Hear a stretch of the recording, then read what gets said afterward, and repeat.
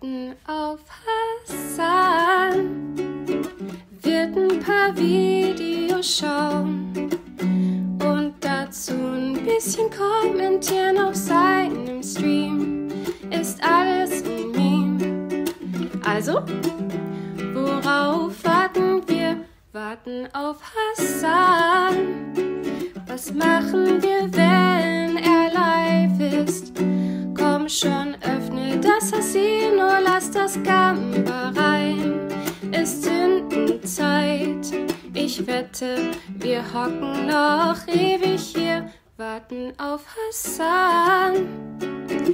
Früher kam ich für Politik, aber heute guck ich, wie er zockt und Grey Names dreist zusammen scheißt.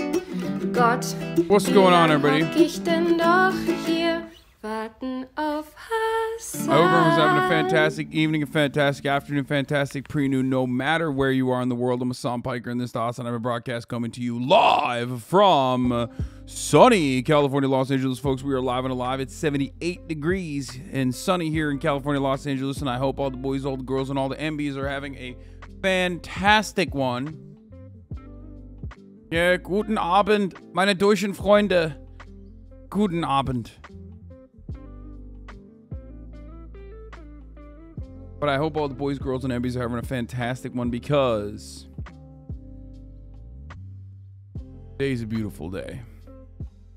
That's right, it's Thursday, August 4th, 2022, 11:30 a.m. And I'm a little, straight up, a little bit late. And I apologize. Okay, I'm a little late and I apologize. But guess what? Part of that is because I was working out this morning. This is part of the broadcast where I tell you a little bit about my personal news. And guess what? Today's personal news is a doozy. Last night, I was able to only play a little bit of cat game. As I said, I was going to play cat game. I only ended up playing a little bit of cat game because I was going to go play some basketball. I have a friend who runs a secret game. Runs a secret game. He's a baller, shot caller. You know, 20-inch rims on the Chevy Impala. Okay. And he always like... We get like indoor basketball court, which is never really like an opportunity for me. I don't really play a lot of indoor. I play a lot of outdoor, and indoor basketball is so good. So I hit him up randomly, and he's like, "Oh, actually, I was thinking about throwing on a fucking game tonight." So I was like, "Perfect." I went, and I got a couple of boys I haven't seen. Jimmy being one of them. Shouts out to Jimmy Tatro. Hopefully, we're gonna have him on the broadcast soon. Okay. But are you bragging, lol? Wait, what?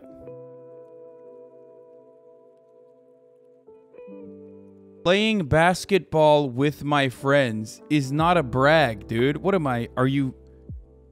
Listen, if a 14-year-old is capable of conducting this exercise without very little financial acumen, it's not a fucking brag, dude. People are fucking crazy. Yeah, I got friends, bro. I'm fucking brag. I'm bragging. I'm flexing, dude. Anyway, so I went and I balled up, and I'm trying to get some runs in. I'm trying to get, you know, I'm trying to get like 1,400 calories. You know what I mean? Like I'm trying to burn like at least at least 1,000, you know what I mean? Which I did. I burned 1,200 calories playing basketball for 2 hours yesterday, which was fucking awesome, and that is a brag. I am bragging, and I hope you guys can do that as well. But yeah, I went and I fucking balled out, and a funny thing happened. I mean, it's all like, yeah, my fire alarm is beeping. Yes, it's really fucking annoying. Please don't pay attention to it. I will literally video game myself. Please don't do it. Now that I said that, you're gonna do it anyway. Anyway, big boys do burn a lot. Yes. Bouge kit ball. Yes, it's basketball. anyway, regardless, so I'm balling the fuck out,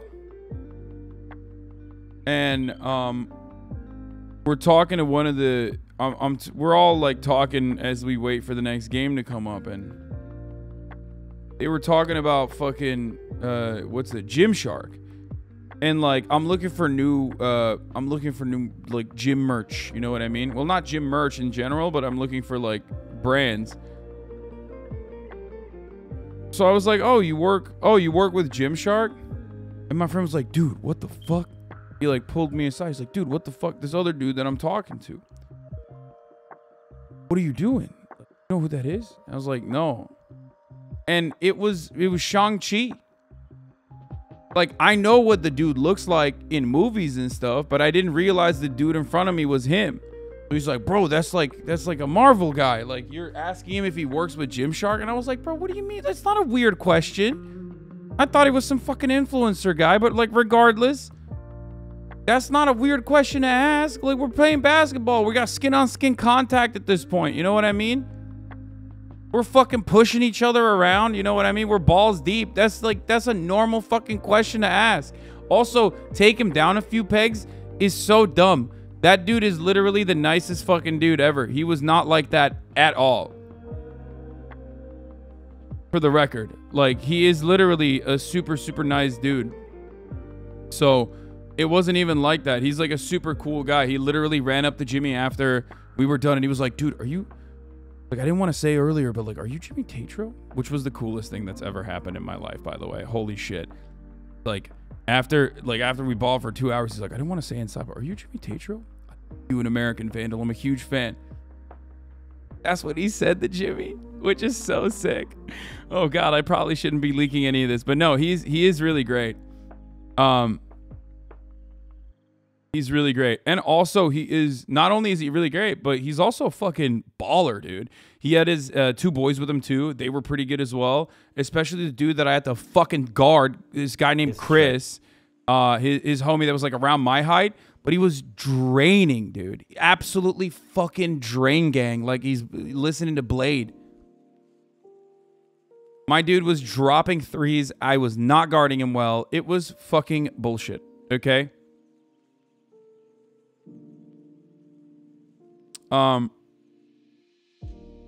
But yeah, regardless, it was a lot of fun. We played a lot. We played a lot of ball last night. That was like a fun little random story for you guys. Did you get to watch Cody's latest video on Jordan Peterson? No, because I don't have 3.5 hours. It's 3 hours long. Cody, I love him, but his videos are 3 hours long. I'm not going to watch a 3 hour long. He does, in fact, have a Gymshark sponsorship. Wait, this is literally... Wait, is this from last night? What the fuck? No, this is from 3 days ago. He was balling. He was wearing this exact same gear. I don't know how I wound up at this workout with NBA trainer Drew Hanlon and RJ Barrett, but it was a dream come true.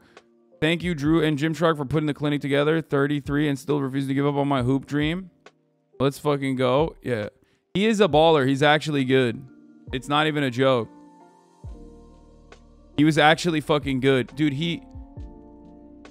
so he does work with them? I don't think he works with them. I think they just, like, probably put it up for free or something. I don't know. What is this? Who's... Bro, I want to do this. I got enough money. Like, I unironically want to do this. I want to do, like, basketball camp for, like, old, out-of-shape, rich Twitch streamers. You know what I mean?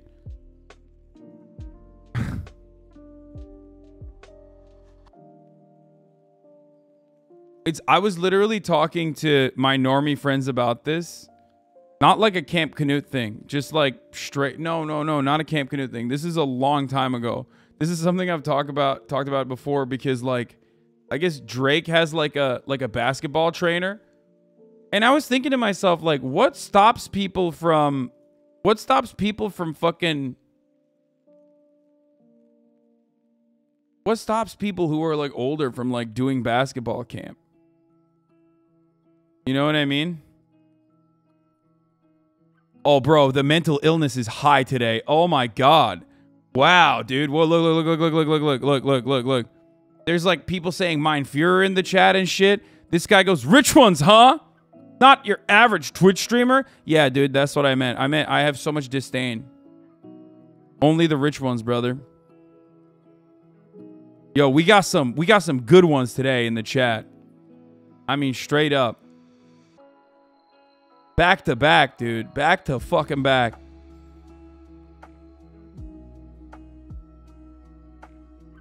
Nah, jokes aside, do the basketball life, bro. Live your life, king. No, my point was like, what do you call it? Like, you go to basketball camps when you're younger, right? Like, what's stopping you from doing similar shit when you're older? I guess bad knees. That's a big one. Injuries. Anyway, regardless, so something to consider. Okay, what is this Knut on Hasan? I've even been training with Hasan in 2019. Should be said, it wasn't my hardest workout. It was a light one. It was his workout. But I used to be a leisurely workout boy for sure. I will admit to that. No. I'm compound muscle exercises only. Like back when 2019, when we worked out together, I was a big fucking leisurely workout boy. Heavy weights, but like low reps. You know what I mean? Heavy weights, high impact, but low reps. But all compound. I think if he wanted to, he would put in the work on everything. Can I fix it? I think he would put in the work. I do bust ass now. So much in Hasan that I will put him on an A. I think this isn't to avoid drama or anything. I don't think he's an S, but I think he's an A. It's not bad. Is that not good? I do that. Oh my God, I've never heard him talk. Only your impression of him. Thought you were exaggerating, but it was spot on. That's the funniest thing. That's the funniest thing that people think that like I exaggerate Knut's accent, but like he actually sounds like this. And it's also not even just Knut. This is just how the average Norwegian speaks. Norwegians always talk like this. And it's not because of just Knut. It's because I watch so much Norwegian comedy. And they always do the sound editing both in Norwegian and also in English.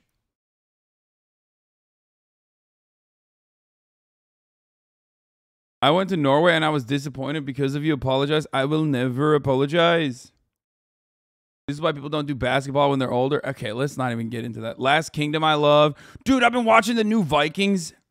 Like 100 years after Ragnar Lothbrok on Netflix, and it's actually not bad. It's weird. I found this TikTok of you and your boys playing b-ball. Bro, I mean, you could say I'm bad, but the people I was playing with were not. Like, I mean, you got dudes who played at like Baylor and shit. Like they're nasty. They're fucking nasty. Oh, you found me? Yeah, I'm sitting down on this one. But yeah, this was it. This was a squad. I need Henny now. Wait, what? That is me. Wait, how the fuck did you find me?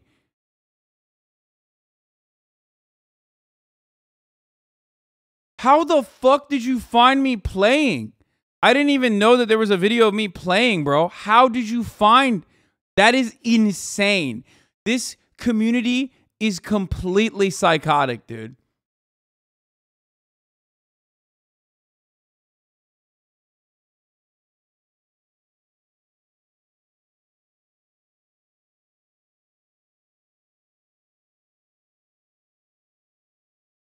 This is what, dude, Austin Mills is so fucking nasty. Look at him. Look at him. Dude, when he look, when he runs down the court, it's like a ballerina, dude. I hate that. I'm so jealous. Look at how graceful he is. Like he just doesn't even he just doesn't even fucking he moves like it's nothing for him. Anyway, IG stories, just clicking through people there. I did it too. Oh.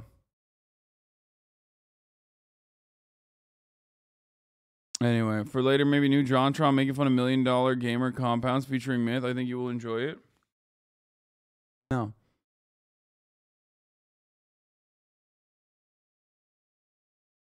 Did you see DeSantis, Andrew Warren suspension? Not yet. What is this? XC's ready for Camp Knut? Want to see?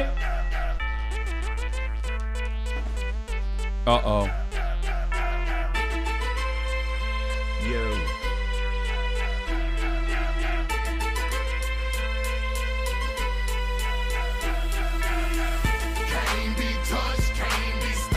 Oh my God. I swear to God, when he does that, I'm like worried his shit's gonna snap, bro. What the fuck?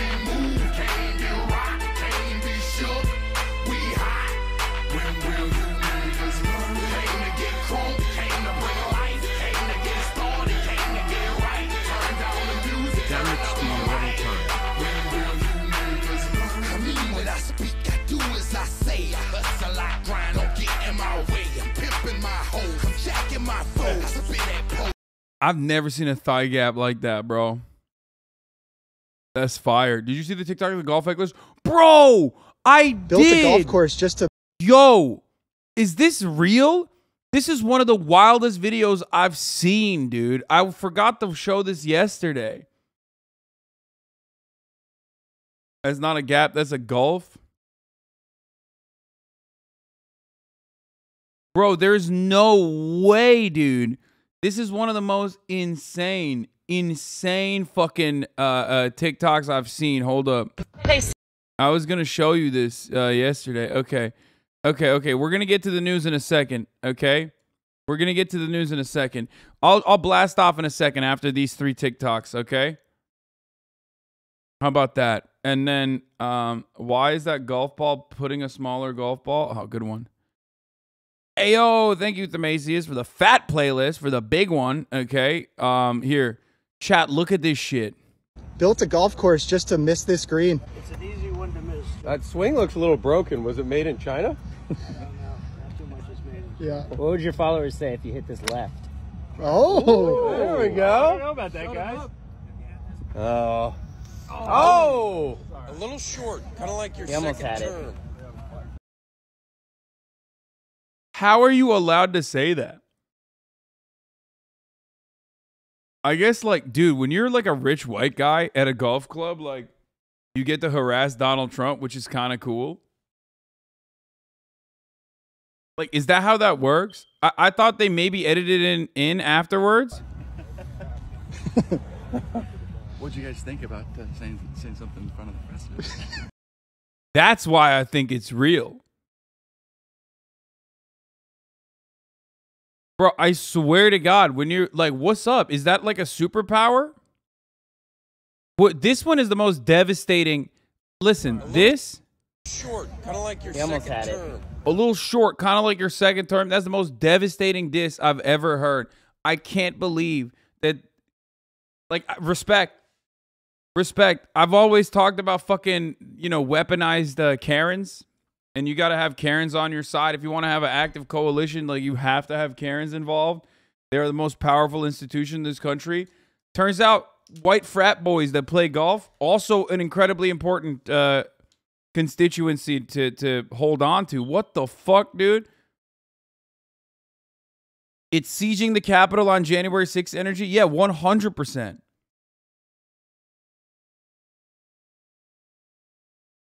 It made me think, like, how much money do they fucking have that they get it? Wait, what the fuck?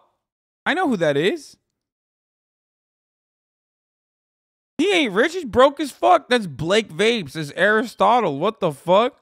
Why are we here? Why are we here? What are we doing? Why are we here? There's like our whole career is how do we keep getting invited back? Yeah. We don't know. I don't think we're going to be invited back. No. after Yes, we this. will. We're doing Okay, we're okay. doing a great All job. right, well, Oh, I didn't realize. I thought they were like legit. I thought they were like legit fucking. Yeah. I thought that those guys were like legit like white boys who fucking go to the country club. I didn't realize there was just like comedians that were invited to the event. Okay, we'll look at all this in a little bit. What is this?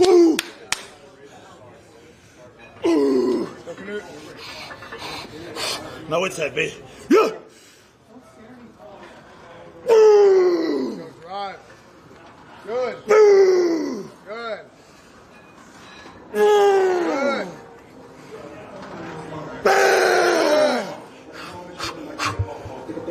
Bro, this is porn. For me. Good, good. Now it's heavy. I could do that. It's not even a big deal. I'm just kidding. Of course not. I mean, I've never done that machine before. I would suspect that it's not as easy as a leg press, though.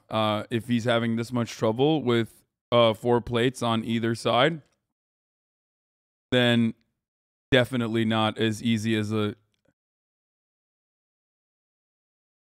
Like, normally my assumption is those are much easier than free weights because there's pulleys and shit, but I assume it's like really fucking... Hack squats are killer with no weight. I've never done that before, but that's probably insane to do. Good. All you.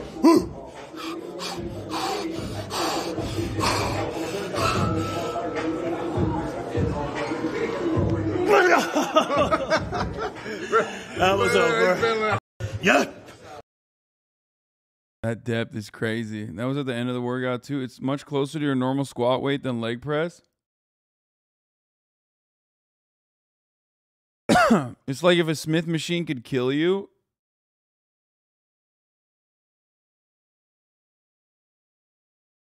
Yeah, I've never done that before. It doesn't matter. I'm just like, I know that Knut is an incredibly powerful being. So if he's having a hard time with that, my immediate assumption is that it's not that the fucking, look at your tier. We already saw. It's not that the fucking the workout is. Or it's not that Knut is weak, it's that the workout is really fucking hard. That's my immediate assumption.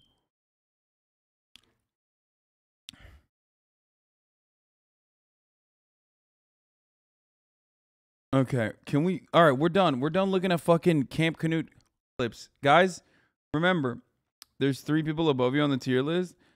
I don't care. It's okay. They're right. I like fun too much. I'm a hard worker. Will is a significantly harder worker in the gym than myself. He's a psycho.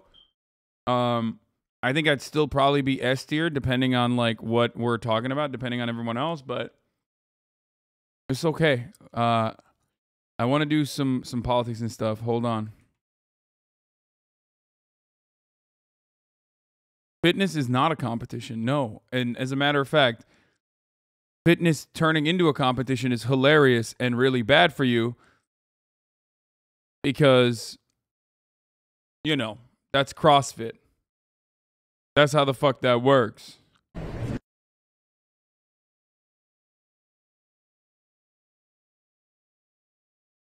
All right, who's got a fucking good blast off meme for me?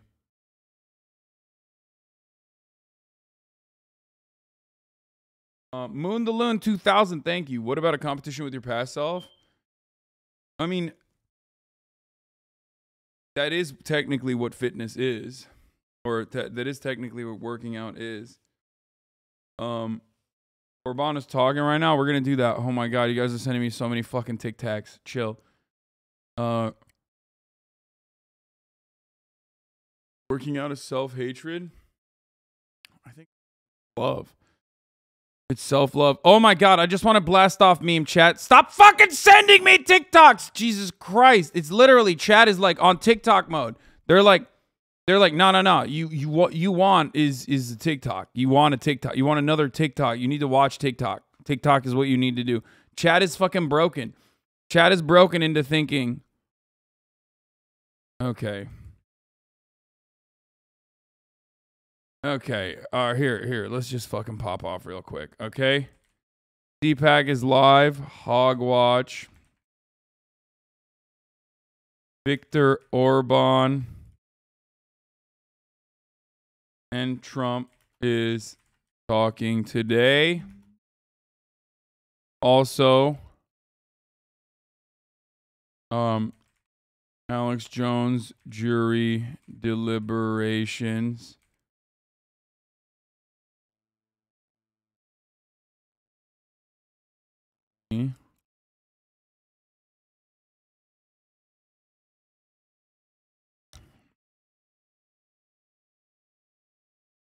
How about instead of worried about fitness competitions, why don't you fit in this ad break at the top of the hour? Dude, it's 30 minutes in. I'm not going to fucking run the ad break right now.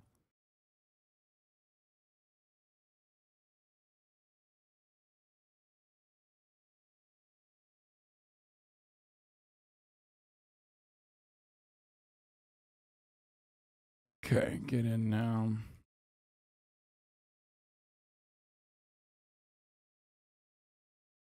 Okay, here you go. Blasting off. Blasting off. Blasting the frick off, dude. Decided to 1v1 my girlfriend on National Girlfriend Day.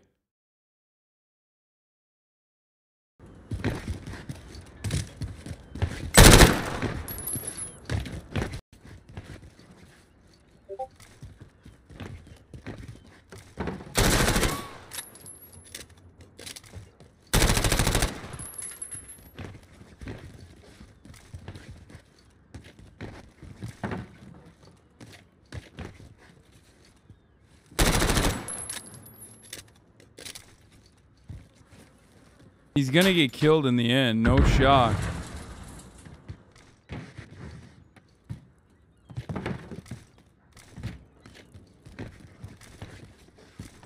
What is he doing, dude? Why is he such a fucking sweat lord?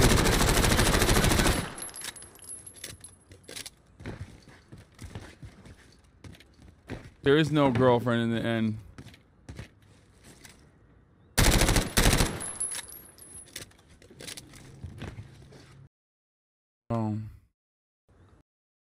I was waiting. I was waiting. I was waiting. I literally thought that there was like something was gonna happen. I was wondering like how she's able to so expertly fucking evade when he's doing full coverage. I don't know if you're interested for later Love Island playlist for you because you said you want one, maybe. Anyway, there we go. Fucking blast it off. Come on, chat. What is this? Juice this shit. What are you doing?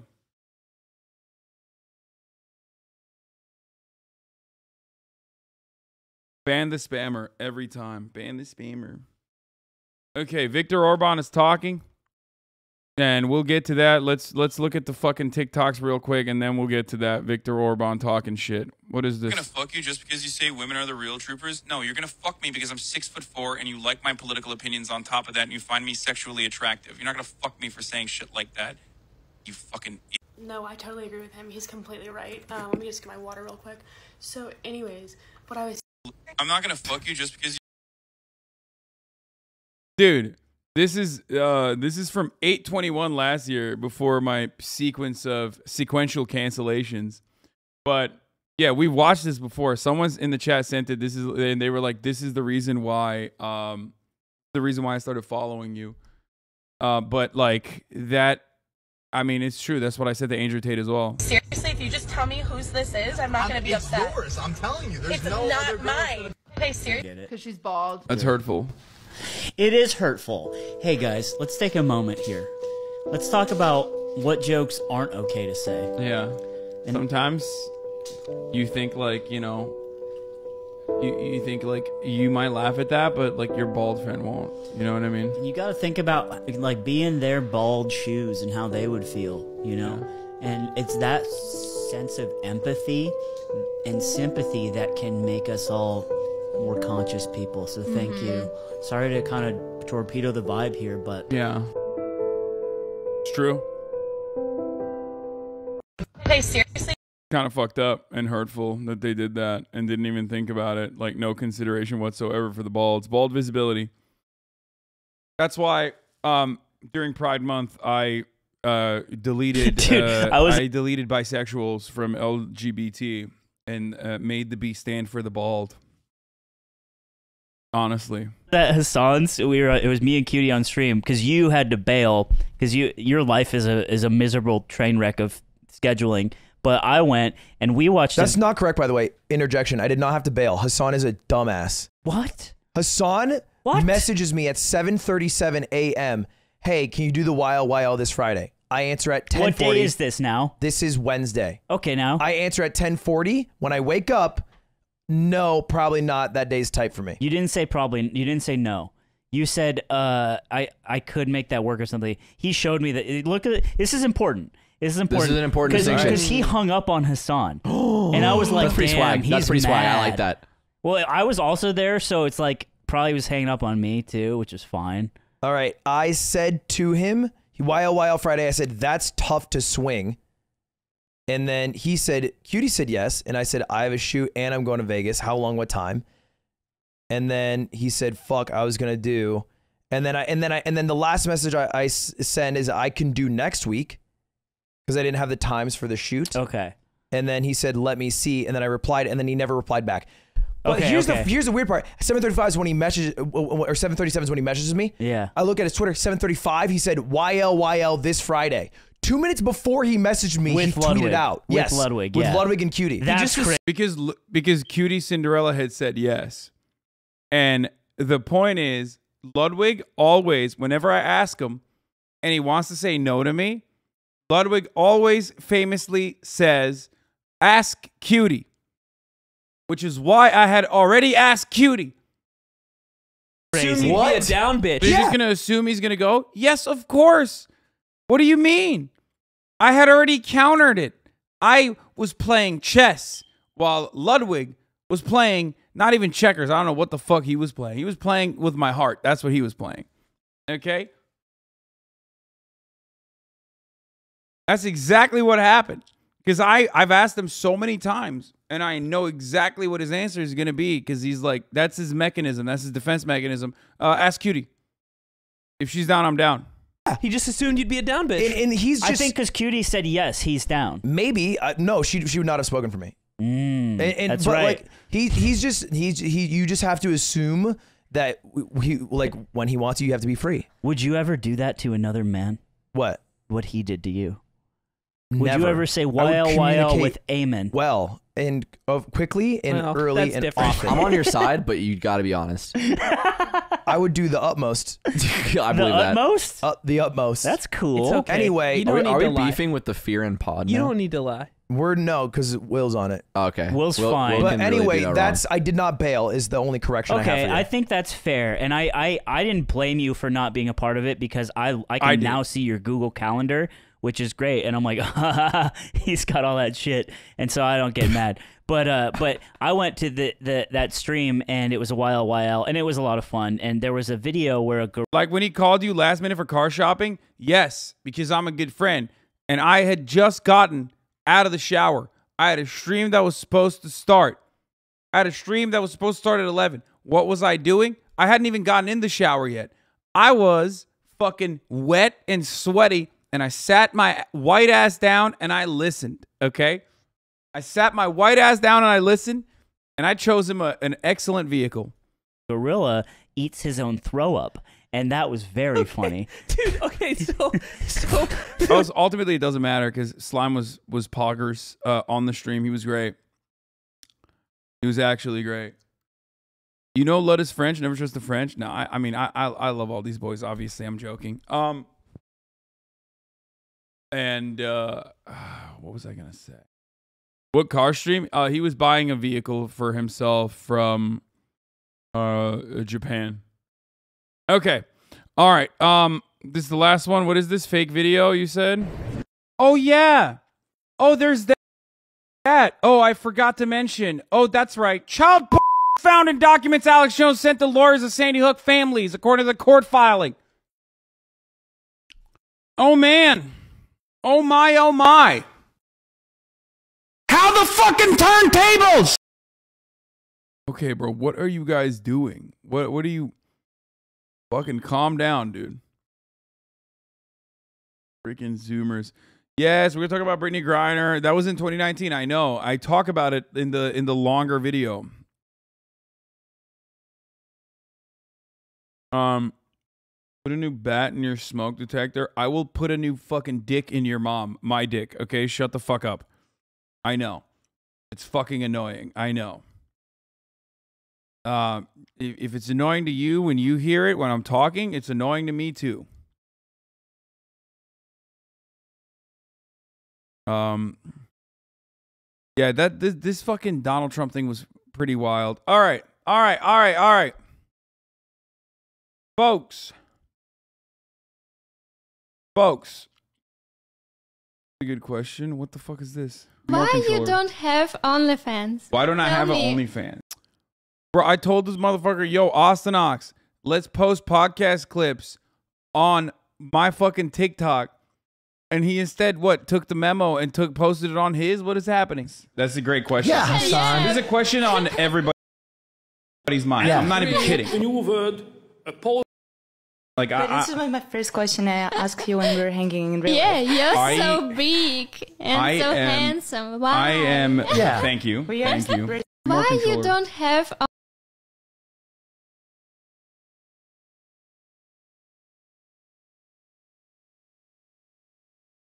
Can't fix it until the man he pays to change his batteries comes around for old Weeby. I'm gonna fucking put you on a rocket ship to space. I was testing it. I posted one. They took it down. Oh, really?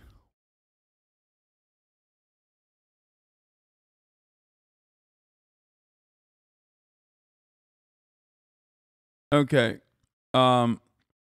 Victor Orban is 3-time champion. I saw Austin Ox's thing. Why don't I change it? Because I don't know where the fucking batteries are. You're my literal moderator. You should know better than anybody else. What do you want me to do? You want me to just fucking stop the stream and go find batteries? What if I don't have fucking batteries? I don't even know. Carl Jacobs, look at this political video. What's up, Carl? Carl, you never texted me back. Or maybe you did. I can't remember. Or I just VIP'd you, I think. Did I VIP him? Why can't I VIP him? Is the VIP list full right now? What the fuck? Here, I'll just mod you. Don't go crazy. Don't go crazy with the moderation now.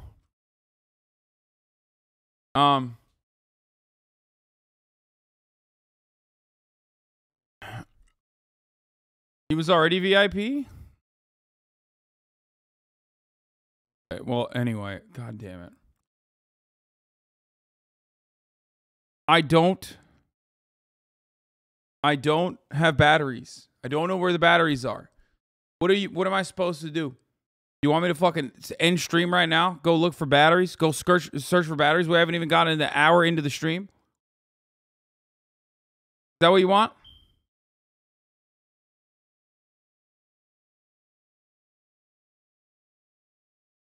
Anyway.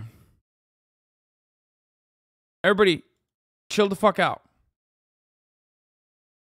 I couldn't even get to the I'm not gonna do the un-VIP thing right now either. I couldn't even see what Carl was saying. And now he's never gonna come back. You guys scared him away. Are you happy? You happy, chat? You scared Carl Jacobs away. Yeah. You did this. Anyway.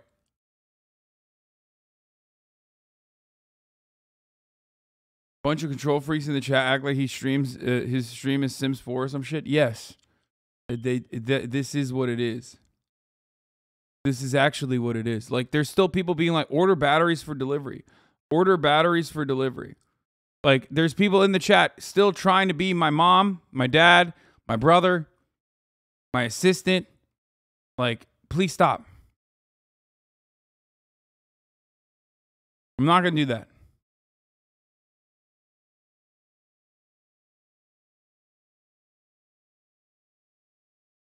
Anyway. Last night when we watched that Japanese guy, everyone was like, wow, that's like so fucked up. I can't believe that.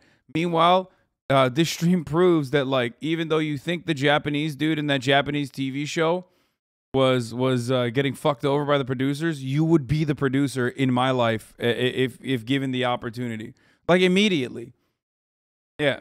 Chat be like, oh man, when Japan does that to Nasubi, that's fucked up. When I do it from Idaho, from my mummy's basement in Idaho, then that's fine.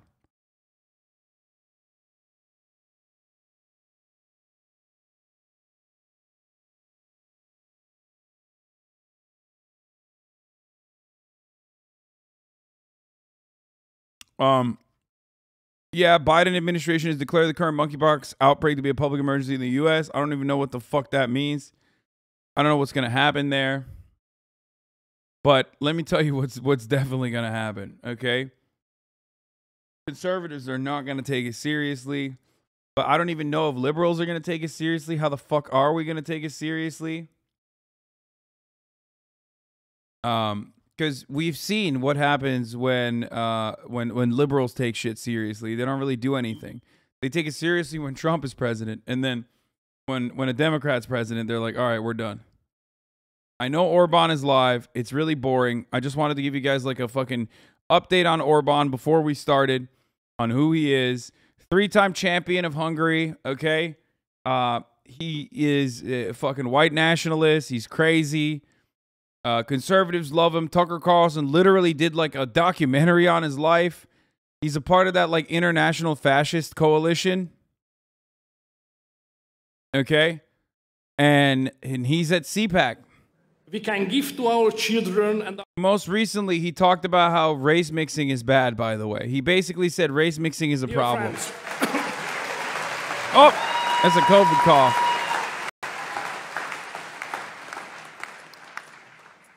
Let's move on family policy, which is the heart of our politics. Progressives claim all over the world that families should not be protected. In Europe, they say there is no such thing as family, because love is love and family is family. If you cannot define family, nothing is a family. Add subtitles, I'm deaf. I mean, it kind of is once you consider how bad genetic diversity is for you. Are you okay, man?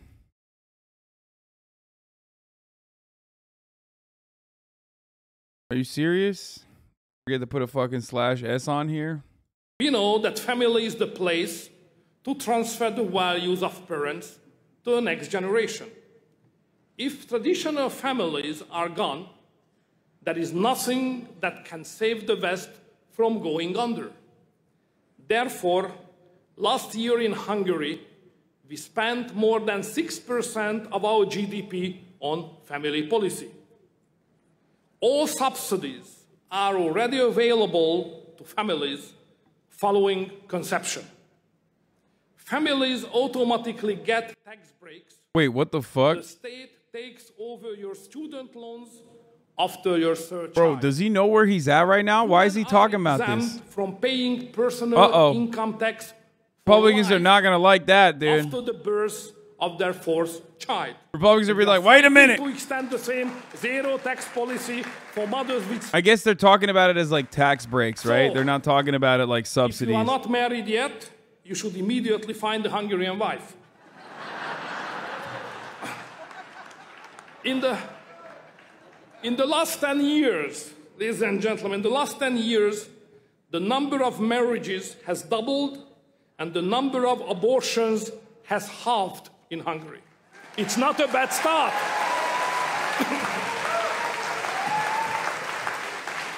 Wait, what do you mean, give money to families? What the fuck? Dear friends, that's called welfare queens. In Hungary, we had to build not just a physical wall on our borders and the financial wall around our families, but a legal wall around our children to protect them from the gender ideology that targets them. Let's be clear, they think that parents should follow the progressive way of parenting. If they refuse to do so, they should be forced by the state. We Hungarians know this old communist trick and we reject it. Hungarian people rejected sexual orientation programs in schools without parental consent at a referendum again. Never before has there been a referendum in the long history of Hungary Wait, is where it such a huge majority of without people parental said no to consent? gender or anything. Now the Hungarian constitution protects families and children. Let me quote a few sentences from our Hungarian fundamental law. Our constitution reads, "The family and the nation constitute the principal framework of our coexistence. Hungarian state institutions are obliged to protect the Christian culture of Hungary. Hungary shall protect the institution of marriage as the union of one man and one woman. Family ties shall be based on marriage or the relationship between parents and children. To sum up, the mother is a woman, the father is a man, and leave our kids alone. Full stop, end of discussion."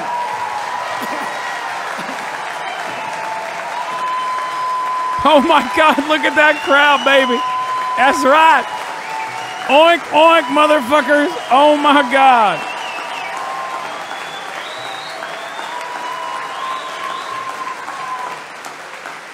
They're giving him a standing ovation. I'm getting up from my mobility scooter, Bertha. Hold me.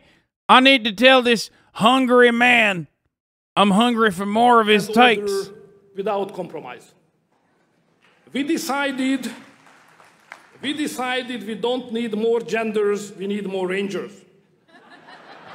Less drag queens and more Chuck Norris. We believe there is no freedom without order. If there is no order, you get chaos. In Hungary, law enforcement agencies are not people's enemy. They are the guardians of freedom. Therefore, law should not protect criminals, but protect the victims and those who are... I don't get it. Like, what's up? Should conservatives just... I think conservatives should fuck right off and move to Hungary then. Like, I'm an advocate for that. I don't know about you guys, but like, if they love Hungary so much, why don't you fucking marry it, dude?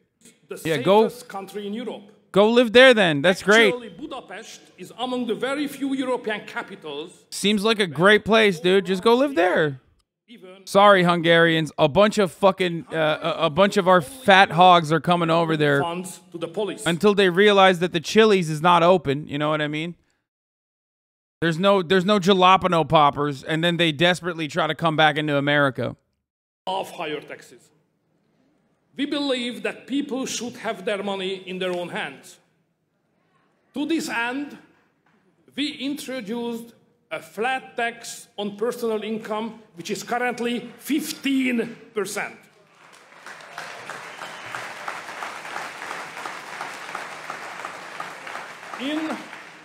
In just 10 years' time, we reduced the tax wedge by 10%, which was the biggest tax cut in Europe. We have the lowest corporate income tax in Europe, which is flat, 9%. With this low corporate income tax last year, we had a 27% investment rate, which was among the best in Europe. Just recently, we came under fire again when we went again. Yeah, someone should ask what the VAT's at then. Yeah, European countries oftentimes hit the VAT pretty hard. I don't know why he's saying like corporate taxes are super low. Hungary is the last man standing. But the empire always strikes back. The current US administration decided to terminate the tax treaty between Hungary and the United States, which was probably the best tax deal ever negotiated. It was good for US investors. Dog, Hungarian VAT is at fucking 27%. I think it was That's their standard VAT of the left. Okay? Because the US Treasury... This motherfucker's out here being like, oh, we take down the corporate tax rate. It's like, okay, well, that's not your main fucking funding mechanism anyway. Shut the fuck up. Anymore. Funny, isn't it? Ladies and gentlemen, finally, we need to talk about the war. The war. All the Amerifats saying, what the fuck's a VAT? VAT is a value-added tax, okay? Same with Turkey, same with a lot of European countries. There's a lot of fucking value-added taxes, the tax you get hit with. It's a sales tax. Currently, more than 10,000 refugees every day. The majority of these refugees ventures further into Europe, but 1 million people entering a country of 10 million is a lot. In my view, the globalist leader strategy escalates and prolongs war and decreases the chance of peace. Without American-Russian talks, there will never be peace in Ukraine. More and more people will die and suffer, and our economies will come to the brink of collapse. I cannot tell you what to do. It's your sovereign decision. I can, however, tell you one thing. Only strong leaders are able to make peace. We in the neighborhood of Ukraine are desperately in need of strong leaders. He didn't get a lot of claps for that one. Because even in a fucking conservative, even at the CPAC conference, when you're surrounded by a horde of conservatives, the moment that you talk about Russia as like an actor involved and not immediately a foreign adversary, that's the moment that people are going to be like, I don't know about that one. Okay, you're looking kind of brown to me, brother. So before Matchlap takes my microphone away, let's come to a conclusion. The world has several great nations, but none with the power and influence of the United States. Guys, I've never seen Gru or Minions or Despicable Me memes and shit, so I don't know. Stop saying that this guy is exactly like Gru, okay? I don't know. I don't know what that means. The future of the West is in grave doubt.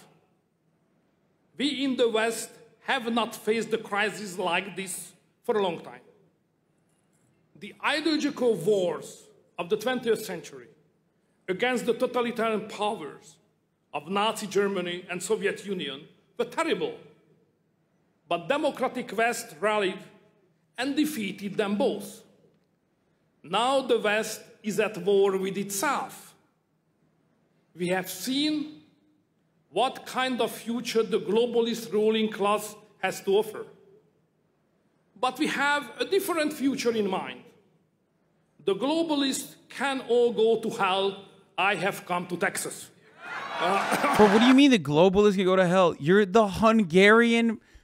Bro, what is so funny about this is that he's the Hungarian leader in America urging Americans to talk to the Russian leader about the war in Ukraine, and then immediately after goes, the globalists can go to hell. Just say Jews, man. Just say fucking Jews. We know what you mean. You ran on it. We know what you mean when you say global. You're a fucking globalist, idiot. You're doing globalism. We know what you're talking about when you say the globalist. What do you mean? You are engaging in a globalist act right now. Why the fuck should any of these diabetic, geriatric, mobility scooter riding motherfuckers care about what the fucking Hungarian leader has to say?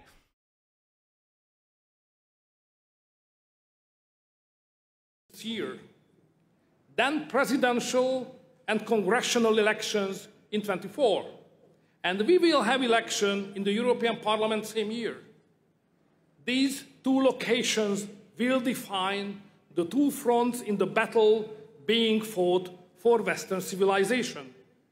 Today we hold neither of them, yet we need both. You have 2 years to get ready. I have to tell, it won't be easy, but don't be afraid. Just believe in Saint John Paul's, the Polish Pope's teaching. There is no enemy that Christ has not already defeated. So let's go out and do it. God bless Texas. God bless our friendship. Good luck and goodbye.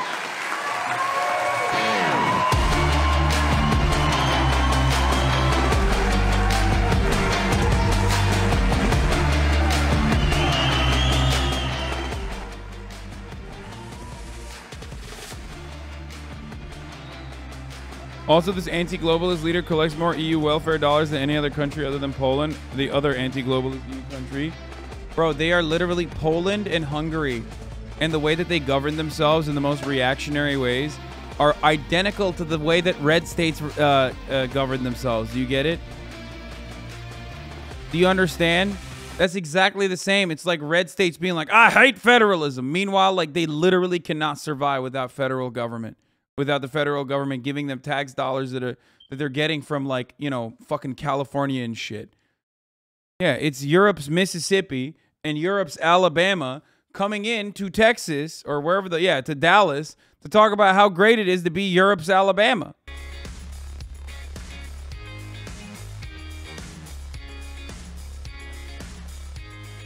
The fuck is this, dude? Vampire. Okay.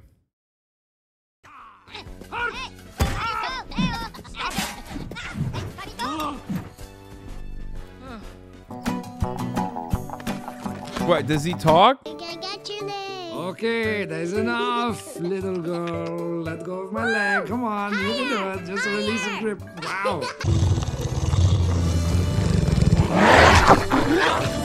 No, hey!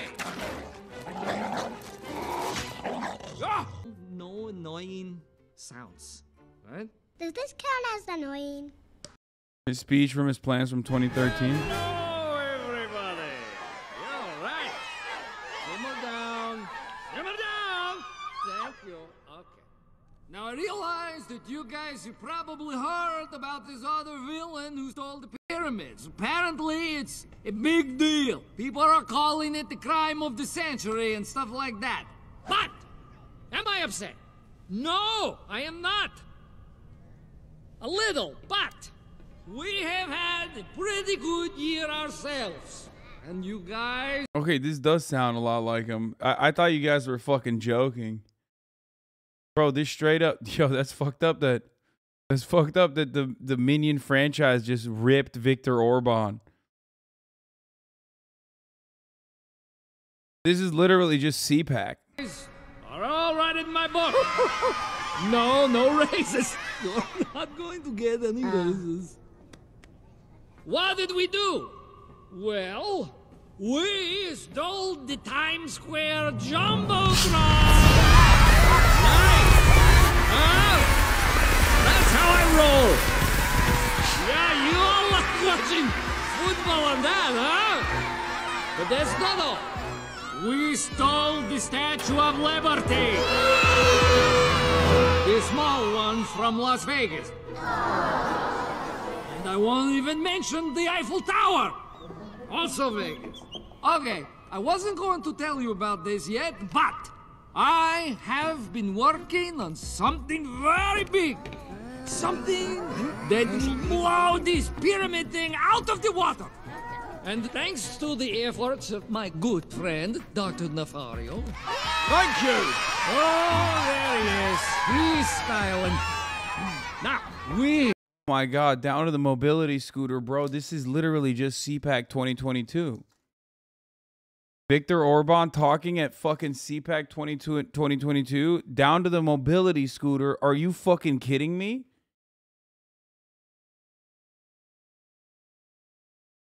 Wait, weren't you calling the Sandy Hook children liars today? Shaking my head, fake news. Wait, what?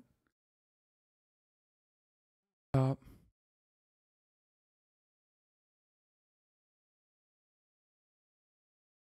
have located the shrink. Thank you, leftist username, for the 5 tier 1 gifted subs.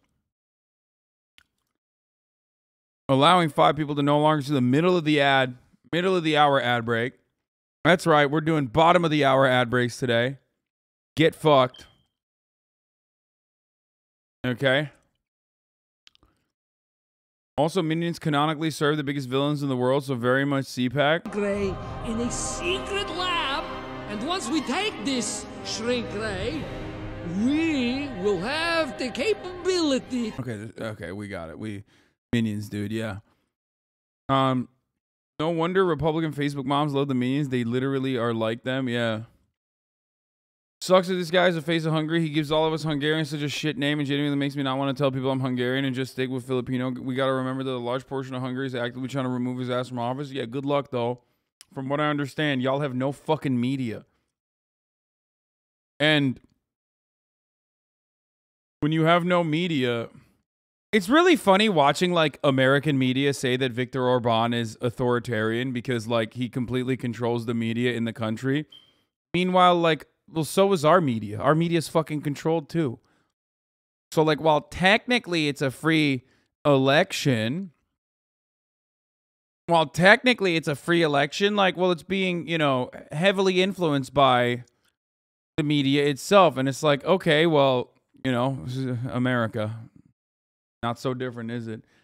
Stephen DeWall, thank you for allowing 5 people to also no longer see the ads. Top of the hour is upon us. I'm giving you the 60-second ad break right now. There are methods that you can use to avoid those ads. If you want an ad-free broadcasting experience, all you need to do is subscribe, which you can do for $5 or for free with the Twitch Prime. Here's a 1-minute ad break now. Level of control is much more hands-on, though. Osman. Yeah, no, totally. Can you increase the noise gate? We can hear you chewing sometimes. Please and thank you. No, but I will ban you, though, for a week for you to think about that a little bit instead. Especially because, like, I know for a motherfucking fact that, like, the chewing noises are so marginal. If you are if you're hearing the chewing, you're looking for it.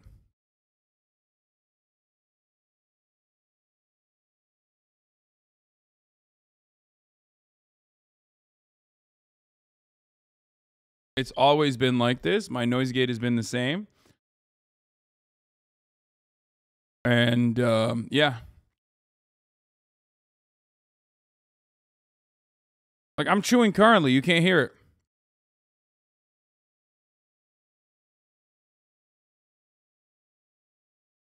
So shut the fuck up. Not only that, but also... yes, my fucking smoke battery alarm, whatever, is broken. Yes. I'm trying to chew in sync with you. Can you decrease the noise gate so I can get in rhythm better? No. Why is it that, like, we just stop asking me questions about what I'm drinking and all this dumb shit, please? Oh my God. Okay. Here it is. The Conservative Political Action Conference, or CPAC, kicks off in Texas. Now, the usual speakers will be there: Donald Trump, Steve Bannon, Ted Cruz, and so on. But so will a controversial foreign leader, Hungary's Victor Orban, whose government is accused of undermining women's rights, LGBT rights, controlling the media, and much, much more. CNN's Ben Wiedemann is live in Budapest. Ben? Wait, why is he in Budapest? Why did they... Wait, what? Orban's in America, so we sent the guy to Budapest. What?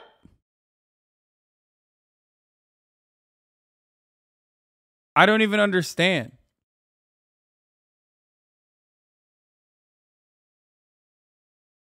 Like, he's familiar with local politics, maybe? Yeah, probably. John, despite all of that, even the critics of the prime minister here concede that over the last 12 years, some of his policies have managed to help improve the lot of many Hungarians. Yet despite that, of late, as the economy has begun to falter, Viktor Orban has resorted to rhetoric reminiscent of some of the darkest days in this country's history. You could call it a meeting of like minds. I love that someone said the CIA should do a op in Hungary. And do what? Make him more popular? Like, what do you think the CIA does? Just because yesterday I talked about how the CIA works with everyone doesn't mean that they also have, like, their ultimate ideological goals are never going to be on the in line with the left, dude. No, they work with everyone to achieve reactionary goals. You understand? Video from his official Facebook page shows Hungarian Prime Minister Viktor Orban visiting former President Donald Trump Tuesday at his Bedminster, New Jersey golf club. On his way to this week's Conservative Political Action Conference in Texas, the hard-right anti-immigrant prime minister recently set off alarm bells with a speech laced with sinister undertones. Oh, this is the one where he talks about miscegenation, right? This is a wild one. I love that the conservatives are like using Orban as a guy to point to. Like Tucker Carlson loves him, right? They're using him as a guy to point to because he can say stuff that they want to be able to openly say, but they can't really say themselves. Because like, no matter how much Tucker Carlson goes crazy talking about like how immigrants are vermin or whatever the fuck, how they're dirty. These are things that Tucker Carlson has said. He can't openly say like, you know, race mixing is bad, right? But he can point to Victor Orban, who's saying race mixing is bad, and go, that's a really good guy. That's a really good guy. He's saying a lot of crazy stuff. We Europeans, Orban said, are willing to mix with one another, but we do not want to become peoples of mixed race. He has since come out and it's just like weird to say this, and I'm about to offend the entirety of Hungary, but like Hungarians, European, are you? I mean, it is a social construct, I guess, but like, what's up? Listen, brother. Listen. Not to get all fucking Turk-pilled right now, but I think you should know your place, considering that you are closer to Turks, ethnically speaking, than you are to Europeans, I would say. Historically speaking, this notion that you are hugging and kissing Europe and saying, oh, we like to mix with the Europe, yes. You know, I'm just saying. Homies became white like last year, and they're acting out of pocket, you know?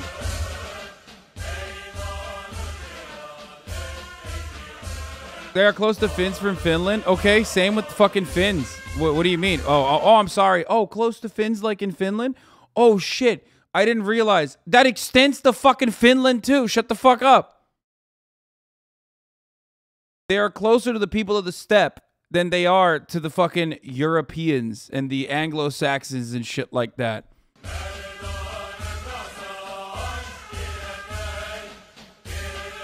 But anyway, this is also a hilarious concept when you fucking this is also a hilarious concept when you break it down to it, because he says like Europeans want to mix with other Europeans but not with like everybody else.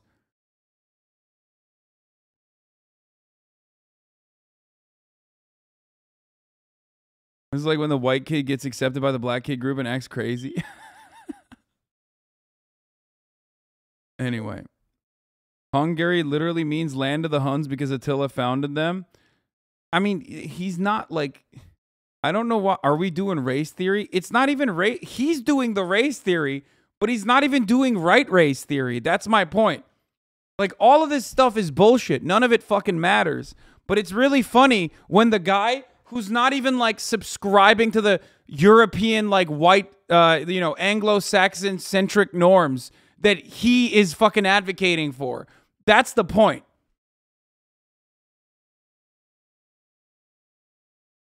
He quite literally comes from a incredibly diverse multi-ethnic society. Okay? Now, our understanding of race in contemporary history revolves around like the Portuguese and then the American understanding of race, you know, the American adaptation of the Portuguese slavers' understanding of race. But that is a more complicated conversation. We're not going to have that conversation. What he's trying to fucking say currently is literally just that, like, the European, we want to mix with European. Like, he's using that. He's using, like, the white-centric the attitude surrounding race as a Hungarian person, which is funny because he doesn't necessarily subscribe to it personally. Anyway, that's it. That's all I was going to say. Insisting he isn't racist or anti-Semitic. The damage, however, he definitely is anti-Semitic, by the way. The idea that he's not is fucking ridiculous. Is done. Victor Orban's talk about most of this we don't want to mix originates from the fact that Hungarians have never actually won a war. All the L's we took throughout history have made this national pride, literal Nazi racism, kind of the way to go. You can see it live and alive when you come to the U.S. and talk to fresh off the boat Hungarians. Yeah, it's just funny to be like, Hungarian and be like, no, we do not want to mix. It's like, bro, what are you talking about? Like, who haven't you mixed with? You know what I mean? Like, my point is, if I'm the sluttiest person at high school, I would rather probably want to fucking, advocate for sexual liberation rather than just be like, yeah, it's actually the worst thing you can do. Okay? The worst thing you could do is have sex with people. For Hungary, that's the point. They are an incredibly diverse people. And the idea that, like, it's the idea that it's there's like this Aryan-based or fucking Eurocentric racial construct that they want to abide by is a ridiculous one.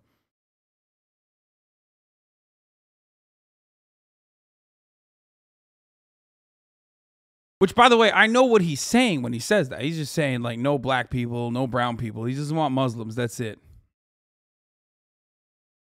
The Hungarians are already mixed with Slavs, Turks, Germans, while our ancestors came from Asia. That's what I mean. They just think that, like, because they're fucking Christian, they think that because they're Christian, it's, like, different now. It's very different. Racial mixing, about racial purity, stir up dark, still fresh memories.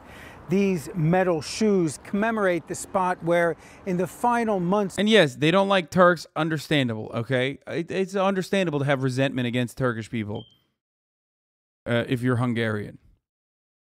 ...of World War II, Hungarian Nazis murdered thousands of Jews. It's time for evening prayer in Budapest's historic Dohányi Street Synagogue.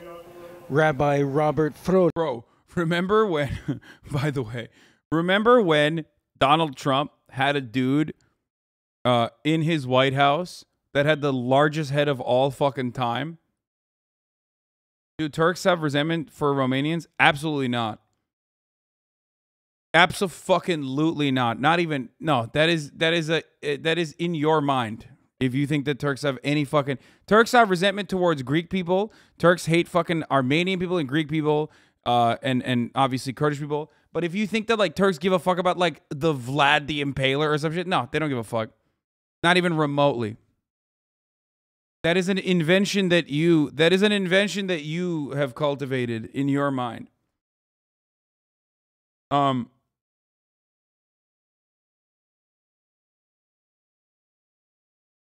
But, which is weird because Romanians have resentment for Turks. Of course Romanians have resentment for Turks. Because, you know, the Ottoman Empire fucking spanned across that entire area.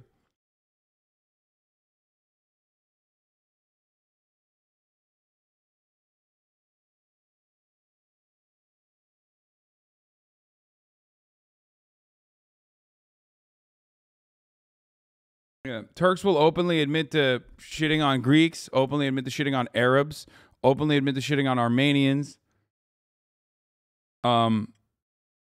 That's it. Do Turkish people care about the Bulgarians at all? No, not even a little bit. Not even a little bit. Like, not even a little bit. Or like Vlad the Impaler, anything like that. No, not even remotely.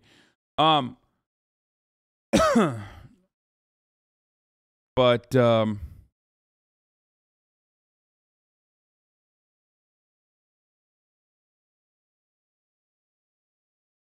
yeah, so remember, the point I was going to make is, remember when Donald Trump had Sebastian Gorka in the White House, and he literally, on Donald Trump's inauguration, wore a Vitesse Rend pin that his father had? Just remember how they were on the site of where all those Jews were massacred? Yeah, that's Sebastian Gorka's grandfather, or his father, actually. Nazis murdered thousands of Jews. That's like an American dude wore a fucking pin celebrating this action. Okay? An American in the White House wore a pin celebrating this action.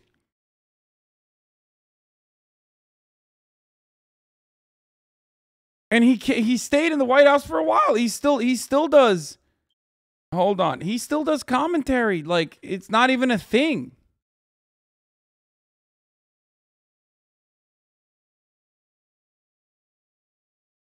Sebastian Gorka made Nazi-linked Vitesse-Rend proud by wearing its medal. Controversy has swirled around Sebastian Gorka, the president's top counterterrorism advisors, ever since he's a top counterterrorism advisor. Bro, what's he going to do? Fucking... They make him the top counterterrorism advisor because he has the largest head? What is he going to headbutt every fucking head of a terror cell? Is that how he's going to... How is he the counterterrorism advisor? Okay. Anyway, ever since he attended the president's January 20th inaugural ball wearing the honorary medal of Hungarian nationalist organization Vitesse-Rend, NBC News traveled to Hungary to dig deeper in the Gorka's ties with the group, speaking with members of the organization as well as locals who knew him when he lived there.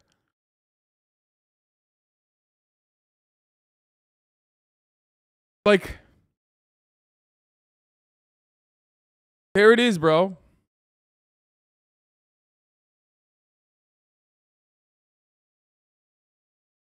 Man, this shit was, 2016 was fucking wild, bro. They were just like straight up saying that they were Nazis and stuff. It was crazy.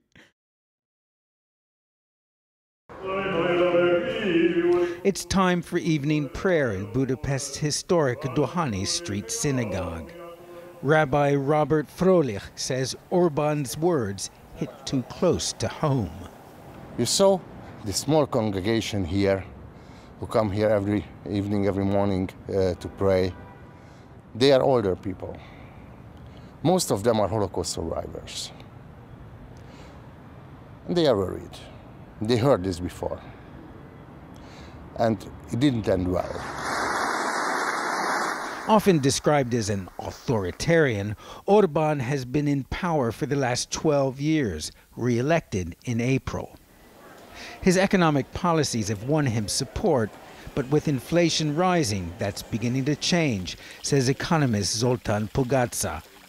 In the longer run, yes, I think Orban remains popular, but in this particular point in time, I think more people are skeptical about him than ever before. In Budapest's central market. By the way, this is one of the things that people don't understand, even about Turkey as well. And I know Hasan always bringing shit back to Turkey, but it's like these dudes, regardless of how fucking right-wing or how reactionary or how authoritarian they are, will often have a fuckload of people that like counter him, right? But they also have a fuckload of people that support him. Half the time when we talk about like countries, okay, half the time we talk about countries that are not the United States of America, where they have like authoritarian autocratic leadership, Americans fail to consider that those leaders unironically are more popular than democratically elected American leaders. And that is the sad fucking truth. Okay? Same with Erdogan, who's finally at the tail end of his fucking like almost 30-year regime, and his power is finally fucking waning. Even with Duterte, yes, and certainly with Orban as well. Americans fail to comprehend that, like, you know, we got a fucking tiny percentage of the population that is voting, okay? And even then, they don't really like the fucking president, or they don't really like the party. Meanwhile, when you look to countries like this, they got ride or die homies that are like, no, I love this guy. I fucking love this guy. Yeah, same with Xi, same with fucking Putin, same with Recep Tayyip Erdogan, and certainly same with Victor Orban as well. So don't try to comprehend this with like an American perspective. If you're trying to understand like these guys, how do they get away with being so authoritarian? Is it the authoritarianism that is like leading to them being so popular? No, outside of the flow of information being carefully controlled, same with Turkey and same with Hungary as well. Outside of the flow of information being carefully controlled, these guys are also popular. Now, it might be because they are controlling the information carefully, but there is definitely genuine momentum and genuine support for people like this as well. Opinions vary. To be honest, Victor Orban is not... And by the way, I don't mean like Donald Trump. I mean like popular, okay? You have never seen, as an American, in your lifetime, you've never seen a popular leader, okay? You've just never seen a popular leader. Like maybe George W. Bush post 9/11 for the brief moment. Like that's a popular leader, okay? Like we're talking 50% of the country unconditionally supporting this person. That's like FDR. I thought Turks didn't really like Erdogan. No, dude. The Turks in this chat don't like Erdogan because they're Western-facing Turks. Of course, Turks in this chat don't like Erdogan, but Turkey is so much larger. It's 90 million people. Yeah, go to Trabzon and see if they fucking like Erdogan or not. You know what I mean? Like,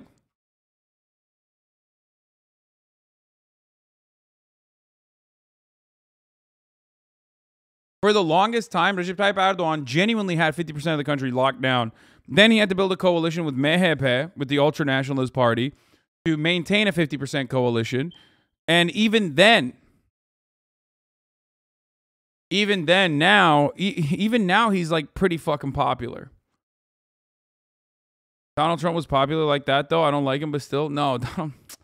Bitch, Donald Trump couldn't even win the popular vote. What do you mean Donald Trump was popular like that? Get the fuck out of here. You guys have no clue what this means, okay? Donald Trump lost the popular vote to Hillary Clinton. What a fucking loser, dude. Can you imagine losing the popular vote to Hillary motherfucking Clinton, dude? Y'all are clueless. This is on a different level, okay? The only reason why I'm describing this to you, and that same divide between rural and urban voters exists in places like Turkey as well. By the way, if you're an American, I'm trying to explain this to you in American concepts. Like, you look at like motherfuckers living in like, you know, Arkansas and shit, and you're like, why do they like Donald Trump or can land vote or whatever? Now imagine if there was enough people that actually were fucking voting.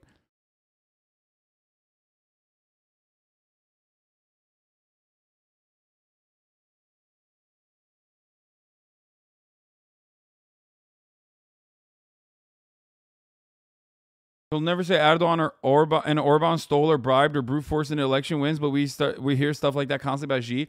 Well, it's because it's one party. It's different. But basically, the approval. That's why I said in our lifetime. Stop saying Reagan, Chad. I'm talking about our fucking lifetimes. Most people. What do you mean? Who was around during Reagan? Like, what the fuck? How many people in this chat were around? I know you guys are going to say, yes, me, but like, what the fuck?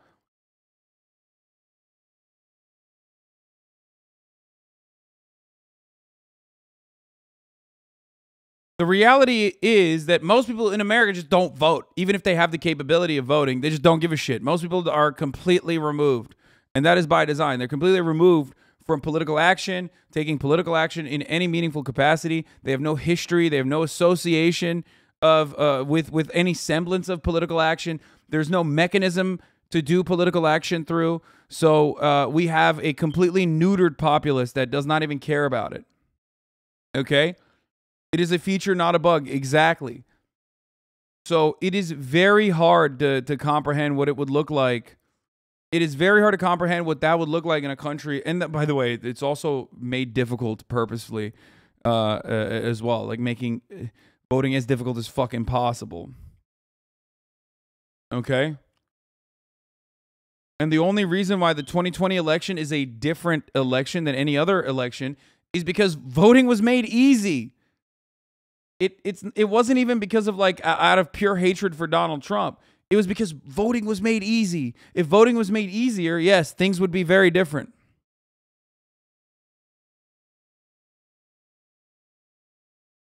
Like in our own country. Margareta Krajnek, the butcher, begs to differ. Victor Orban is doing everything for his people, she says. He loves his people. Evening and city residents savor the soft breezes off the Danube. History flows through this city, the past never far from the surface. And with a possible recession on the horizon, the fear is the Prime Minister is looking for scapegoats, something this part of Europe has seen in the past. John? Ben Wiedemann, look at illiberal democracy and the echoes of history. Thank you very much. Yeah, I gotta go to.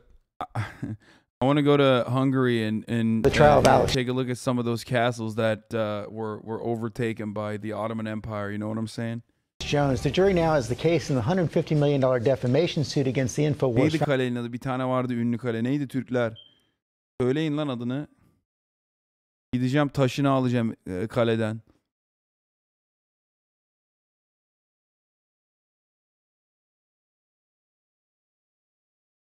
Founder, and this morning, there are new questions about whether his lawyers may have made a big mistake, revealing text messages apparently showing Jones. Okay, this is the best part. Okay, let's get to the best fucking... Let's get to the absolute best, most goated... Absolute best, most goated fucking shit. Okay? Get var kalesi? Bilmiyorum, belki olabilir. Friend of the show, Alex Jones, is in a little bit of a trouble, okay? A little bit of trouble. You might say he's found himself in a little bit of hot water, okay? Tread lightly? What do you mean tread lightly? Bitch, I'll be stomping all over the story. What the fuck do you mean tread lightly? He's fucked, and he deserves it. The fuck do you mean tread lightly? I'm being sarcastic when I say he's in a little bit of trouble. Okay. Fuck it. I'm just going balls to the wall. Let's describe exactly what's going on. Alex Jones has led a mass harassment campaign against the victims of the Sandy Hook shooting for many, many years. His fan base is completely psychotic, unhinged. A lot of them have access to weapons. Some of them have used those weapons on the victims of the Sandy Hook families. Okay? And let me tell you something. Let me tell you something. You rarely ever see someone get what they fucking deserve, okay? But, and I don't want to speak too soon, it does seem like Alex Jones might get a little fraction, okay? You know what I mean? You reap what you sow is what we like to say on this broadcast, but people rarely ever reap what they sow. And Alex Jones has done a lot of sowing, and it's time for a little bit of reaping, okay? Now, I love to see it. Really, really cool. Incredible stuff. Finally, the criminal justice system is good for once. Okay, not the criminal justice system, but like at least the justice system. This is a civil litigation. Alex Jones started off with a conspiracy theory that the Sandy Hook shooting was fake. It was staged. It was crazy. It was lie, whatever. And his fucking psychotic fan bases, his psychotic fan base went and harass these families. Their children fucking died in a brutal mass shooting. And then they had to withstand the most insane fan base of all time, the Alex Jones heads. Some of which even shot at their houses. Some of them shot at their fucking cars, okay? So just understand all that before we get into it. Then there was a defamation trial. Alex Jones lost it. Now this part is the award that damages the victim's compensation trial that is ongoing right now. And during this process, while they were trying to figure out how much money Alex Jones is supposed to give to the families, which the families are asking $150 million, okay, Alex Jones's incompetent lawyers, and this is like the third group of lawyers that he is, I think, going through at this stage. He's straight up. He has straight up went through multiple fucking teams of lawyers. And this last team of lawyers fucked him super hard. 11 lawyers is what someone is saying. 11, really?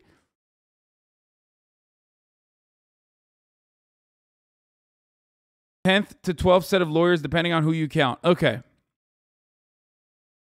Now, his team of lawyers went and did this wonderful thing. We talked about this yesterday. We covered this extensively yesterday, but I want to run it again because it's so fucking good. During the defamation trial proceedings of Alex Jones, a lawyer of the parents of one of the children killed in Sandy Hook school massacre said, 12 days ago, Alex Jones' attorneys messed up and sent me a digital copy of every text and email from the phone of the InfoWars host. Now, why is this important? Well, because Alex Jones is a liar. And goddamn, this is a treasure trove of fucking data. I want to know how much trans porn he was looking at, okay? That's just me. That's my own personal pet project. I want to know how involved he was with the January 6th insurrection, what kind of knowledge he had. Holy fuck. But let's take a look at the video of the moment that Alex Jones realizes he fucked up. Did you know that 12 days ago, your attorneys messed up? They sent me an entire digital copy of your entire cell phone with every text message you've sent for the past 2 years, and when informed, did not take any steps to identify it as privileged or protect it in any way. And as of 2 days ago, it fell free and clear into my possession. And that is how I know you lied to me when you said you didn't have text messages about Sandy Hook. Did you? Look at his fucking face, bro. Look at his face. Look. When you said you didn't have text messages about.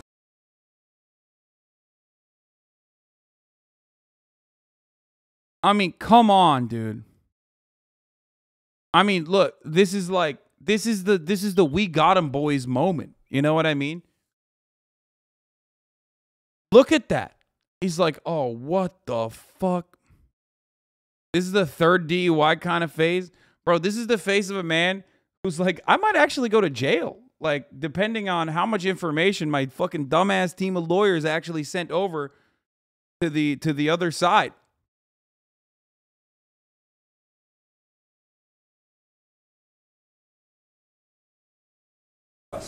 Did you know that? I told you the truth. This is your Perry Mason moment. I gave them my phone, and then Mr. Jones, you need to answer the question. No, Did you know this happened?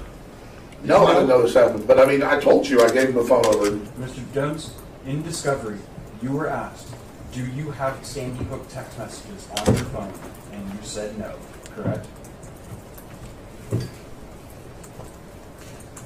You said that under oath, Mr. Jones, didn't you? I mean, if I was mistaken, I was mistaken, but you got the messages right there. Now, why is this relevant? Well, one, because everyone's fascinated with Alex Jones, and we all want to know what kind of weird sexting he engages in, okay? That's number one. Number two is because Alex Jones, for those of you who are unfamiliar or uninitiated, is deeply involved with the January 6th insurrection. If you recall, on January 5th, the night before the January 6th insurrection, Alex Jones led a crowd of some of the most psychotic individuals with a fucking insane speech. I remember watching it live at the time and shocked, being completely shocked that he was able to say all these crazy things. Now, here's the problem. He refused to cooperate with the January 6th committee when the January 6th committee was like, we need you to, give us, we're subpoenaing you. We need you to fucking give us the receipts. Like, that you need to send us the text messages. And we need to know what kind of collaboration you had with the people involved in January 6th, specifically like the 3%ers, the Oath Keepers, the people that we've already basically figured out were directly involved in the acts that took place, some of the more violent actions that took place on January 6th. Alex Jones, of course, was refusing to cooperate and trying to hold them up in court as best as possible until now. Until his legal team just willingly gave over every text and every email he has sent in that time frame and didn't even fucking try to file it as privileged information. You know what perjury is, right? I just want to make sure you know before we go any further. You know what it is. Yes, I do. I mean, I'm not a tech guy. I told you I gave in my testimony the phone to the lawyers before or whatever, and so you got my phone, but we didn't give it to you. No, Mr. Jones. One more time. And please remember, if you need to assert the Fifth Amendment, you can. I need to know that you can do that. But you testified under oath previously that you personally searched your phone for the phrase Sandy Hook, and there were no messages. You said that under oath. Yes. And you lied when you said. And he lied. He perjured himself. He of course he lied. So I did a little oopsie. What did I do? Well, I sort of turned over the entire contents of your mobile phone to the lawyers suing you for hundreds of millions of dollars. How about we focus on all the stuff I didn't accidentally send them, though? Nobody's perfect. It's crazy because, I get that you're under a lot of stress with the lawsuit, but I literally have anxiety. This is so awesome, dude. This is when lawyers are good, apparently. Okay, that's Allah Liker. He's a lawyer. I mean, he's joking there. For those of you who don't know,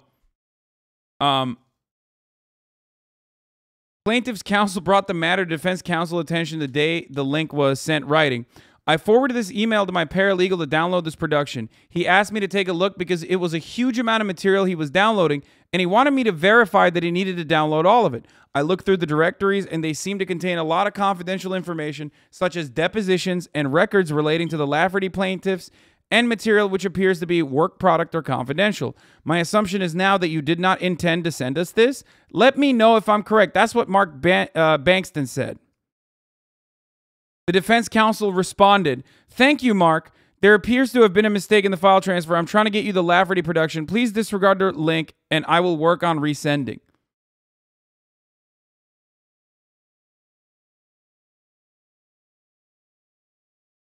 Hey, the 30 gigs of data that we sent over to you, just disregard it. Just, can I get a oopsie there? Can we get a mulligan on that one? Can we get a mulligan on that? Can we do that? Can we just, can you disregard 30 gigs of data that I sent over of my client's confidential information?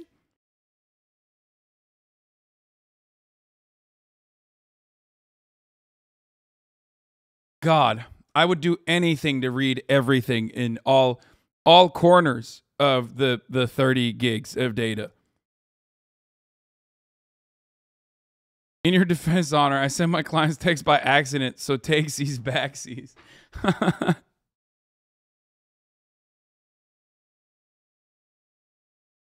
So there's two different schools of thought here, okay? There's two different schools of thought here. We're going to look through the emergency file motion here, because yesterday they tried to fucking, or earlier today, they tried to file an emergency motion, Alex Jones's lawyers, to claim that because they leaked this information and then didn't even call it like privileged or anything like that, didn't even try to hide any of it, that like technically it's grounds for a mistrial.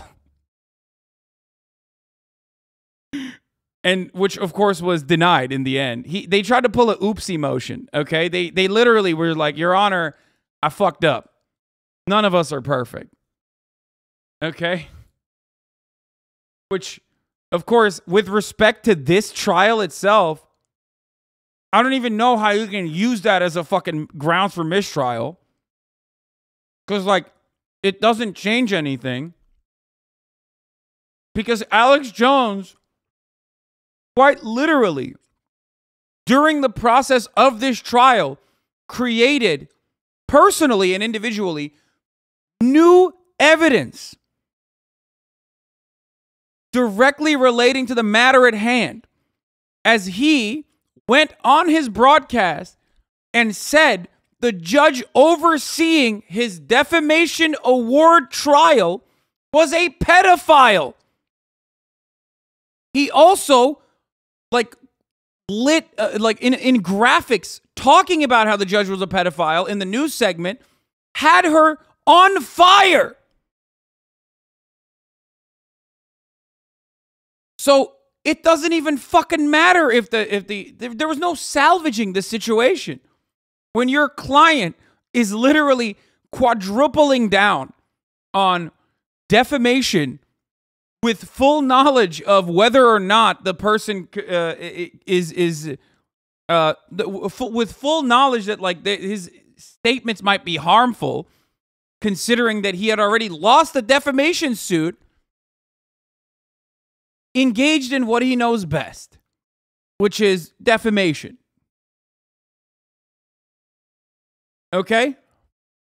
The right is so entertaining. The left will never reach these levels. No, it's awesome. I've never seen anything like this. It is so funny to literally sit there on the stand and be like, Your Honor, I know I called you a satanic pedophile with all your work in the CPS. But like I was just asking questions.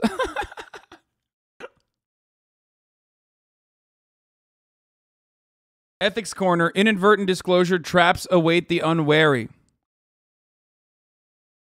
What should you, the senior partner, do? Does it depend on the jurisdiction in which you sit in? Does it depend on beyond ethics rules? Does it depend? The first question you need to ask yourself is, where am I? What states follow the ABA model rule? But let us assume the jurisdiction tracks ABA model rule 44. Oh, God. The fucking lawyers are so boring and so annoying, dude. Just give me a fucking summary, okay? Is this privileged or not? To my understanding, all you need to do is say that that's privileged information. I think that you need to like try to file a motion and say that that's privileged information. If you don't do that, then, you know, it's fair game.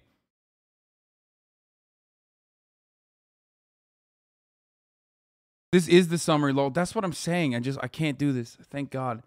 Oh my God. There was a time and place when I was going to fucking go to law school. Holy shit. I would have died. This is the best clip of the judge picture. Oh, this here. You're taking these court proceedings seriously. You're approaching them in good faith. But the truth of the matter is, you've been broadcasting repeatedly a picture of our judge. Yeah, his team didn't file it as privileged, though, after knowing it was sent out by mistake. Exactly. On fire, haven't you? Objection compound, Your Honor. No. That's...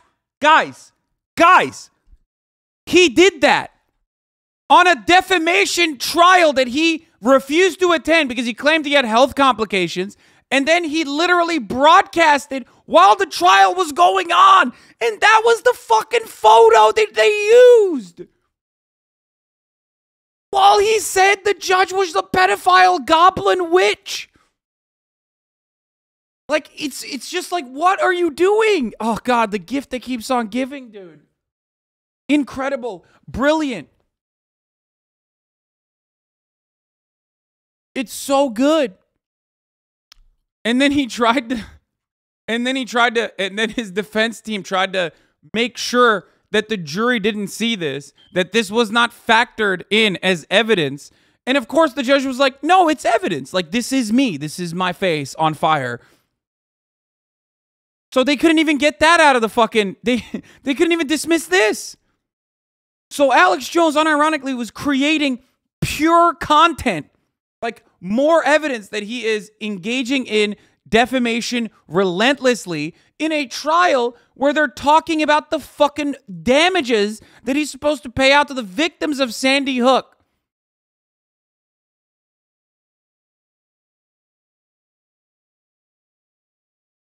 TLDR, it doesn't seem like they took the reasonable steps to prevent inadvertent disclosure, so it would be a waiver, and thus the evidence should be admissible, but with everything in law, it depends. I'm sorry, dude. This is the greatest. I'm so happy. Man, this is really what her Depp trial was to TikTokers for you. Bro, this is literally... I mean, this is so much better than the Amber Heard Johnny Depp trial. Because the Amber Heard Johnny Depp trial was a trial between two fucking rich assholes, okay? Literally playing out their weird, like, narcissistic desires over and over again for the entire planet to see. This one, there's a clear evil here, and the clear evil is really funny and hilariously losing, and then the clear good is winning. So this is actually, like, you know, a lot better than the fucking Heard Depp shit. Like, you should not feel bad at all enjoying this and watching this.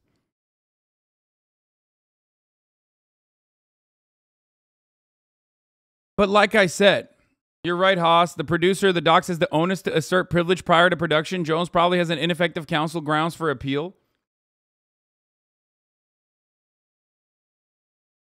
Yeah. Why isn't the fact that the child sex abuse material being brought up more? Wouldn't that also open him up for legal risk? I don't know what the CP that they found in his like in the shit that he was sending. I don't know where that went.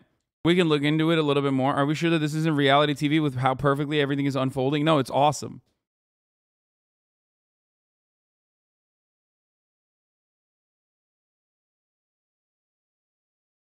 I think it was like well, it's not relevant to the trial at hand, and I think it was emailed to him potentially. My favorite part is he says he doesn't use emails. Yeah, and then he goes, maybe my assistant dictated it. I hate emails. But yeah, the CP stuff was from 2019.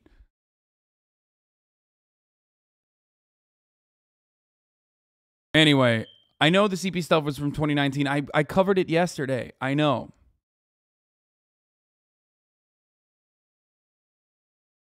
But like I said, this is hilarious for multiple reasons. But one of them, of course, is the fact that his legal team is incredibly incompetent and gave a treasure trove of data that will now be used against Alex Jones in criminal proceedings. Because the January 6th committee is like, oh my God, we've been trying to get this and you just leaked it. We have been trying to get this information out of him, claw this information out of him for fucking a year and a half now. And your team just gave it. They just handed it off to the fucking Sandy Hook lawyers. So there's that. And this can have criminal implications, okay? So boom, all of a sudden you have the federal government looking into him as a criminal. He was also defaming the jury. That's another one. That's so good. It's so good. When he was getting roasted, Alex Jones was getting roasted on cross-examination of Sandy Hook lawyer Mark Bankston plays a video for the jury of Jones slamming the jurors as blue-collar people who don't know what planet they're on. He can't help himself, dude. He literally cannot help himself. Can you imagine? You're on fucking trial. You shit on the judge. You're on a defamation awards trial. You've already lost defamation suit. You're defaming the judge and shitting on the jury. It's fucking awesome.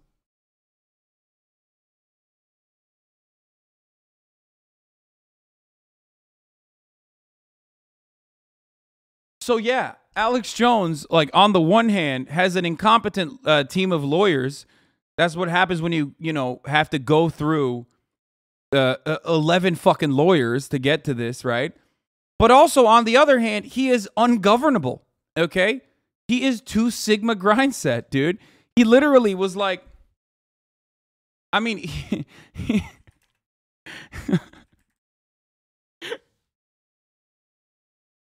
my man said, listen, did you just lose a defamation trial against victims of Sandy Hook and their families? And now you're in the awards trial? And you've decided to take matters into your own hands? Defame the judge. Shit on the jury. Defame the judge first. Call her a pedophile as well. Shit on the jury. Say that they're rubes. Become ungovernable. Sigma grindset. Shit on them. Who cares? You're fucked anyway. What are they gonna do? Demand $150 million in damages? Oh wait, that's exactly what they're gonna do. Oh fuck.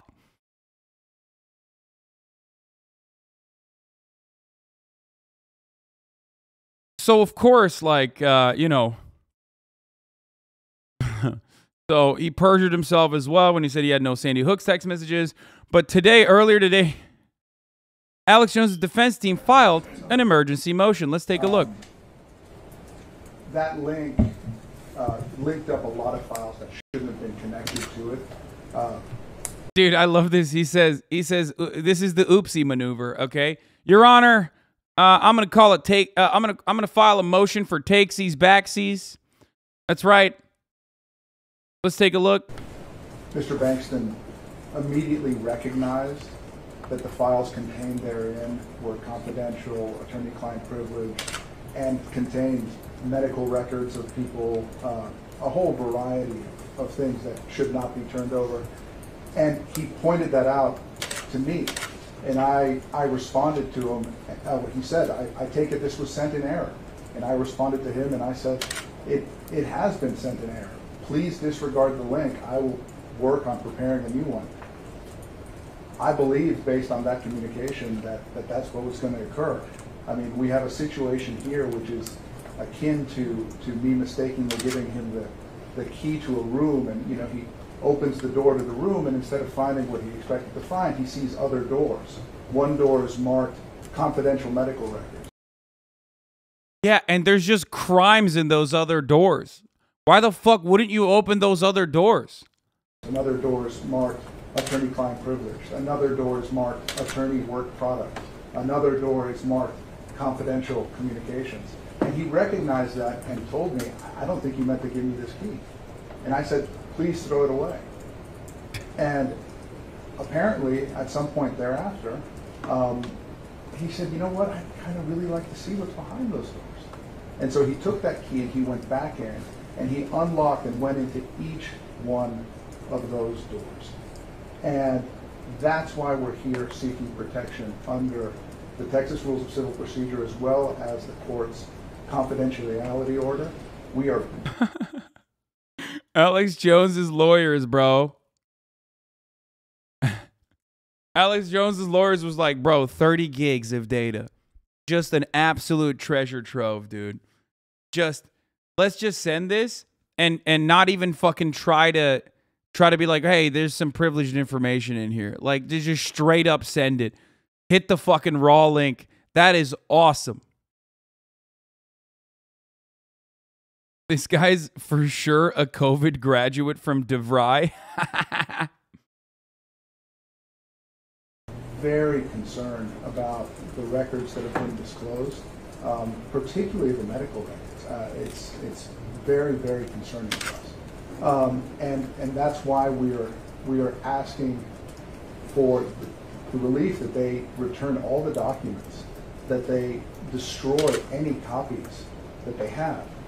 Another thing that's concerning, and I have to, I hate to be put into this position by the conduct of plaintiff's counsel. It appears that they want to have a mistrial in this case. At any time, they could have come to the court and asked for a ruling. Instead, they rooted through attorney-client privilege materials, work product materials, and then put them before the jury and said to Mr. Jones on the stand, that's how I know you lied to me. Your attorneys screwed up and sent this to me. That is grounds for a mistrial, Your Honor. And that's why, in addition to the request that they delete the information from their servers and delete the link, we're also requesting at this point, unfortunately, a mistrial. Okay. Mr. Mason. Sure. Let's correct all of that, Your Honor. First, let me just go through the facts that they were said. This link of materials was sent to me. It was sent to Mr. Ogden. It was sent by Mr. Reynolds' legal assistant, also to Mr. Reynolds, also to Mr. Maglio. Okay. As I informed Mr. Reynolds, we started downloading those materials. Bro, homie was on the CC, okay? He was CC'd in on it. I was busy on trial prep. I told my paralegal, get these on our server, download everything there. All right. A little bit after he gets this stuff downloading, it's like, wait a second, this file that we now have on our server has clogged up our entire server. It's like 300 gigs. What's going on? So at that point, which again, materials in my possession at that moment. At that point, I notified Mr. Reynolds, and under Rule 193.3 about inadvertent production. All right. It's funny to me that in this motion, Mr. Reynolds actually blocked quotes 193.3. Wait, I thought it was 30 gigs. 300? Bro, you know there's some weird shit in there. 300 gigs? What the fuck? My man accidentally leaked the entire, like, what the fuck? Oh, that is, I would want to watch all of that. I would want to read through all of that until it gave me fucking brain disease, okay? Oh my God, that is so much. What does he have in there? What is he texting? He's like 50 years old. How is he texting that much? That's like a fucking, that's literally like a Call of Duty warfare, like update pack, dude. What the fuck? COD Mobile. Yeah, he's just playing Call of Duty on his fucking Warfare, whatever, Warfront. I was about to say Warframe. It's been so long since I played any fucking video games. Holy shit. Warzone. Fuck!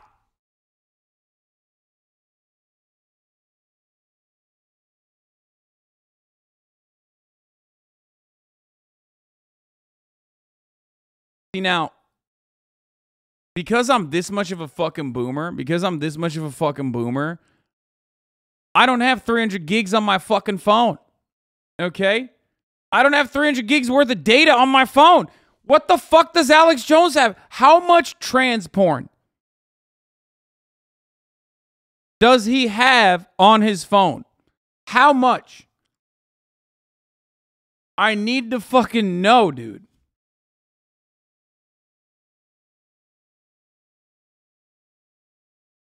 My man downloaded the entire internet's data on trans porn. He just has all of it. Look, listen, you don't understand. Some of these are 4K. Some of these are 8K. You understand me? I need to see. I need to watch all the trans porn on the internet to hone my skills of being transphobic. Okay? You think this is not an everyday thing. But I need to consume all of it. I need to look at it slow motion, 4K. Folks, you don't understand. I was doing it for you. Just like I'm doing the top of the hour ad break for you, but in the bottom of the hour, in the middle of the hour.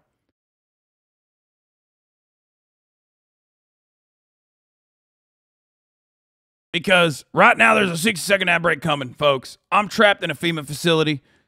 This is AlexJones.com, Infowars.com. I'm trapped inside of a FEMA facility, and let me tell you something, folks. I got no access to trans porn now. Down here. Absolutely devastating. I can't be saving the internet from such things. But listen, you no longer want to see. They're forcing me to serve the top of the hour, folks. You no longer want to see those ads, though. All you need to do is subscribe. You can do that for $5 or for free with the Twitch Prime. Folks, you can also get gifted a sub if you're lucky. All right?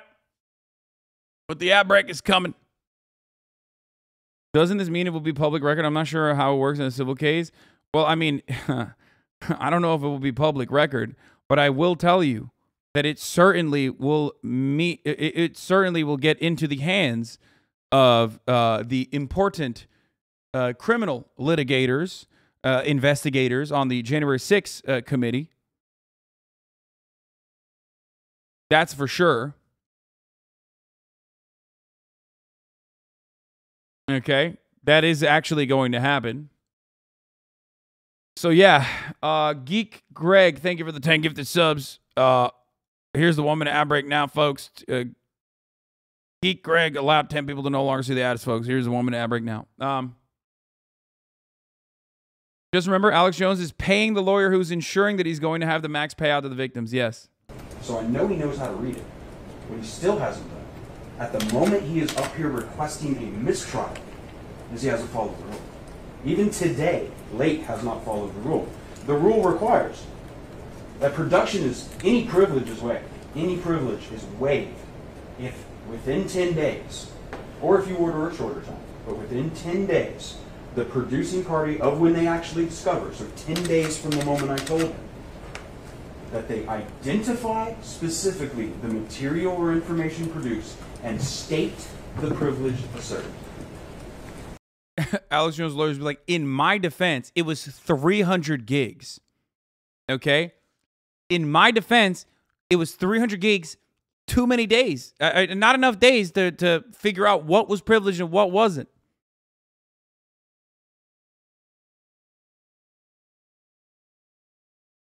That's awesome. I have not heard any privilege. I have never heard a privilege asserted over any document. I certainly have not had specific documents identified and what their privilege is. If that happens, and he does identify specific material or information, we must return the specified material. Oh my God. Anarcho Poppy. Think of all the government cover-ups he's exposed in the past 20 plus years of journalism / radio host. He's fucked up on Sandy Hook, but it doesn't discount all the good he's done. Brother, what good has he done? No, please do not ban this person. I need to know what Anarcho Poppy thinks is the good that he has done, okay? Do not ban this person. Write all of it, King. I will comb through it. Okay, I will do my due diligence and comb through all the good work that Alex Jones has done inside of your mind. I want to comb the inside of your mind, okay? I want to do the due diligence that Alex Jones's lawyer team did not do and comb through all of that data that you have trapped up there, okay? Information while the court rules on the privilege. None of that has happened. What's interesting to me is this is not the first time that materials like this have been inadvertently produced in this case. As you may remember from prior hearings, Mr. Barnes inadvertently produced materials. Now in that case, some of that information ended up coming out. They ended up letting you keep some of it, and we ended up talking about it. But there were attorney-client communications in there, which you don't know about, which I do, which they did follow 193.3. And they did identify those by Bates numbers, said here is the privilege, and when that happened, I promptly returned them and destroyed all my copies. Mr. Reynal is right now using a fig leaf of this motion to say I violated things, to put a fig leaf over his own malpractice, over his own absolute breach of his duties to his own client. And he's attempting to put that on me and doing it in front of a televised audience. That's what he's trying to do. So we have that first issue, which is the privilege. That privilege is waived. And at 10 days, I was not required to get a ruling on it. The only time I'm required to get any ruling is when privilege is asserted. And it has never been asserted. Could have even been asserted this morning. He might have come in here and said, Your Honor, I know I'm 3 days late, but can you please still hear me? And maybe we'd even be hearing him. But right now, it's so frivolous that we haven't even determined privilege. The second part I want to talk about is that Mr. Reynolds says in his email, please disregard. Please disregard. I mean, can you even waive can you even ask for privilege 3 days after the 10-day period once the fucking, like, once the jury is deliberating? I guess maybe you could. Except, you know, I guess you could ask, but I don't know why he didn't even ask for that. And instead he asked for a fucking mistrial. It creates no legal duty on me whatsoever. None. I mean, this person is not going to be charitable to Alex Jones's team of lawyers or Alex Jones after Alex Jones called her a pedophile too. Like, you know what I mean? Like, if you're expecting leniency from a judge after you called her a fucking pedophile on a defamation suit, I don't know what to tell you. Like, it's probably not going to happen, right? Like you want her to be extra considerate to your needs in this circumstance when, you know, she doesn't even need to try to actually get you fucked over because you already have fucked yourself. Any update from Anarcho Poppy? Yeah, let's see what he said. He subbed already. Please don't ban me, Hasan. Please don't permaban me. I'm not going to permaban you. I need you to tell me what the fuck you're talking about. What? I'm not trying to ban you. I want you to know. I want you to enlighten us, dude. What the fuck? I need you. Not even want. I need you to enlighten us on all of these wonderful things that, you know, Alex Jones has done.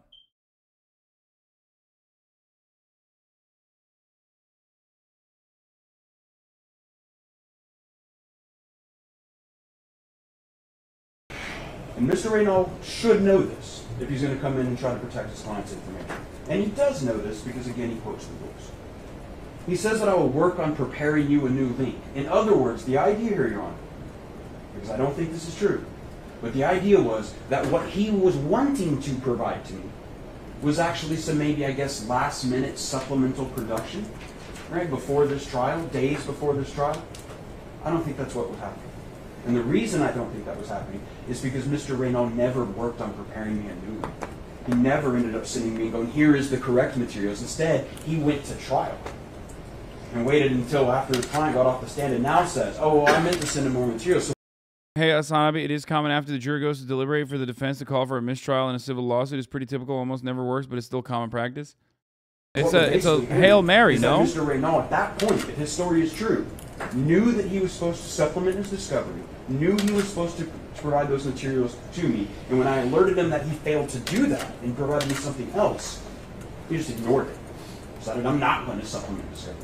So if that's true, if that story is true, we have a willful violation of discovery by Mr. Reynal to allow this case to go to trial with documents that he says he needed to provide to me. That in and of itself is sanctionable. But that's not the real story of what happened. It's just not. We know what happened here. Norm Pattis up in Connecticut was passing his file along to Mr. Raynaud. And I know that because the directories contain like SharePoint OneDrive backups of Norm Pattis' computer. He's providing it to Mr. Raynaud, and that, Your Honor, is also independently very troubling. Because Mr. Raynaud talks about these medical records. That's what he's concerned about, is these medical records. Well, one thing I can tell you right now, Your Honor, is when I figured out that I had the confidential psychiatric records of all 9 Lafferty plaintiffs and their confidential depositions, I immediately destroyed them. And I told Chris Maddy, plaintiff's lawyer up there, that I've done that. He is on notice that those materials are not in my... Wait, this makes it worse.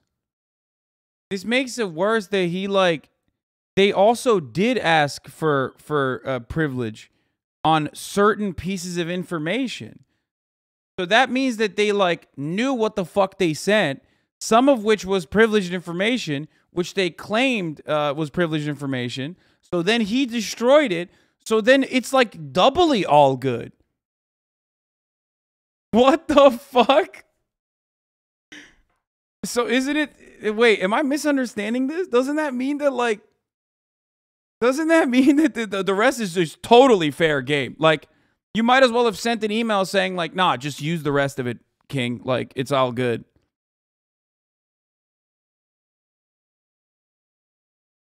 That's incredible. Lawyers were too lazy to chop up the data and just sent it all. I just don't understand. I just don't fucking understand. That was a separate instance. Oh, okay. That was a separate instance where they had used that motion before. Not in this instance.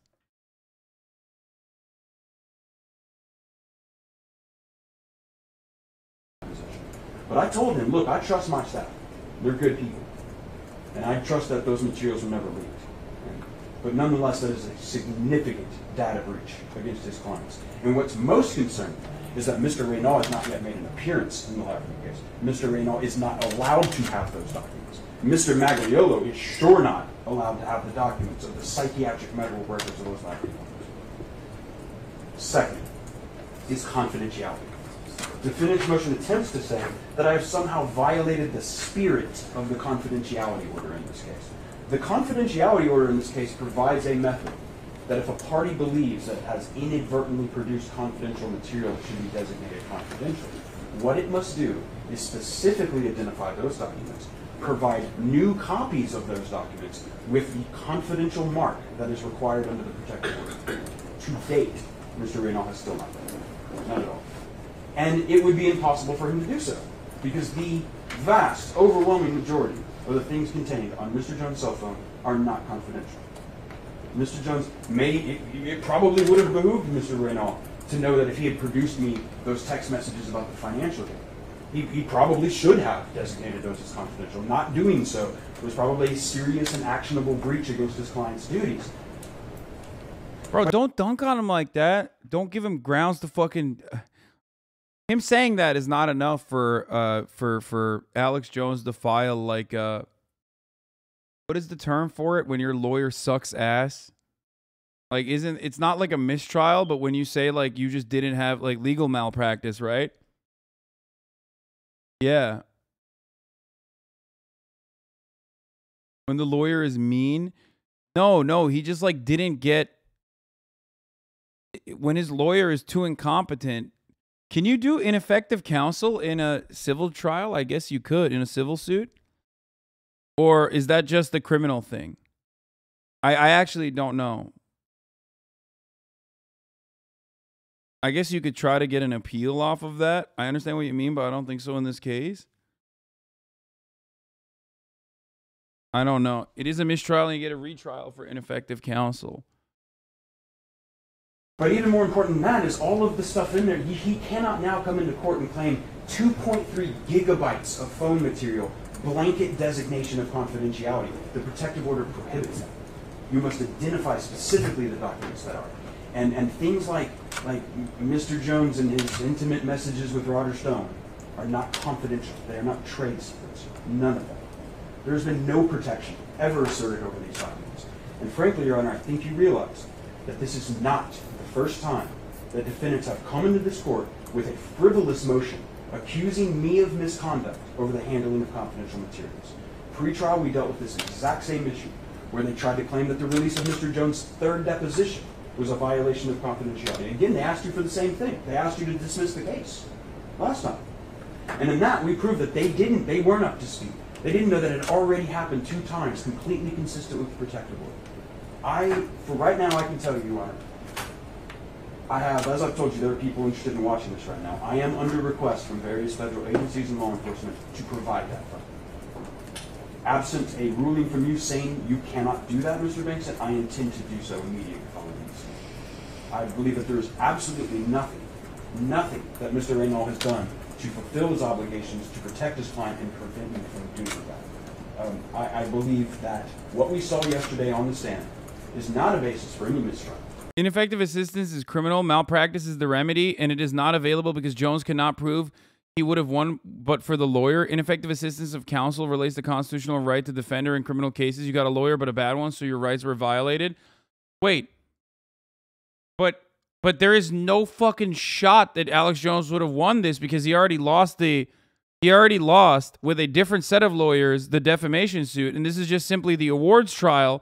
And not only that, but also this is a civil case, and there's no way he would have fucking won. And in any case, considering that he himself personally defamed the judge and made a fool of the jury during the fucking trial proceedings happening.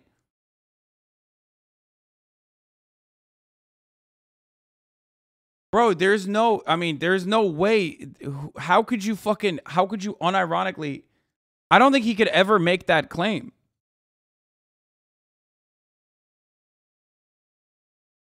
You know what I mean? It's pack watch for him because he is ungovernable. He is unlawyerable.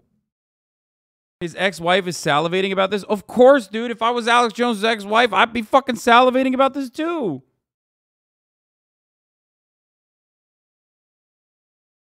Mr. Reynolds certainly cited us no law to it.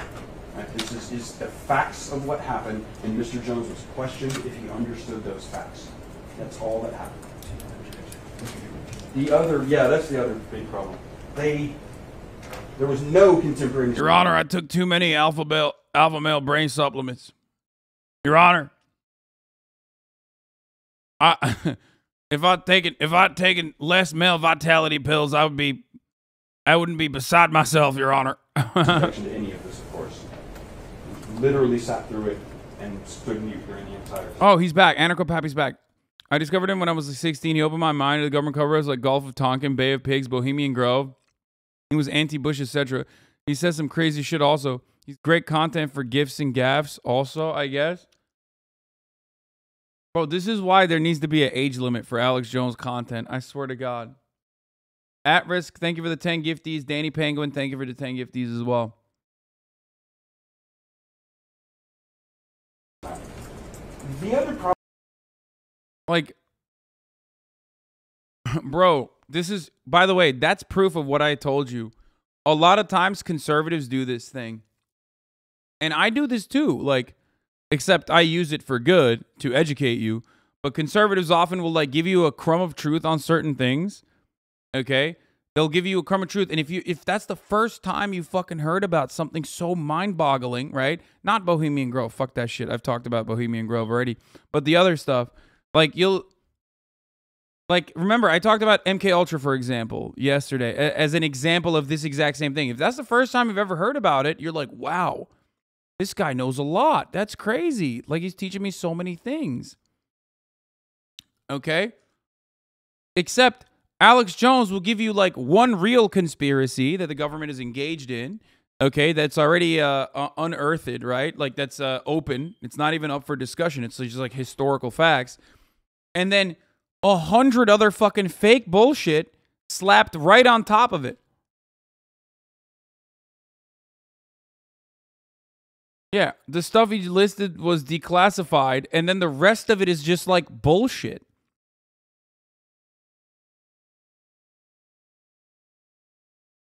Not directly related, but might be good to cover later. Ken Clip is reporting that the FBI expanded their watch list parameters last year. Ooh, nice. Yeah, his good deeds were literally talking about like declassified information. problem, Your Honor, is that we have Mr. Reynal now asking you to seal up an entire universe of things which should have been produced at minimum 6 months ago. One of the things you also, I know you remember, is that for multiple prior discovery hearings, beginning as early as October of last year, we've been talking about text messages every single hearing. And then you remember we had that hearing in January where we had the disclosure that, wait a second, Don Salazar, or no, Nico Acosta, the producer up in Connecticut, had produced some text messages up there that seemed to be responsive. Should have been on Rob Dew's phone, Alex Jones' phone. Why don't we have them? What's going on? And you'll remember in those series of hearings, right, when Mr. Reynal came here in March and told you, no, those were only on Mr. Acosta's phone. Mr. Jones, we've searched his phone. He doesn't have text messages that are responsive. So again, not only is this a fig leaf to cover up the things he has broken with his client, this is a fig leaf to cover up the fact that he had been misrepresenting to you for months, telling you that these things did not exist. Under these circumstances, not only do I believe that this motion that's being brought is frivolous, plaintiffs believe it is downright perverse. We ask you to deny. Thank you. Mr. Reynal. Yes, Your Honor. I think it's instructive to. That's what I find so funny about the right. Like you said, they incorporate crumbs of truth in their arguments, but then they draw completely psychotic conclusions from them. Instead of blaming an unjust system, it's somehow all about already oppressed minorities. Exactly. And it's a really successful method of propagandizing certain positions. Except, like, the problem is, if you do not address some of the underlying inequalities, if you do not talk about how shit is fucked up, okay, like all the time, someone will. And that someone oftentimes is Tucker Carlson. And Tucker Carlson is only talking about how shit is fucked up from a populist perspective, specifically so that he can then train his crosshairs on immigrants, marginalized people, homeless people, you know what I mean? People who've been the most fucked over by society. This has been my point for many, many years that, like, in the media, when you don't have a genuine leftist perspective ever addressed, like an actual populist, anti-capitalist, leftist perspective actually shown, then you're going to lose out on the propaganda front to psychos who will take advantage of that. You will have psychos who take advantage of that blind spot, basically, and use it to their own benefit.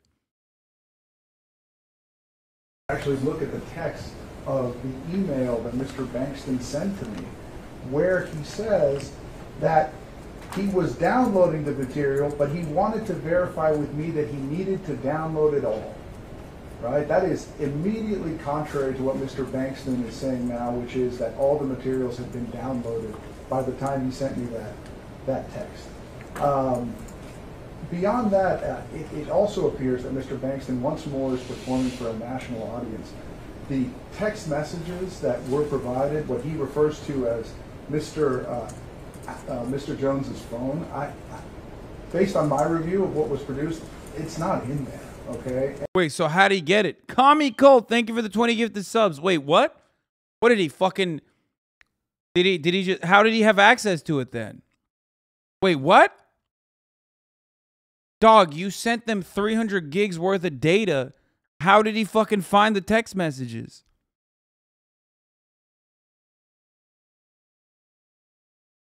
And what was in there was a review copy of text messages from a 6-month period between, August of 2019 and the first quarter of 2020. So this allegations about law enforcement interest and stuff like that is just absolutely calculated to create more press around this issue. Oh, shit. What the fuck is buzzing? Yo, homie's getting a phone call right now, too. Wait, that's kind of bummy. First quarter of 2020?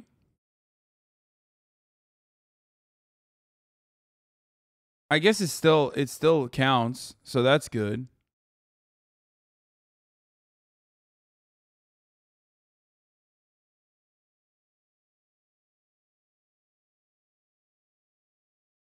But I mean, that means that if it's all the way up, if it's only up to 2020 and it's the first quarter of 2020, then they're not going to be able to find the Sandy Hook Lower City at Texas as early as August 19th.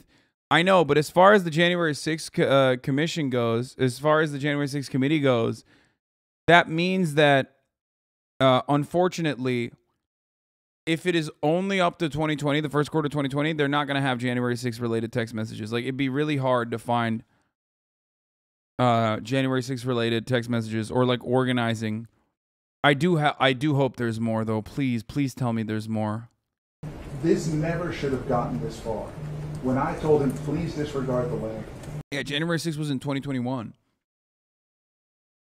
That should have been enough. Okay. I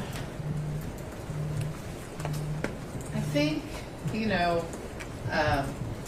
lawyers get accused of relying on technicalities, but your concluding argument essentially asks me to rely. January 6th happened on January 6th, 2021. If it's up to the first quarter of 2020, then they're not going to have information.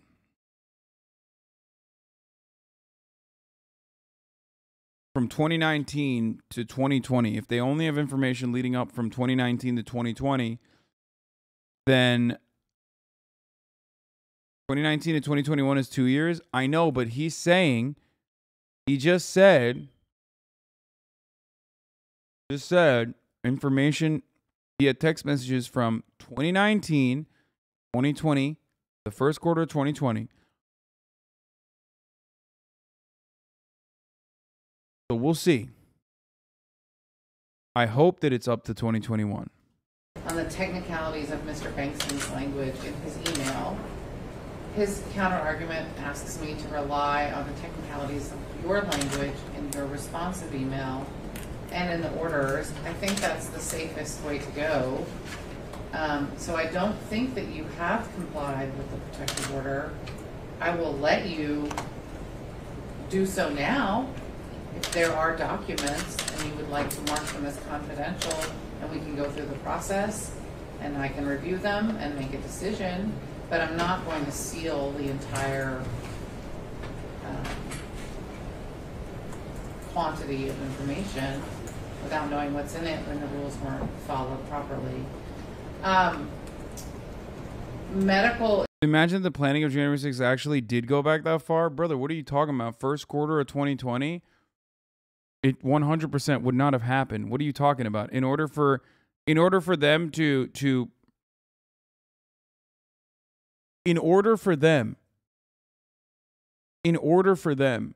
have actually been able to predict that Donald Trump was going to lose the election, and then also on top of that, like what necessary actions they would take, they would need to have the capacity for time control or time travel.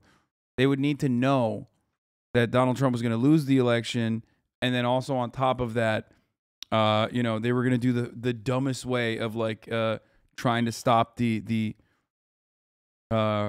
results. If they are looking that far into the future, why didn't they just like cheat during the elections? You know what I mean? Information. Okay, you guys, you can plan for both. Come on. Brown Fabio. Oh my God, I haven't been called that in fucking years. What? There's something going on. We got a new wave of like weirdos in here, by the way. This is cool. I don't know if there's like a new YouTube essay or something from like the old school anti-SJWs, but that's a throwback, dude. I haven't heard that name in years. That's what like the actual like old school anti-SJWs used to call me from way back in the day when I was at like the Young Turks. Probably the Alicia stands. They were going buck wild. Bro, this person has 22K fucking followers. You know what I mean? Like that person doesn't have fucking stands. That person only has like, you know, people that will use their fucking Twitter and their like Twitter momentum to try and like create some controversy. Okay? Yes, for the record, Fabio's a stereotypical handsome dude, so weird way to insult you. Yes, this is not new. Conservatives and reactionary people have been insulting me in the weirdest ways while literally fucking hyping me up for 10 years now. Back in the day, they used to call me Brown Fabio. Fabio, ironically, is a very conservative guy who goes on Fox News, and he's hot, literally a model. And now they fucking yell at me for how much money I make. So it's always like, it has not changed at all. Like they just like change their. It's very weird. It's very weird. They've always done this weird shit.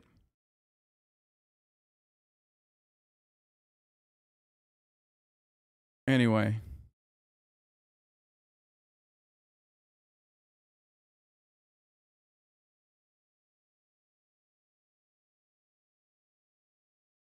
Oh my God, did you Google it? Yeah, I wonder what happened to this guy. Probably fucking died. This was like one of my biggest stalkers way back in the day. I've been dealing with stalkers since day one, dude.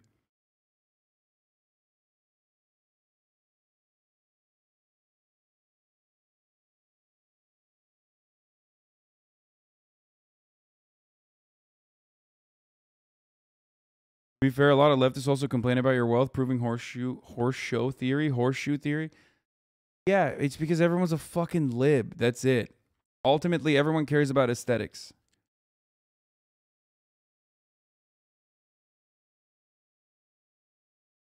I mean, it's a horseshoe theory. I think I heard you tell me it's already been destroyed. If that's not true, I will order that because I don't think the medical information of any individual who's not a party to this case is relevant in any way, shape, or form to this case. So that I can do easily. The rest of it really depends on what's in there and circumstances and the rest of it. I don't think it's a mistrial based on this. I understand Do you your want to argument. make more? I mean, that was kind of a throwaway. I don't know if you really meant it. May I have 10 days from yesterday to comply with the rule? Well, I don't know because we're going to have another part of this trial. I think you should try to work. Why is it that my fucking oldest subscribers always do this, bro? The moment that I talk about a psychopathic, deranged weirdo, immediately you gotta have a 50-month subscriber who will search the fucking depths of the internet and literally find material. Bro, I don't. Stop linking haters, you fucking delusional, brain-broken, drama-baiting cucklords. What the fuck is wrong with you? You think you're helping? You're not helping, okay? You think you're helping out? You're not. Go deal with it on your own. Please.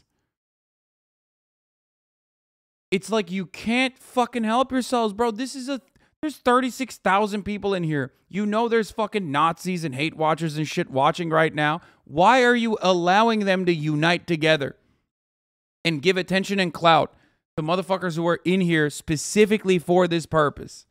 You literally help the dudes who are like, I want this guy to be a lol cow so desperately. More than my biggest fucking haters ever could. Straight up, my longest term community subscribers are unironically regularly fucking helping my haters unionize, bro. What is wrong with you?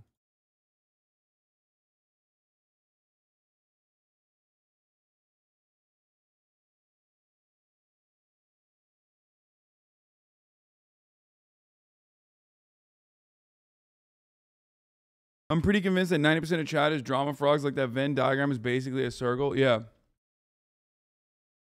It's just such a wild thing to experience. You know what I mean?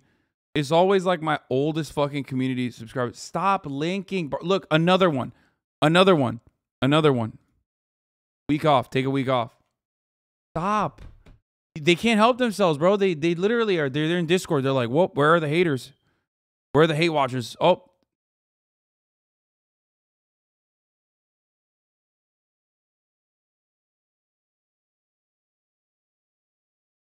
Stop it. What's wrong with you? The funniest part is there are so many people, those very same people that literally. Okay, Palace lol, good one. Take a day off for that. The funniest part about this is that like these are my longest term community subscribers are literally the same people who are like, Hasan, why do you always look at the negative comments? That really bums you out. I really want you to, you know, not be so fucking bummed out. And then they're like, here, look at this deranged psychopathic weirdo who has like made it his life mission to just like literally constantly fucking make videos about you. Let's give him some clout. Oh, that was a meme. Work on it today. See what you can get done. It's a tremendous amount of information, Your Honor. I know. The problem is it probably should have been disclosed a year ago or longer, and then there would have been plenty of time to look through all of it. I understand. I mean, some of the things we're talking about are core attorney-client privilege. I mean, emails and text messages back and forth with lawyers.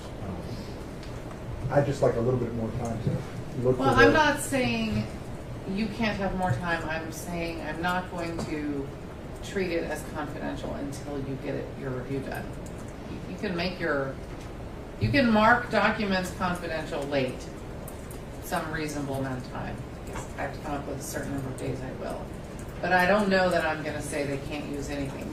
We can talk about it before it gets used. Can we have a hold on disclosure for some brief period of time until I can start marking documents? Because if not, the cat's out of the bag. By the way, this lawyer did the classic.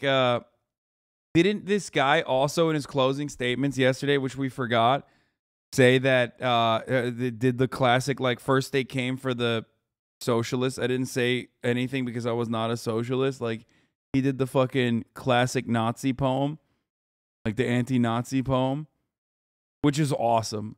I do think that he gets stylistic points for that.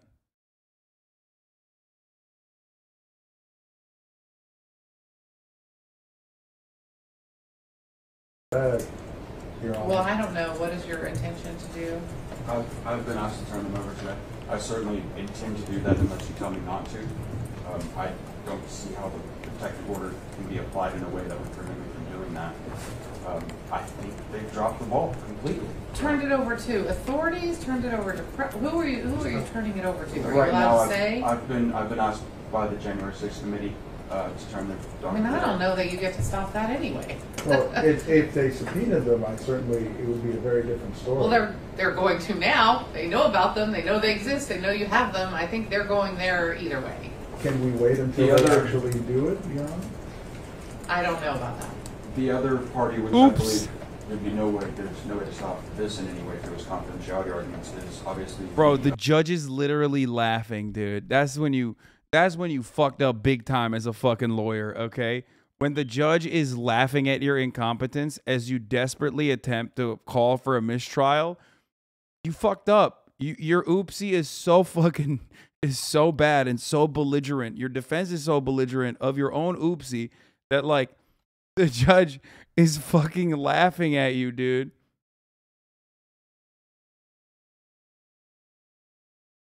That's awesome.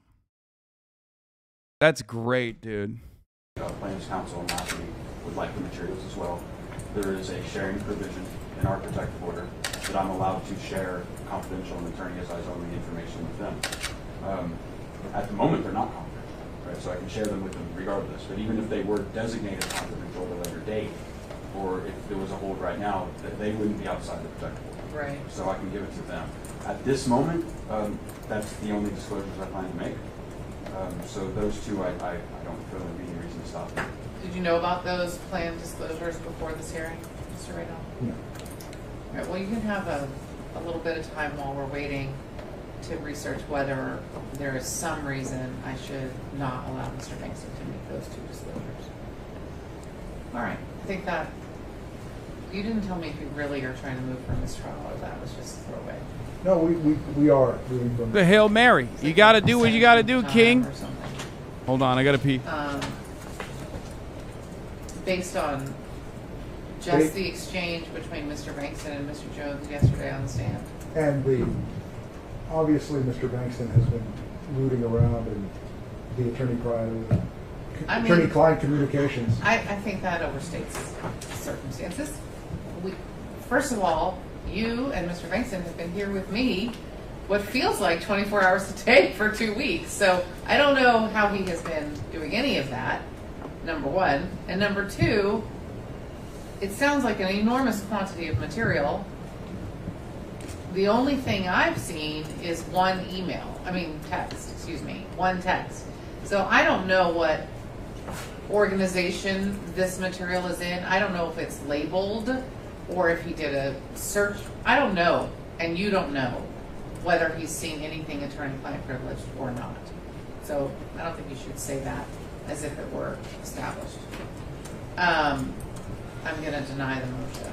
Thank you. All right. I think that concludes the hearing. Thank you, Your Honor. Thank you. You can talk to me, please. You, Cameron. Can you come talk to me? May I be excused? Yes, you're all.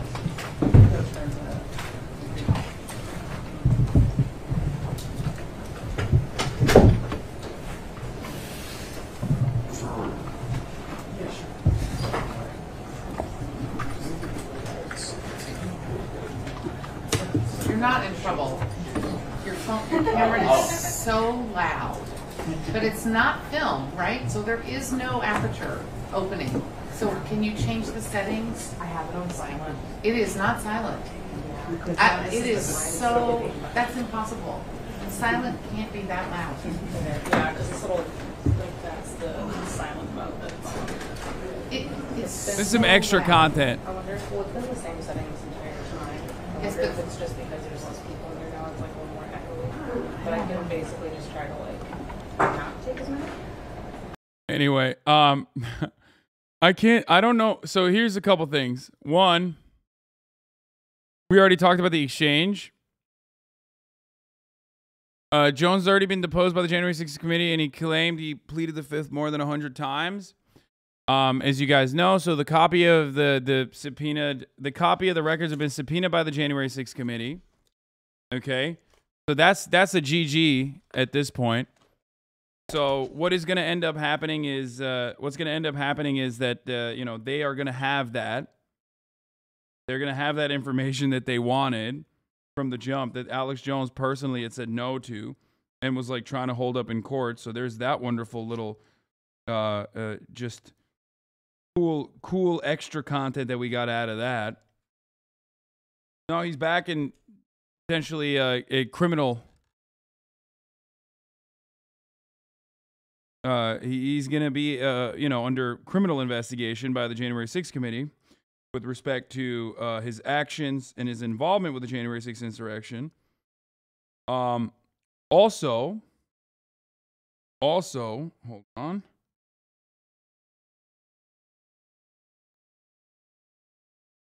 I can find the rest of them. Okay, in here.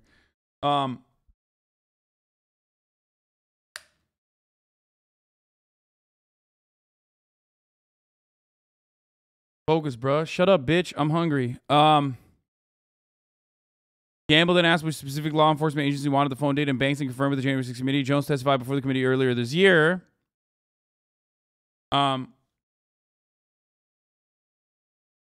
And now there's another part of this too, by the way. This is a fun part. Okay. The live stream for the courtroom is off, meaning nothing is happening right now. And as an aside, I'm sending a thank you note and flowers to the woman who let me work in her middle school. Okay. Over on InfoWars, Jones is saying his cell number and home address are circulating in his call and calls it a test and persecution. He's talking about going into the middle of enemy hyenas as they tear me into pieces. I told you 10 years ago, 20 years ago, I'd be destroyed, he adds. My destruction will be spectacular, and it will be a lot to others, with some whooping and hollering. Let's just go to the big man himself. Let's hear what he had to say about how his phone, his information leaking to the federal government, his phone conversations, text messages leaking to the January 6th committee. How will that play out for him? You talk about perjury. You talk about crazy, but see, they know they control the appeals court, they control the Texas bar, and they control that Soros leftist judge, so they can do anything. But that's okay. I'm not here to keep my head down. I'm not here to sit on the sidelines. I asked to be in the arena. I prayed to God to help me expose the New World Order because I want to stop these globalist pedophile rings. And I knew the mark of the beast was coming, and I knew it was the right thing to do. So I'm not like all these other so-called men that aren't in the arena. I'm in the arena.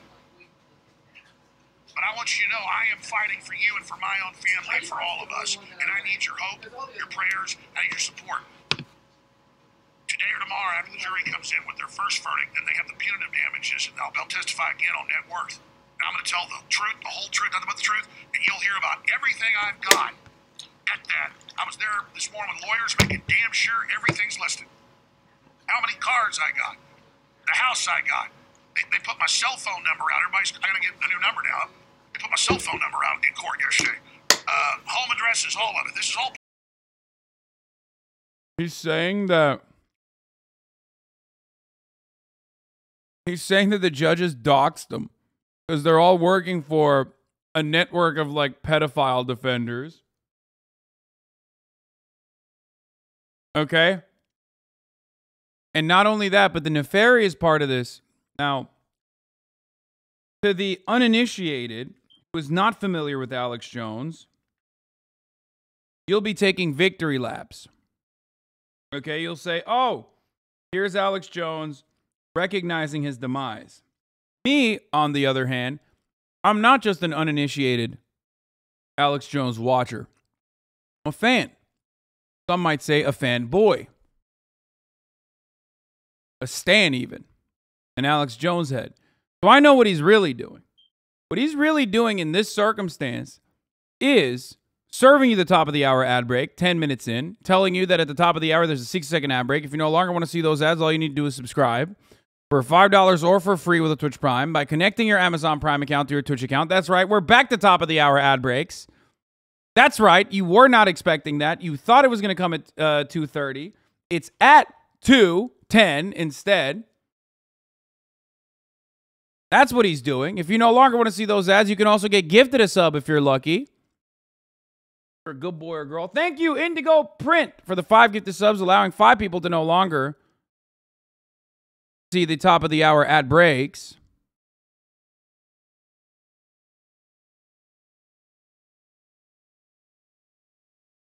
Okay, here, I'll tell you what my true take is in a second. Here's the moment ad break. Now, Dinor Spesh, thank you. Pearl, Snap, ATX, thank you for the 5 gifted. And Dinor Spesh, thank you for the 5 gifted. Here's the moment ad break. Now, here's a globalist ad break. Okay, to the uninitiated, to the non-Alex Jones fans that just simply watch him and go, oh, gay frog, la, la, la, blah, blah, blah. They think this is a man who recognizes his demise and he's fucking complaining about it. But I am a stan. So I know exactly what he's doing. What he's doing right now is to fundraise. He's going to turn around and say, I need your help to fight the satanic pedophiles. Please give me money. Watch. Part of my persecution. That's okay. I said, pick up your cross and follow me. And if you're following me, you're going to get persecuted. I know this life is a flash. This is a test. And I'm sure not perfect, believe that. But I mean well, and I love God, and I love justice. And I am extremely honored to be here. And this is exactly where I wanted to be. But I want to ask you at this part of the most intense fight beginning, at the crucible, as I go into the middle of the enemy hyenas to literally tear me to pieces. You think this is bad? It's going to get a lot worse. I told you a long time ago. I will be destroyed. I told you that 20 years ago. I told you that 10 years ago. Because they're coming for you next. They're not just coming for me because I'm a truth teller, but they're coming for you as well. Classic. So give me the money to defend you. I need support from you. They're going to take all the dollars from me. And when they're annihilating and killing millions of you, I want you to remember that I fought for you. Because through this fight coming, we will overcome these people. I won't overcome them in my lifetime. But many of you watching will in yours. They're going down. I am in the arena. Yeah! This is where I want to be! This is the way to go down, baby! This is just the beginning. My destruction will be spectacular. And it will be a light to others to lead the charge into the future for our children. Yep. In segues, of course, it's an ad for his new book, God Showed Me the Path Forward. Jones says, unusual amount of Christian persecution references today. He usually sprinkles them in, but today the top has fallen off the salt shaker.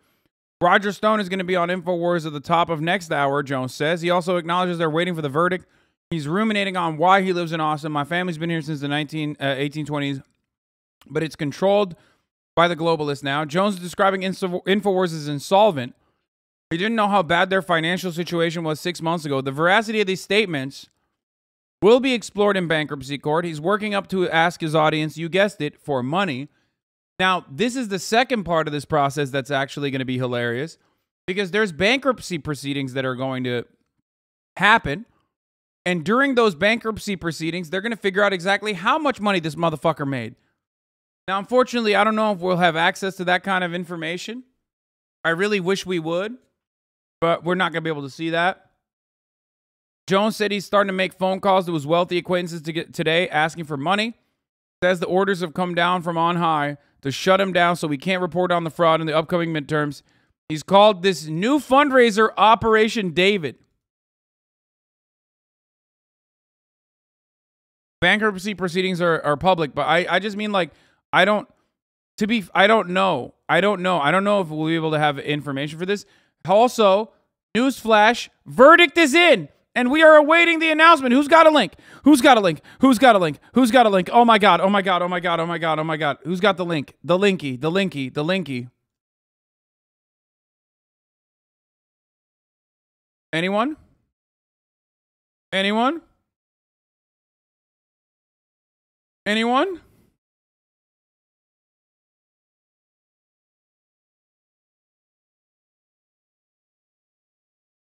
Chat is literally fucking all posting the linky instead, but not giving me the actual fucking link.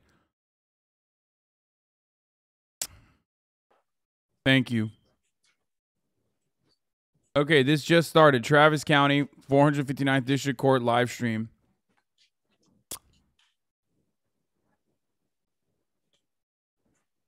Thank you. All right, we are now awaiting the finale, the conclusion to this wonderful trial, specifically the damages. Right off this percentages.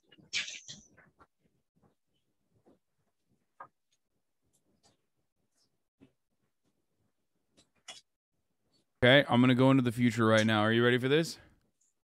Are you ready for this? Ha!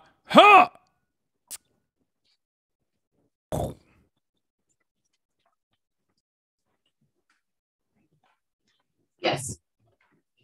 What do we think, boys? What do we think? What do we think? Are we thinking like full 150 mil?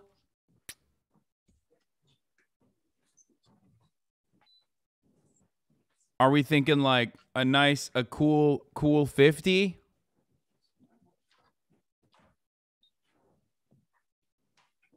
Why is this on right now?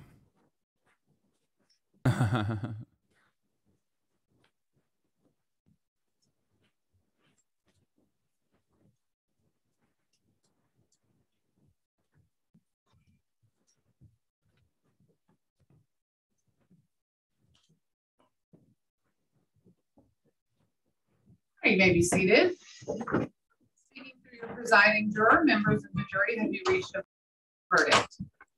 All right, Ms. Opala, will you please pass the verdict to Ms. Mashek-Steele? Thank you. All right, I'll look through it first and then I'll read the answers.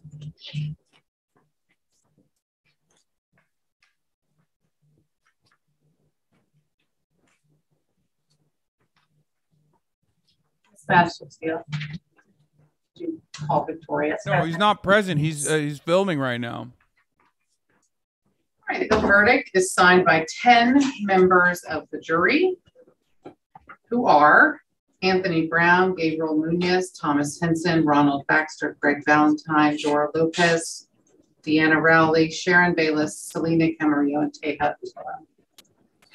I'm now going to read the answers given by those jurors, just the answers. Question 1A, $50,000. Question 1B, $10,000. Question 1C, $50,000. Question 1D, no dollars. Question 2A, $1.5 million. Question 2B, $500,000. Question 3A, $1.5 million. And question 3B, $500,000. Is this your verdict? The 10 of you who signed it. So say each and all of you, all 10 of you. Yes. All right. Would the attorneys care to inspect the verdict? No, you're right. No, you're right. All right. Then I will accept this as a verdict of the jury and order that the clerk enter it upon the minutes of the court. Normally at this time I release the jury, but you are not released. And in fact, my previous orders about not discussing anything you heard in the case are back in place. You can no longer discuss anything you've heard in here, your decision, or anything at all else about the case. I am going to release you from the courtroom, however, and order you to return at 8:45 tomorrow morning. Sorry, 8:45 tomorrow morning to continue the case. There's some more evidence and another charge at that time. Okay, you can head back. Miss Manischek-Steele will help you with whatever you need for tonight, and we'll see you tomorrow morning. Thank you. All rise. Remember, that's it. Wait, there's another one? Wait, I don't understand.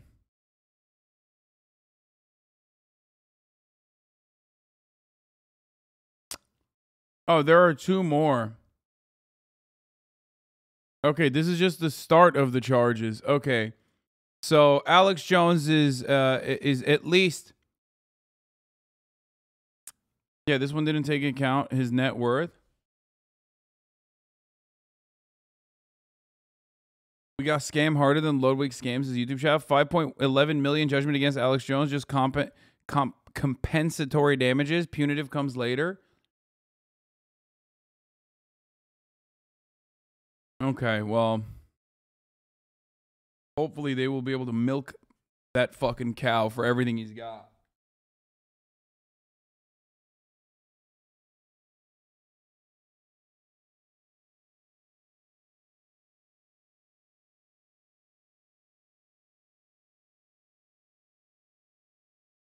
But as it stands, the first count is 5.11 million. Jones said yesterday during questioning that anything over 2 million would destroy him. Although this is obviously a lot less than 150 million.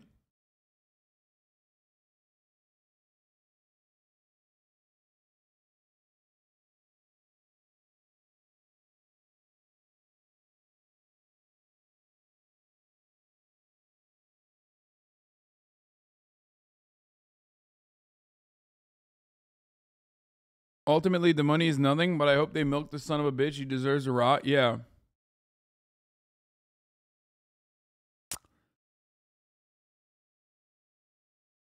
If it was signed by, that means there's an info warrior on the jury. What? What are you saying?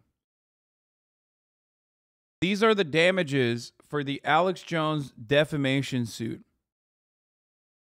Okay? These are the damages for the Alex Jones defamation suit. Okay? He lost the defamation case, and these are some of the damages, like the awards that he's going to get.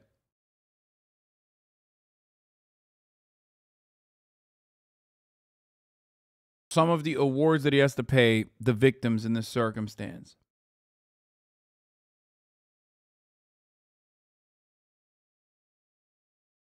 What is worth if compensatory is 5 mil. You can only get 10x the compensatory and punitive, so max will be 55 mil. 5 compensatory plus 50 punitive.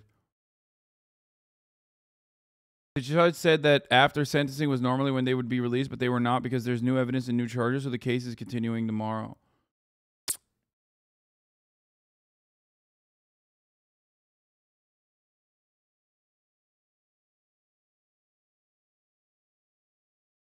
It's not 5 mil. It's 4.1 mil. No one can do math. I can't do math either. Alex Jones ordered to hand over $4.1 million to the Sandy Hook parents. Sandy Hook lawyers have been asking for $150 million. Jones's lawyers have been asking for $8 million in compensation. Verdict signed by 10 members of the 12-member jury. So not one, but two fucking Jones warriors in there, 2 info warriors in there who looked at all of the events that unfolded and concluded that, you know what? Guess what? I'm gonna keep it a $150. This judge probably is a pedophile.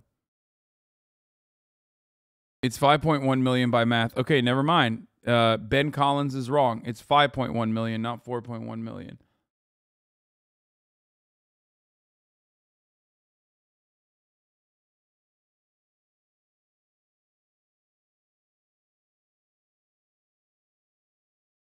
Or maybe they just didn't agree on the amount. I don't know.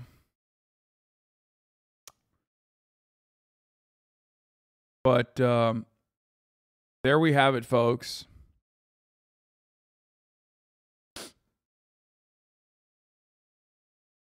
Some of the damages were announced, but jury has to return tomorrow. I don't understand why the jury has to return tomorrow. I don't understand why normally... I personally do not understand why they have to come back. There's new evidence. Like, I don't know what the fuck that means. Like, what does that mean? What new evidence came out? Like, additional charges? Additional defamation? Anyway, okay, look, we have a lot going on, so we're going to move on from this. And here, this is a good recap of all the events that took place, and we'll finish this out. The trial of Alex Jones. The jury now has the case in the $150 million defamation suit against the InfoWars founder. And this morning, there are new questions about whether his lawyers may have made a big mistake, revealing text messages apparently showing Jones withheld evidence. Ariel Reshef has the story. Good morning, Ariel. Good morning to you, George. After years of trafficking and mistruths, Alex Jones conceding that the massacre of children and staff at Sandy Hook was in fact 100% real, coming face to face in court with parents who lost their little boy, who say they were tormented as Jones spread lies about them and the tragedy to his millions of followers. This morning, a dramatic about face from conspiracy theorist Alex Jones. Do you understand now that it was absolutely irresponsible of you to do that? It was, especially since I met the parents, and it's 100% real. The firebrand radio host finally acknowledging what the world has known all along. 26 innocent children and staff were gunned down at Sandy Hook Elementary School in 2012. Jones now facing a $150 million defamation lawsuit filed by the parents of 6-year-old Sandy Hook victim Jesse Lewis, who told a Texas courtroom how Jones compounded their anguish by calling the 2012 school massacre a hoax and calling them crisis actors, inciting his millions of followers against them. I can't even describe the last 9.5 years of the living hell that I and others have had to endure. For the family, his admission is too little, too late. The parents saying they've endured violence, harassment, and death threats as a result of his toxic rhetoric. My hopes and goal is to hold Alex Jones accountable. Jones shaking his head as Scarlett Lewis, Jesse's mother, directly addressed him from the stand. You keep saying it. Why? Why? For money? Jones testifying in his own defense, claiming the suit is an attack on his free speech, claiming he'd lost nearly everything after he was banned from Facebook, YouTube, and Apple platforms, his company filing for bankruptcy on Friday. But then a shocking twist from the family's attorney. 12 days ago, your attorney... Turns out he didn't actually fucking lose everything, for the record. And he had his best year in 2018.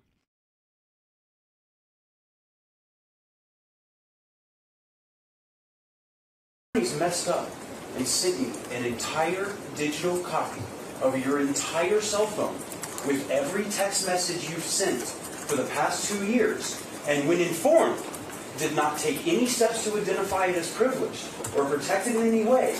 And as of 2 days ago, it fell free and clear into my possession. And that is how I know you lied to me when you said you didn't have text messages about Sandy Hook. Did you know? Bro, we've seen this video so many times over the course of the past 24 hours. And for some reason, it still doesn't, like, I still enjoy it. Like, I'm watching it for the first time ever. This is your Perry Mason moment. You know what perjury is, right?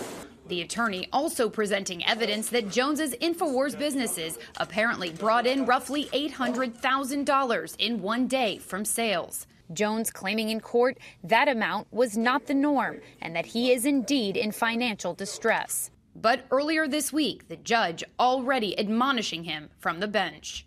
You may not tell this jury that you are bankrupt. That is. I just don't understand how, like, what kind of operation he had that, like, 800 grand a day was not enough. Like, what was he spending 801 grand a day? Like, what was he doing?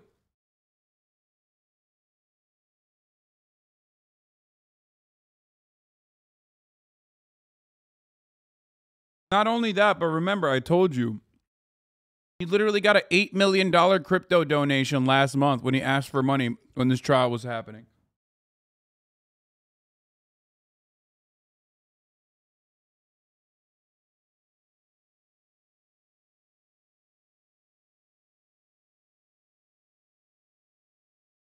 The thing is, you can't defeat this man.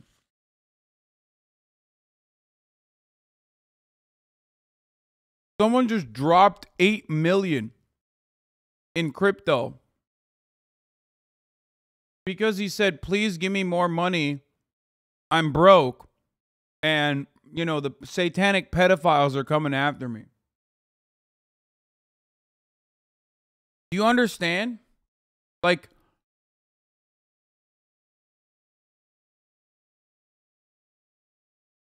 good thing Jones already admitted he's only filing for bankruptcy to avoid the damages. Alex Jones said he filed for bankruptcy, so his appeal bond on the Sandy Hook judgment will now only be half his net worth, allowing him to tie it up for years and stay on air. And the damages. Shut the fuck up. Are you serious? That's fraud. Bro, why is he admitting to fraud? Why does he think he can... Dude, if he keeps getting away with this, I'm going to lose my fucking mind. Portion and say, I got hundreds of millions of dollars. That's why they do this, so they'll come up with some giant judgment on the already guilty Alex Jones that they hope is too big for us to even get a bond on. Well, once you're in bankruptcy, it's all there in the court, and the bonds for the appeals are half your net worth. Well, that isn't going to be very, very much, maybe $1 million, $1.5 million or something, and they're going to try to claim all this other wealth, but it's not true. So then we will be able to continue on with appeals and the rest of it for years, and we will be able to fight these kangaroo courts and lie to the jury in the damages portion and say, I got hundreds of millions of dollars. That's why they do this, so they'll come up with some giant judgment on the already guilty Alex Jones that they hope is too big for us to even get a bond on.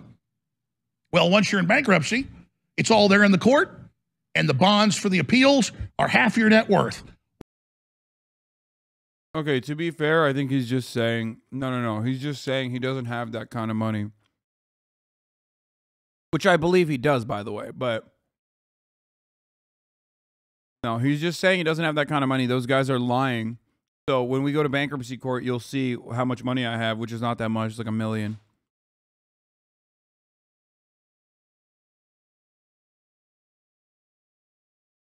He does this, but people get mad at you for buying a house. Yes, bro. Because people are fucking deranged, okay? It's much easier to stalk me than it is to stalk Alex fucking Jones, who also has an army of, like, psychotic fans with guns and shit. So, obviously, if you're, like, a fucking TERF or a Swerf or, like, a weirdo radfem on the internet or a weirdo, like, Twitch watcher who loves stalking Twitch streamers and you have personally built this narrative in your mind that, like, Twitch streamers are the most, like, successful form of, like, media broadcasters or some shit, you're just, you know, it's more gratuitous. It just gives you more immediate feedback.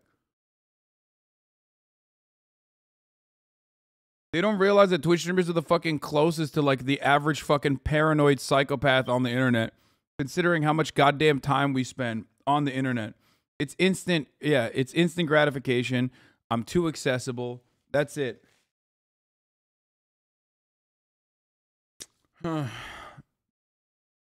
Alex Jones' InfoWars store generated over 165 million revenue in 3 years. Where did all that money go? Adrenochrome? Yeah, I don't know.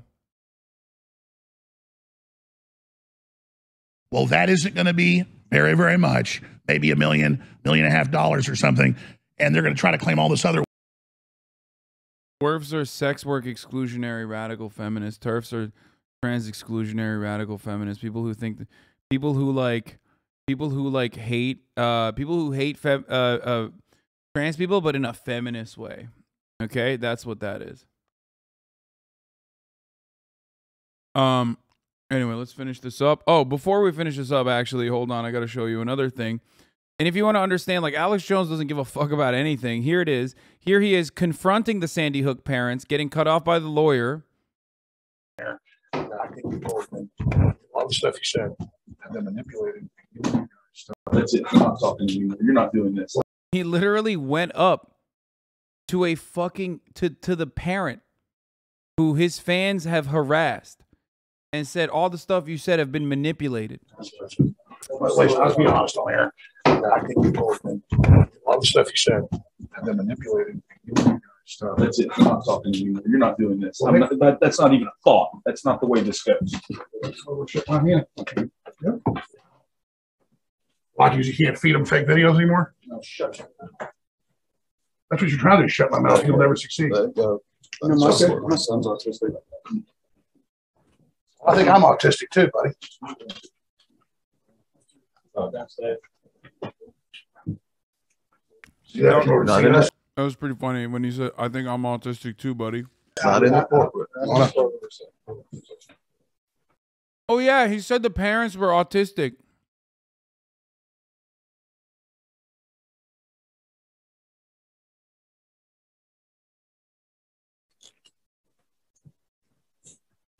Edited tapes. You guys got caught. Downstairs. Someone on my Reddit, and I think they probably stole it from someone else, but someone fucking said that Alex Jones is built like a Mucinex booger, and that thought has never escaped my mind. Like, he just straight up literally looks like the Mucinex booger.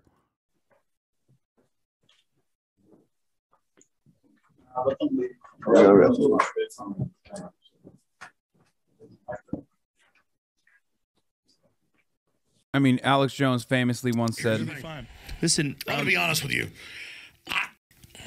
I'm kind of retarded. He's built like a fall guy. Yep. Chat, don't get mad at him. He's neurodivergent is his word. It's also not true. Yet here I am. You must tell the truth while you testify. This is not your show. And Jones has already been found liable in this case. The jury will now decide how much to award in damages. Again, the family is seeking $150 million. Jones has also been sued by 8 other families as well as an FBI agent for defamation. He is also now facing tens of thousands of dollars in fines issued by judges in those cases and potentially millions more in damages. George? Okay, Arrow, thanks very much. Let's bring in our chief legal analyst, Dan Abrams. We just saw that trouble Alex Jones is in. He probably wants to fire his lawyer as well. Sending those text messages to the opposing lawyer? This whole case is insane. And then you have this thrown into it, right? That you have one lawyer, his lawyer, send the opposing lawyer all of Alex Jones's text messages for the last 2 years. Now remember, this was relevant because the other side had specifically said, do you have any text messages that relate to Sandy Hook, that mention Sandy Hook? No, no, no. Have you searched for them? Yes, I have. Now suddenly, oh, what do you know?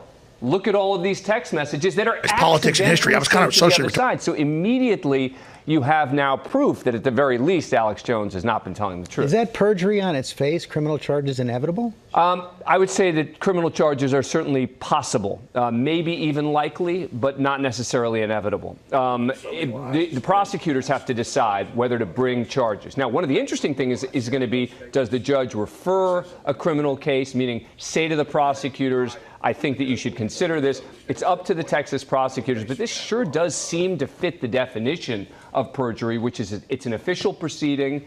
The big question as to whether it becomes the felony is, would it have an outcome on the proceeding of the case? Meantime, InfoWars is still on the air. Oh, absolutely. Alex Jones continues to go on and not just talk about some of the things related to this case. He attacks the judge. He's attacked the plaintiffs in this case. And so what happens is, on cross-examination, Alex Jones is on the witness stand, and the lawyer will say, wait a sec, last week, didn't you say this? And last week, didn't you suggest that the judge may be involved in a pedophilia ring, etc.? And so that's part of what makes this case so insane, remembering, of course, that this isn't about, is he responsible? That's already been determined. The question here is about how much money. And meantime, these text messages could have some impact on the January 6th investigation? Well, it is possible. Now it's possible that the commission is going to want to see those text messages as well, because suddenly you have this trove of information that people didn't even know existed before. Dan Abrams, thanks very much. Well, hey there, GMA. There's never been a more adequate this you situation than the Alex Jones court case, dude. It's just like, he's just like a sequence of this yous. Because it is him.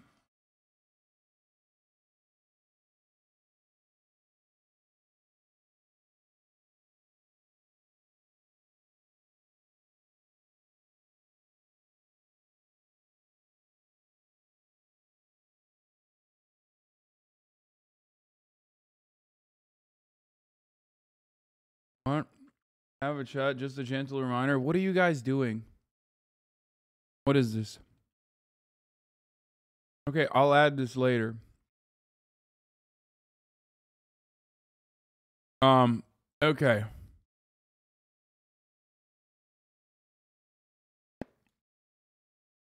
So, Brittney Griner has been sentenced to 9 years in Russian prison on drug charges, for the record. The jury came back. Yeah, I know. We already covered it. Pay over $4 million in compensatory damages to the parents of a child killed in the Sandy Hook massacre. The jury will return tomorrow to consider punitive damages.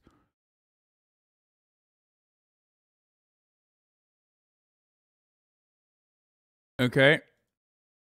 Breaking news just seconds ago, a verdict was read in a Russian courtroom for the American Brittney Griner, the WNBA superstar, held in Moscow since February, found guilty of drug possession and sentenced to 9 years in a Russian prison. The prosecutor... No, not just possession, smuggling. She was found guilty of drug possession and smuggling. And hit with a fucking 9-year sentence for what you might add, for what you might ask, for having a fucking vape pen and 0.8 grams. 0.8. So just want to fucking mention to all the psychos before we cover this. If you're going to run here and try to demand that, like, or try to tell me that, like, this is justice served or whatever, I'm gonna keep it real with you. You're a psycho, and I will ban you. Drawing Hasan. Go on forever. Oh, Hasan! I should draw Hasan. He's really fun to draw.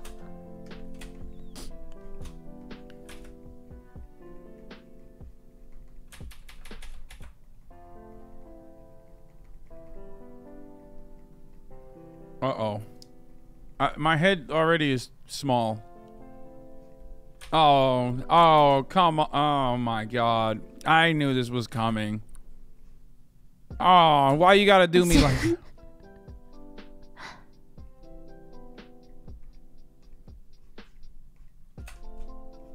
Wait, okay, I'm just gonna drink.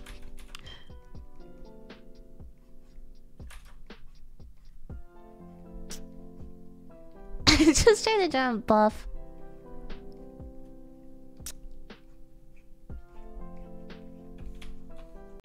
This will go on for. God damn it.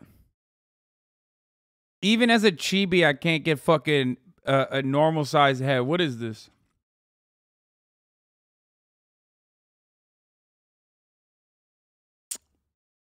Anyway, as I was saying, Brittney Griner is a political prisoner.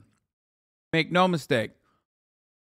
It doesn't matter if you think that because she's like a black lesbian woman or like she looks weird or whatever the fuck, that like she deserves to be in prison. None of, like, it doesn't matter how you feel about it. The reality is that she is a political prisoner. Okay? Straight up. Looks weird. She's fucking hot as fuck. Okay, this doesn't matter. None of that matters. Whether you find her looking hot as fuck or not doesn't matter. Shut the fuck up, chatters. Okay? Shut the fuck up. Y'all are being just as weird as the fucking weirdos who come in here. I banned someone earlier this morning who was like, Brittney Griner has an Adam's apple. Like, trying to be like, she's trans. Which is fucking insane. It's like, bro, are you stupid? Like, she's not. But even if she was, who fucking cares? What difference does that make?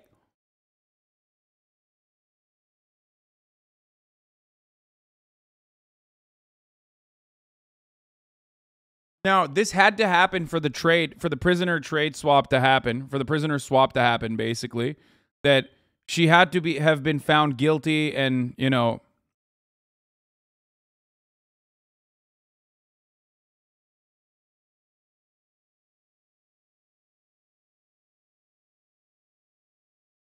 she had to have been found guilty, so this is a normal part of the process.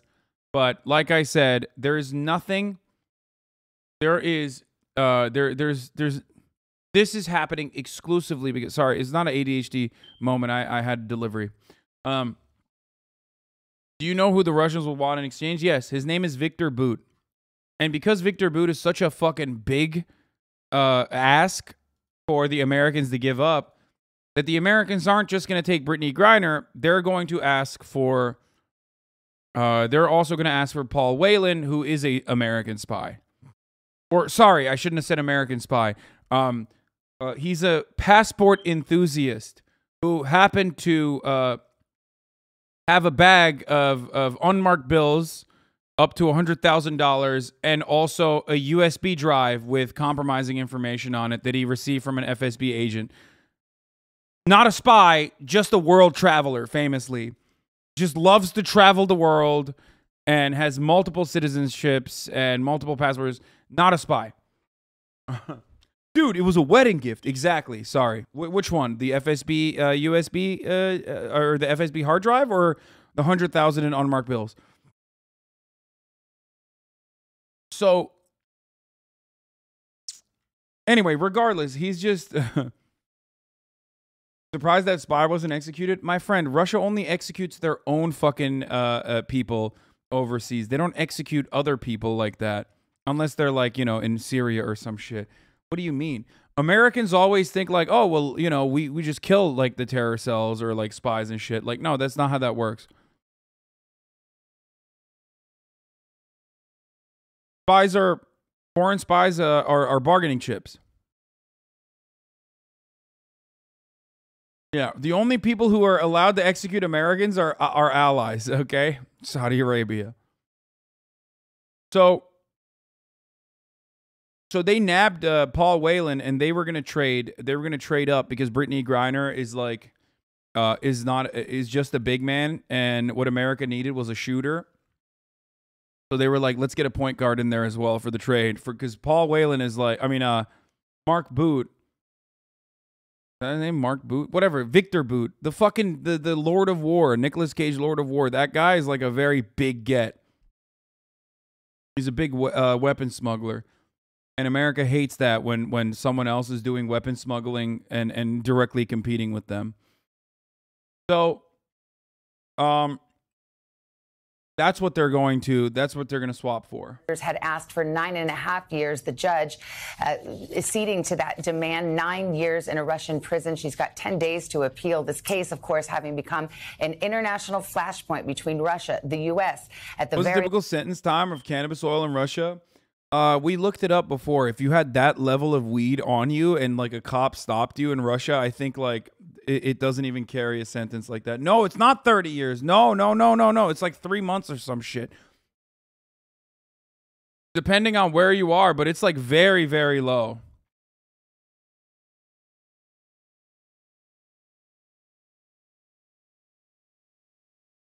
Here.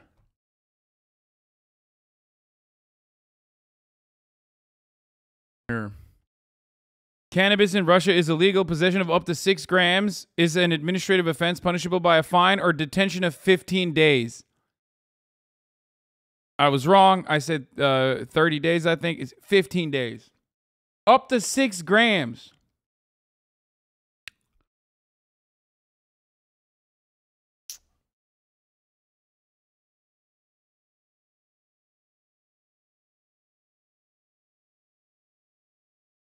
Whose bright idea was it on the WNBA board to go to Russia? I don't know. Do you know anything about the fucking WNBA?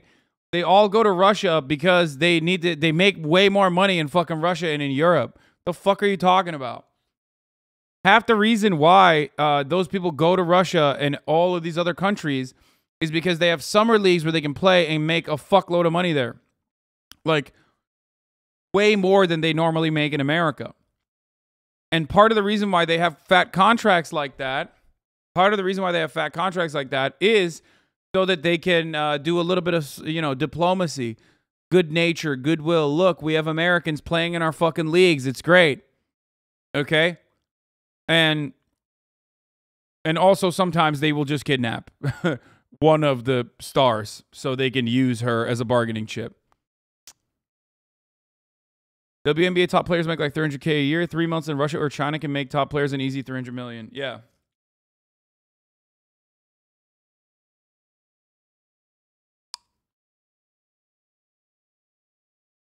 Should the U.S. exchange deal with the arms dealer? Yeah, fuck yeah, 100%. I said this before. Bro, I need you guys to understand something. No, not 300 million, 3 million. I think I misread it. 3 million, not 300 million. 3 million. Isn't 300K enough? Dude, what the fuck do you mean? Bro, let's say you're one of the best basketball players on the fucking planet. Okay, woman, man, doesn't matter, right?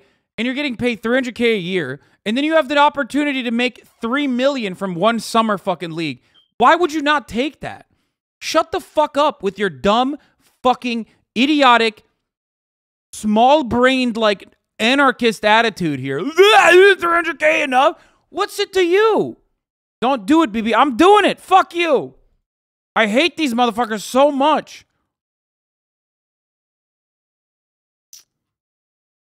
Look, this guy says greedy. Greedy.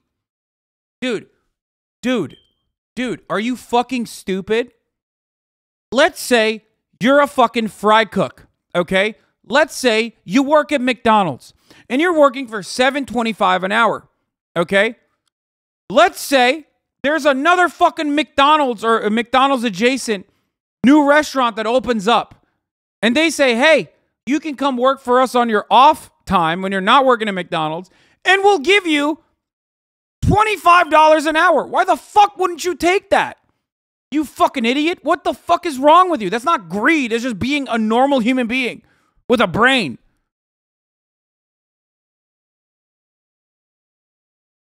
So-called left is not, by the way, not even understanding the value of labor. It doesn't matter. 300K isn't 750. You are mistaken. That's why I reduced it down to $25 an hour from $7.25. I am bringing down the barriers to something that even your unwanted loser fucking ass can understand. Okay? I am doing the nice thing here and trying to describe to an entire community of fucking neets who have never worked a day in their lives the value, okay? And I'm trying to use an example from maybe the past, You know, maybe the last time you actually accidentally worked because you wanted to buy a bicycle or something.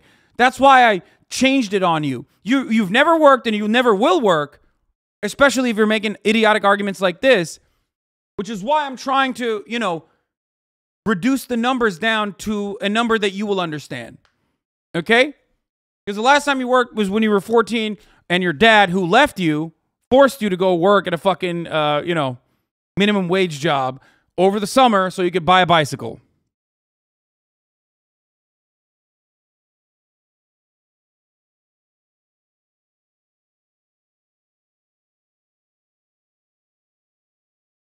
Okay? You tried making it simpler, but you ended up just hurting my feelings. Okay, well, if you're not chiming in here and being like, dog, if you're making 300K, why do you need more money? Like, it's not like they're asking her to fucking murder babies on the side for $3 million. They're saying, hey, you're getting paid 300K to play basketball here. We're going to give you $3 million to play basketball here. Why wouldn't you do more basketball for more money? You fucking dumbass.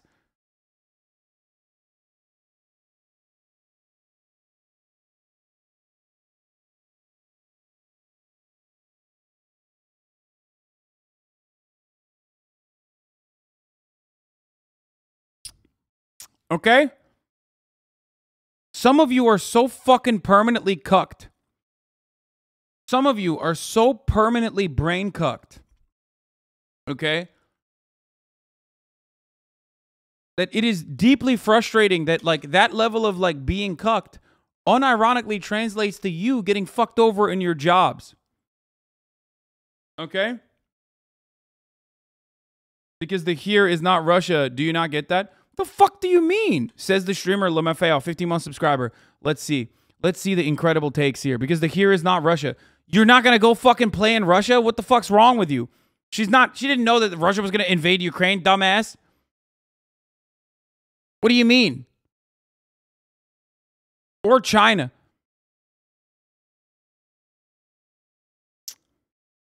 Depends. Is the McDonald's in fucking Russia?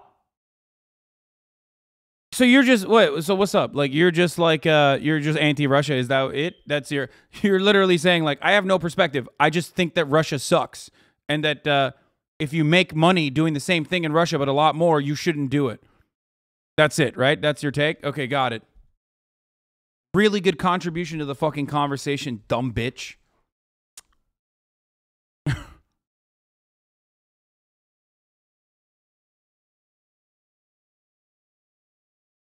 Meanwhile, like, American players are playing in America in a league fucking half the time sponsored by, you know, the American military. I love when people are like, I'm a leftist, but also one of the values is that I'm just anti-China, anti-Russia, anti-whoever the fuck the American State Department has told me is wrong. Like, these countries, of course, do fucking awful shit. And no, it doesn't justify Saudi sports washing, because I'm not talking about going to Russia after Russia invaded Ukraine. Fuck!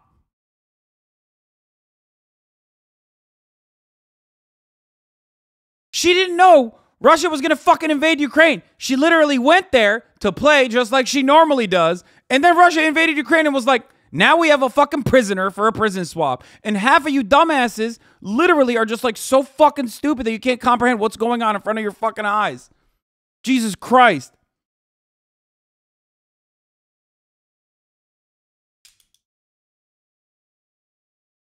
Are you sure? How do you know she didn't know that? No, I heard that Brittney Griner actually went to Russia specifically because they were going to invade Ukraine. That's what I heard. And it's like a bullshit fucking law. Bullshit. It's not real. It's like a bullshit consideration that she has to fucking make now.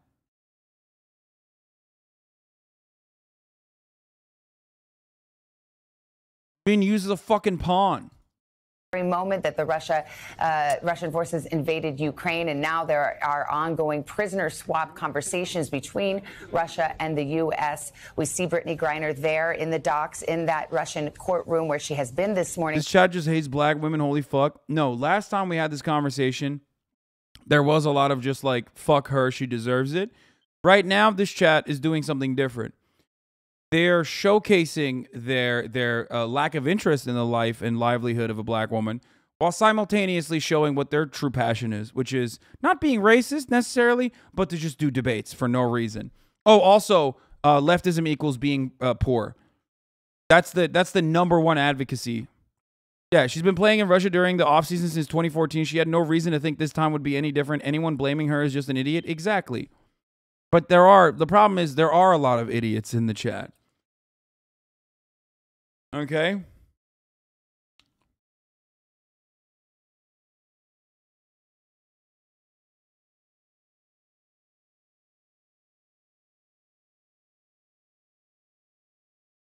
half the chat is literally on more drugs than Brittney Griner as they're typing about how she deserves the 9 years of prison sentence that Russia gave her, specifically so that they can use her as a pawn in this prisoner swap, by the way.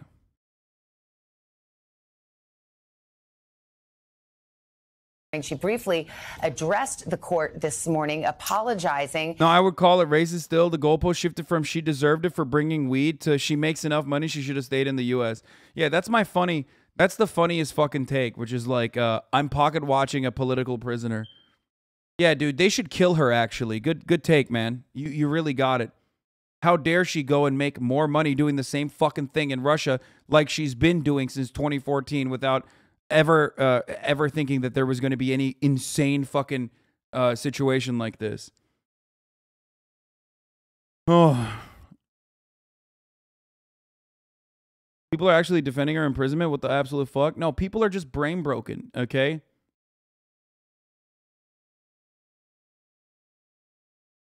Russia is literally using her as leverage, and people are refusing to recognize it for some reason. I don't know why. I don't know what it is. Saying it was not her intent to bring drugs into the Russian territory. Let's play a little bit of that. I made an honest mistake, and I hope. Yeah, leftism is when you murder everyone that made over $100,000 last year. That's true leftism, okay? Leftism is when you live in a nice little fucking Connecticut suburban home with your rich ass fucking family and type away on the internet about how you need to execute people who make more than $100,000 because they are counter-revolutionary forces at play. You know what I mean? Half the fucking chat, dude, you're like 14. You learned leftism from fucking memes on the internet and you think it's about like, killing the rich. Like no fucking material understanding.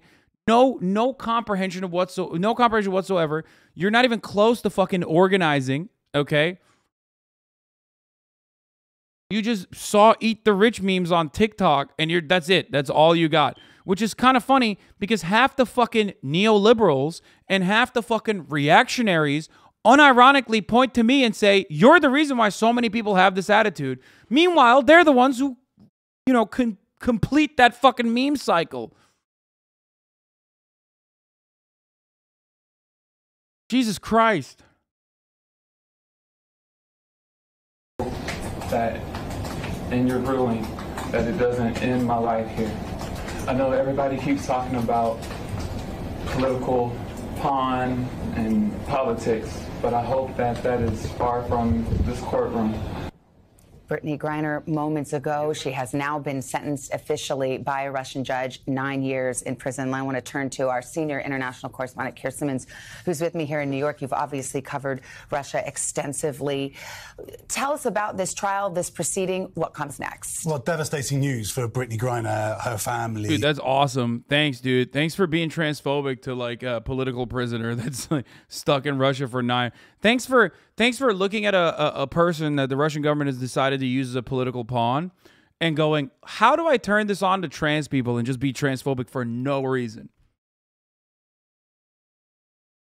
Motherfuckers see someone getting shot in the head and go, how can I make this about trans people real quick? It's also wild because again, no, she's not trans. The problem is Well, there's a lot of problems. But the issue is with turf brain is when you're fucking so obsessed with trans people, you start seeing shapes everywhere. Okay? You literally point to cis women and go, that's a trans woman.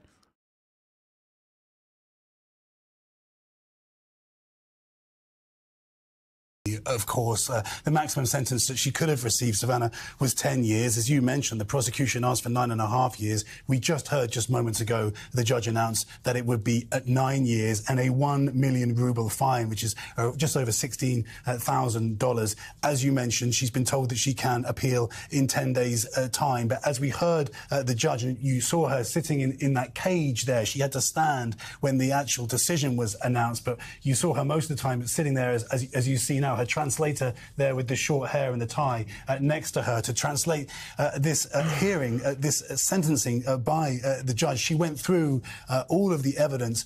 What she crucially said was that she would find Brittney Griner guilty of conscious smuggling and possession. Now, as you know, Brittney Griner had argued that it was a mistake, that this vape pen was in her luggage, that she didn't mean to bring it, that she understood it was illegal in Russia. Clearly what the judge here has decided. Like, it's like her medical cannabis too. It's her fucking medical cannabis. Like that she has. Oh, it's like a vape pen. One vape pen, chat. One vape pen, 9 years. You're fucking crazy. Anyone who thinks that this is anything but a political strategy applied by Russia to do a prisoner swap is out of their fucking minds. Probably thinks I'm not going to run the top of the hour ad break at 3. And they probably even think that they can avoid seeing the ads without subscribing for $5 or for free with the Twitch Prime by connecting your Amazon Prime account to their Twitch account to get an uninterrupted ad-free broadcasting experience. And I'm here to tell you that that's not the case. Okay? I'm here to tell you that at the top of the hour, there is a 6-second ad break. And if you no longer want to see those ads, you have to subscribe for $5 or for free with the Twitch Prime. Or, if you're lucky, get gifted a sub. Aloha from Maui. Thank you for the 5 gifted subs. Allowing 5 people to no longer see the ads. You know what I'm saying? Here's the 1 minute ad break now.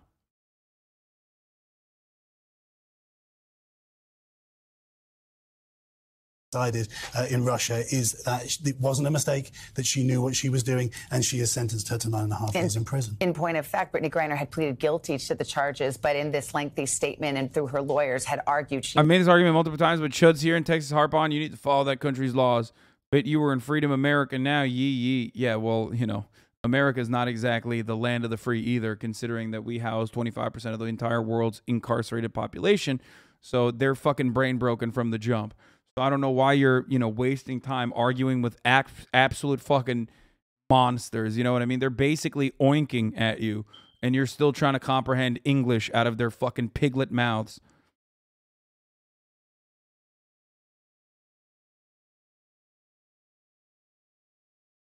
It's great. Evo1, thank you for the 5 get the subs.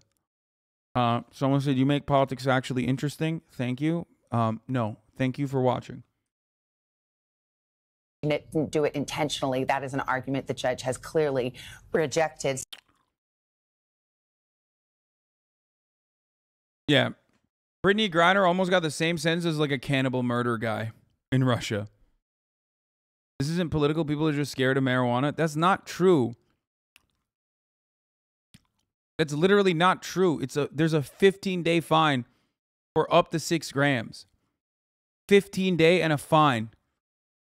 Shut the fuck up. Shut up. Shut up. Shut up. Shut up. Shut up. Shut up. Shut up.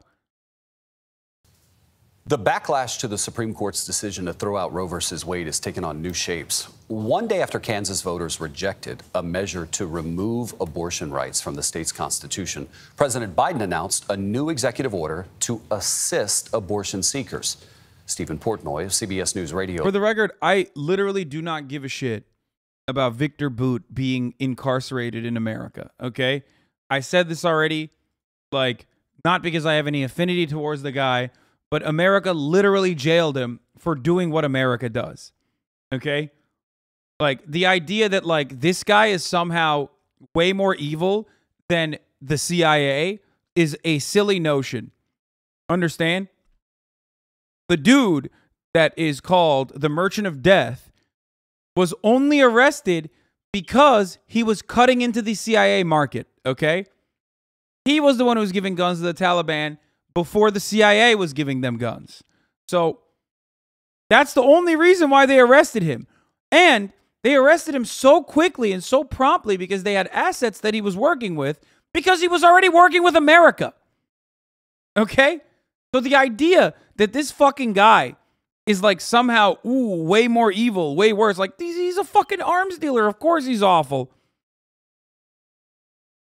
But this notion that he's like was arrested because he was arms dealing and that's somehow bad or wrong and totally different than what we do in America is ridiculous. They literally could not fucking, they were just mad that he was, they were mad that he was arming the Taliban while the CIA was also arming the Taliban. Where did the fucking Taliban get $50 million to purchase Victor Boot's arms? I wonder. I wonder. How did they figure out how to traffic opiates?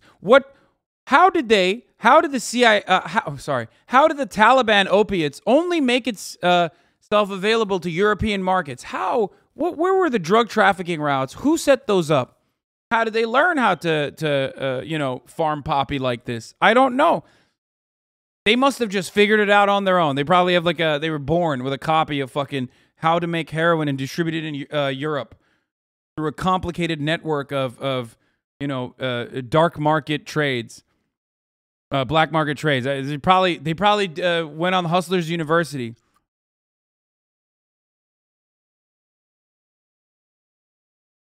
Yeah, they were like the Taliban. You know what I mean? Like living in the fucking Karengal Valley. They come out of the cave. They're like, I'm gonna be a top G. I'm a top boy. I'm a top G. You see this? Ahmed, you see this behind us, right? It's opiates.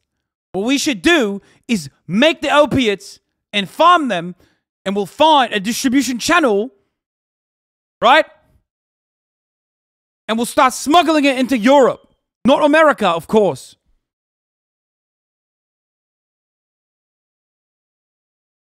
And then, Ahmed, you and I will get Bugattis. All these fucking brokies.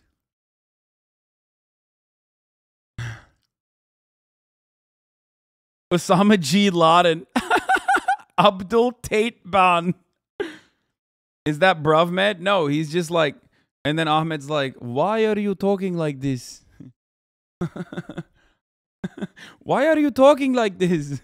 We grew up together. Like, because I started watching Bugatti University.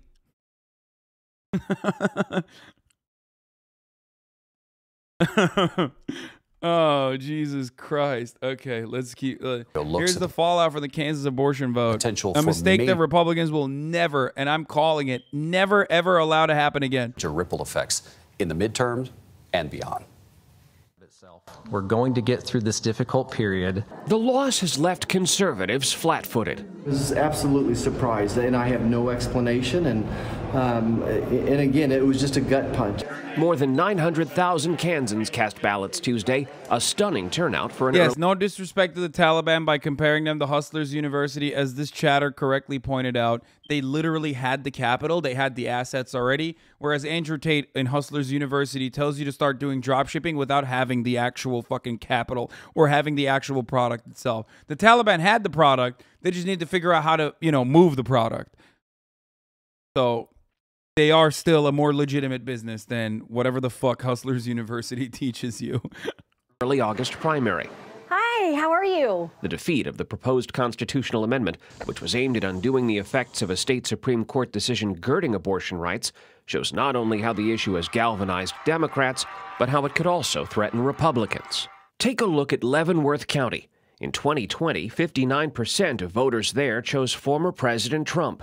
The same percentage voted no on Tuesday. And in Sedgwick County, the state's second most populous, 54% voted for Donald Trump, 58% voted against the amendment. To those of us who watch politics, that abortion is not as polarizing as really we think. Patrick Miller is a political science professor at the University of Kansas. Who thinks abortion is polarizing? The only people that think abortion is polarizing are people who are lying to you to try to get you to think that abortion is a polarizing subject. It's not. What do I always say? I always tell you, like, abortion is not up for debate. It's not a polarizing issue at all. It's just like mainstream media, for some fucking weird reason, legitimately spends an insane amount of time covering what, like, literal lobbyists have to say about abortion. Like, you know how the Republicans always talk about, you know, the abortion lobby or this lobby, that lobby, whatever the fuck, right? They're always talking about, like, big abortion or big trans. Like, they talk about how, you know, Jordan Peterson famously talked about how, like, doctors are making billions of dollars doing trans surgery, right? You know what's an actual fucking industry? Becoming an abortion advocate, becoming an anti-abortion advocate.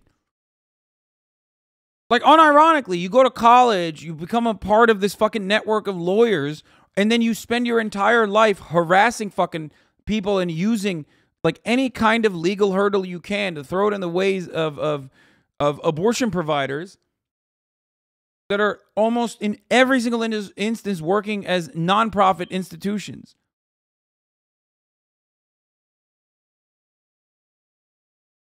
On this one issue where they were allowed the opportunity to vote on abortion, they did so and they expressed their preference. The latest CBS News poll shows women under 50 see abortion as their top issue heading into the midterms.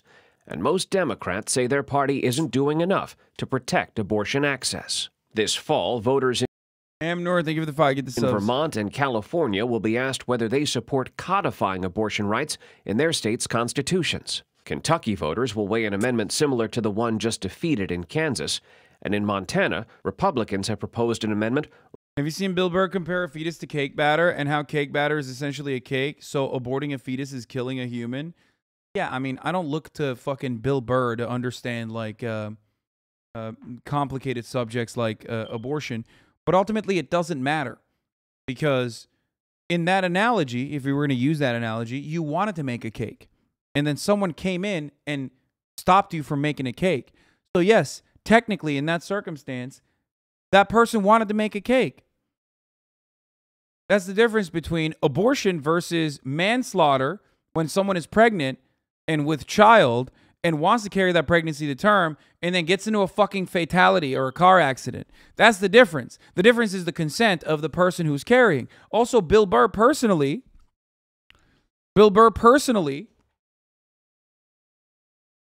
is pro-choice, so it doesn't even matter.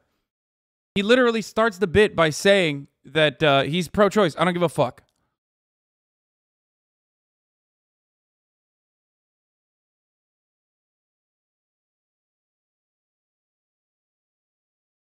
There's so many components to that argument that is, like, easily destroyable too. It's like women are not fucking ovens, you know what I mean? The oven is not attached to your body. Again, you want to make the cake, so that's different. Even if you fucking take the cake out of the oven, that's still not cake. It's batter at that point. Babies are not cake. Anyway,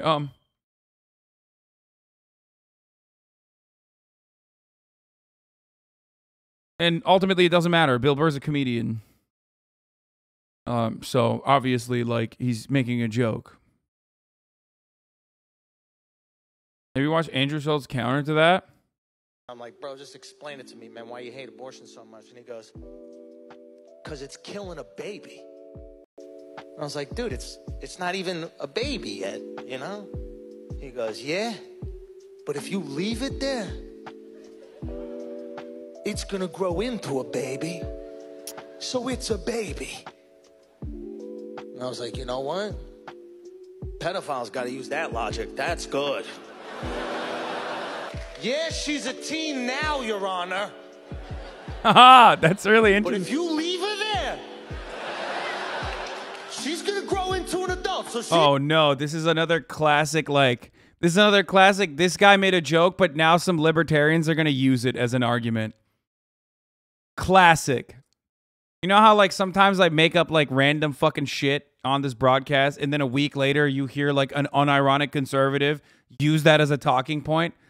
That's it. Once you throw that out there into space, it's done. You know what I mean? He's an adult. Am I a pedophile or pro-life? You decide. Abortion. Oh, man. Oh, brother.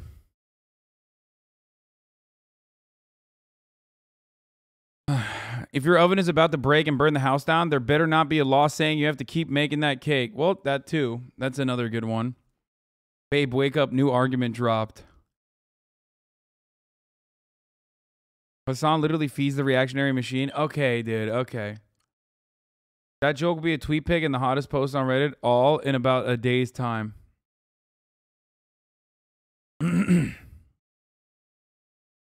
What about babies aren't cake? Explain this.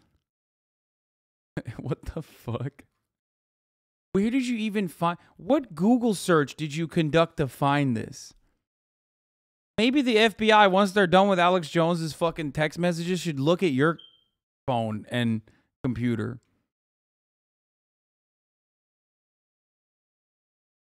It's a king cake?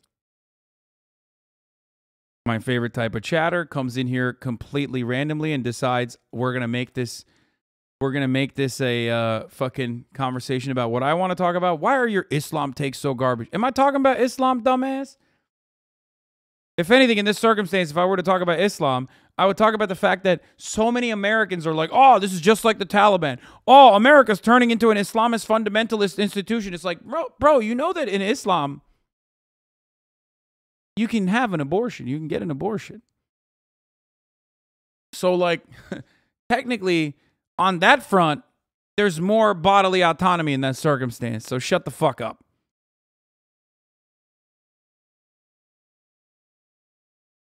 That's Rosca bread, you uncultured himbo. Okay, it derives from a Mexican thing where they hide a toy baby in a cake shaped like a ring, and they find the baby is supposed to bring good luck. That's crazy. Okay.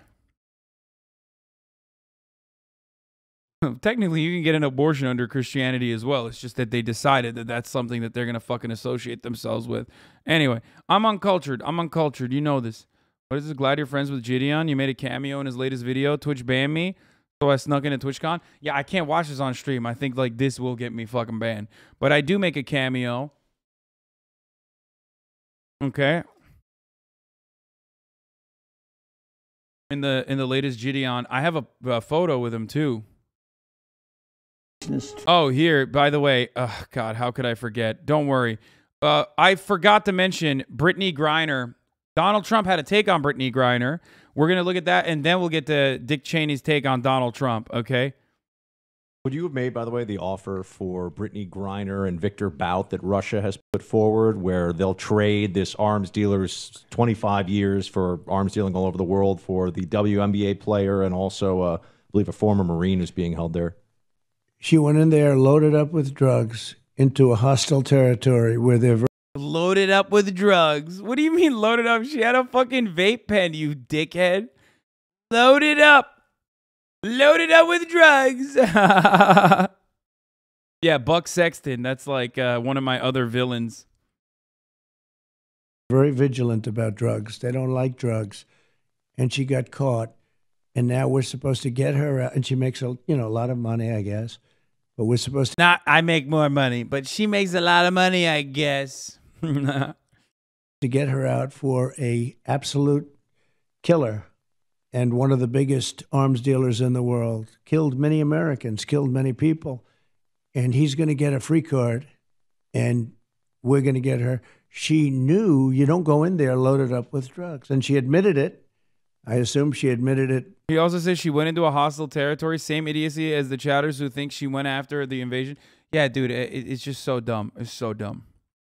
Without too much force, because it is what it is. And it certainly doesn't seem like a very good trade, does it?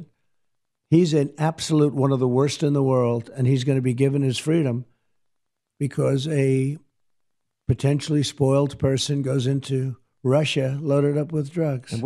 Loaded up with drugs. Bro, didn't he literally get A$AP Rocky out? Like, what the fuck?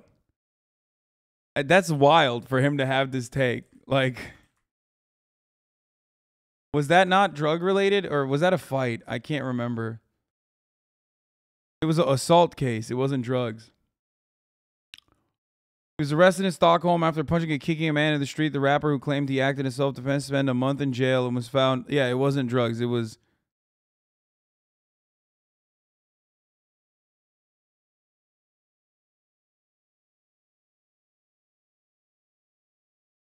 Is this the first time Trump admitted Russia is hostile? Bro.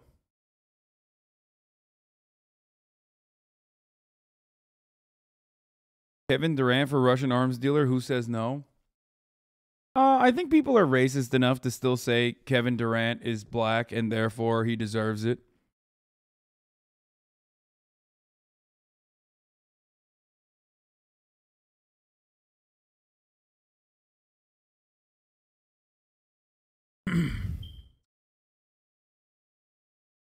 If he was president, I think he would have made a bigger stink about, like, you know, look how well.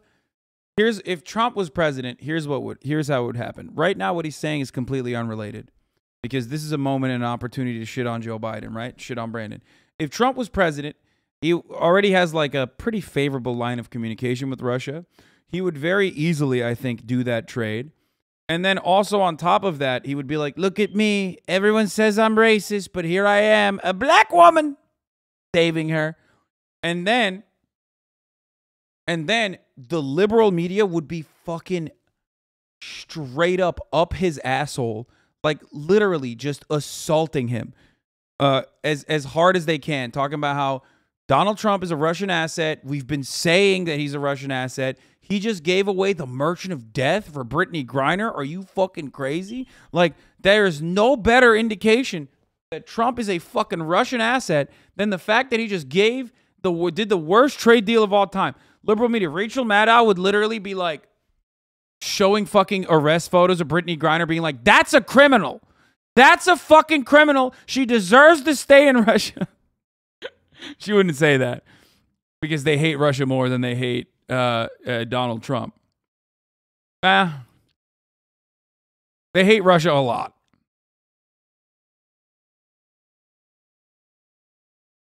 He would also go on about how she deserves it for bashing America and being pro-China. Oh, 100%. ASAP Rocky is definitely not pro-choice. Wait, what? Is that even true? I mean, completely unrelated. Why did you just say that? I mean, I don't give a shit if he is or not, but like... Anyway, speaking of... foreign policy and things getting complicated. Nancy Pelosi. That's right, folks. Nancy Pelosi. She's out there. She's in Taiwan. Now to breaking news overnight. China firing missiles near Taiwan. The exercises following Speaker Nancy Pelosi's trip there. Our forward correspondent, James Longman, is tracking the latest. Good morning, James. Yeah, good morning, Michael. Hours after Nancy Pelosi left Taiwan, China has for the first time launched massive military drills using live fire all around the island. Chinese state media showed these pictures. They show Beijing launching their Dongfeng missiles directly into waters east, northeast, and southwest of the island. Taiwanese. Bro, how are you going to fucking fire those after Nancy Pelosi's plane has landed? You know what I mean? Like, spare me. Spare me, okay? Oh, look at us. Like, oh, look at our fucking... You don't ride, okay? It's pathetic. You're a pussy. Hold this L. Top G, not a top G behavior, okay? Military is saying China launched 11 ballistic missiles in just a 2-hour period. Now, these are long-range weapons capable of traveling hundreds of miles, and it's thought these military drills are likely to last 3 days. Some flights are being cancelled. Commercial shipping has had to be rerouted, and we're hearing reports of cyber attacks inside Taiwan as well. Now, a Chinese spokeswoman has said the drills were in response to what she called collusion between the United States and Taiwan. Now, this is a self-governing democracy, but China claims it as part of its own. And Nancy Pelosi was the most senior U.S. official to visit since the late 1990s. Now, all this is concerning because it shows just how quickly China can launch these kinds of exercises, and it also demonstrates what China might do in the future if it... Why is he in London? Dude, what's happening? Are these guys just like going on vacation and then like the news will just be like, here, we're going to strap a camera to your face. Like, what? Why is he covering China from London? Is that the closest you could get to it? It's like CNN sending out the guy to fucking Budapest when Victor Orban is in Texas. Also, I don't know which one of the clones this one is. All the sexy war correspondent clones, you know what I mean? Were to launch military action by essentially causing a maritime blockade. Robin? All right, James, our thanks to you. Flights are canceled and... Did you just say he probably... Return now to... Did you just say he probably... Why do you know he just got married? Why do you know he just got married? Someone in the chat literally said he's probably in London because he just got married. Why do you know that? Also, explain how you can differentiate between him and all the other ones. Are you jealous, Hasan? No, I'm just like shocked that there are stands for anything, I guess.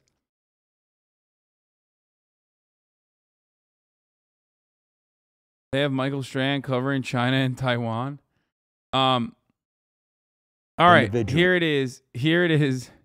Liz Cheney came out with an ad to shit on Donald Trump and decided to use the most evil man in contemporary American politics to shit on Donald Trump. Wonderful. In our nation's 246-year history, there has never been an individual who is a greater threat to our republic than Donald Trump. Motherfucker, you're worse. What do you mean? You're worse than Donald Trump, okay? He got 4 years. You had 8, so you were able to do more in that time than, you know, than Trump could in 4. But like you were literally worse. He tried to steal the last election using lies and violence to keep himself in power after the voters had rejected him. Bro, this guy said, Hasan, can you quickly explain why Cheney is bad?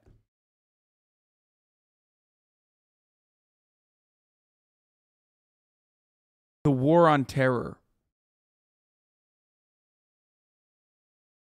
That's all I'm going to say. Just like millions of dead Muslim children. So that Halliburton could turn profit.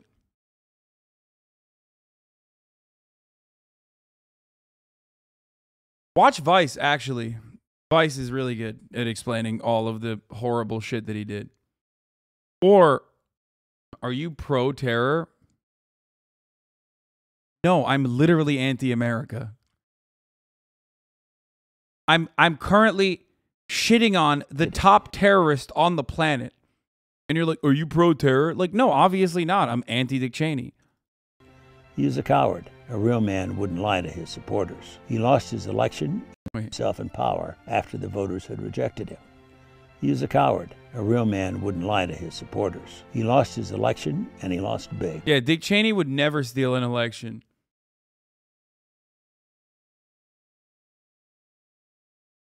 At least unsuccessfully. You know what I mean? Like, unsuccessfully, he would never steal an election. He's like, when I stole an election, I stole it to completion.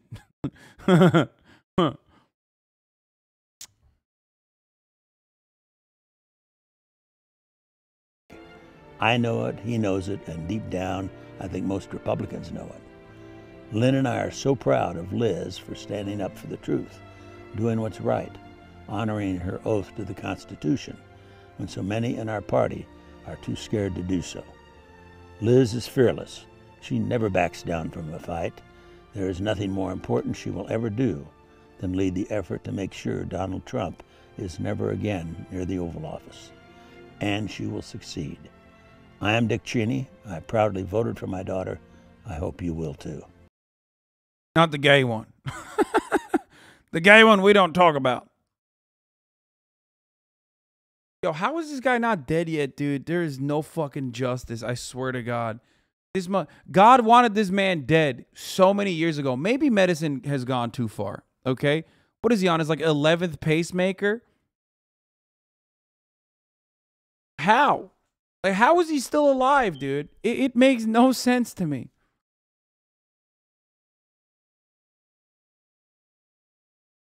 Whew.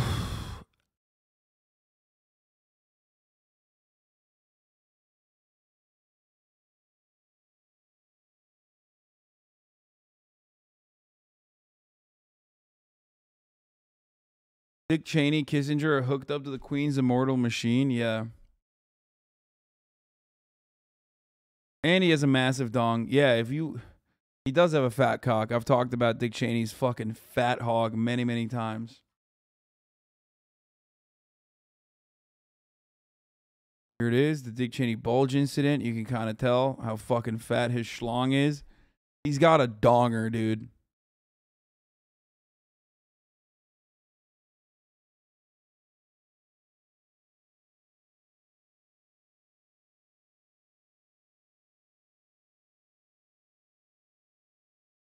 Bernie Schmeeded too, though. Schmeeded is such a funny way. No, they do call him Dick for that reason. No, in college, they used to call him Big Dick Cheney because he used to pose nude for the art students. Or at least that's the legend.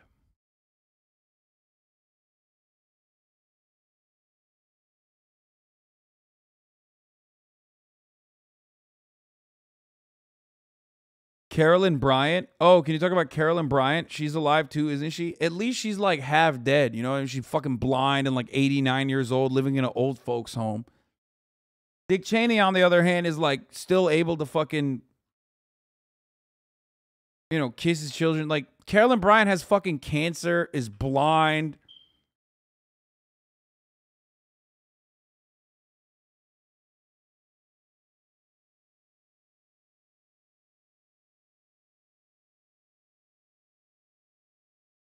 Stop making him seem cool, bro. Wait, what? Vice is a grade. Wait, what? I'm not fucking... Yo, this is an example of a chatter who is just abusing their fucking link privileges, okay? My man said, hey, take a look. This is Dick Cheney in the nude. Yeah, let me click on that, dude. You got some porn recs too? Chat was like, bro, check this link out. It's porn.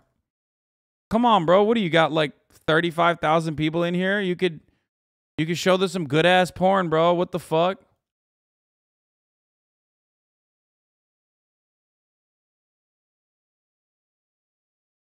You saying Top G made me an emote for it? Top G? We're not doing that. Yeah, remember when Big Dick Cheney signed a waterboarding kid? Still the same thing. Is it possible to sign my... Thank you. Find the space. Right here. Yeah. I got Netanyahu, Ariel Sharon. I got Demi Lovato. She's a brilliant singer. I just find her voice fantastic. Well, that's a first. That's the first time I've ever signed a used for water. Very valuable.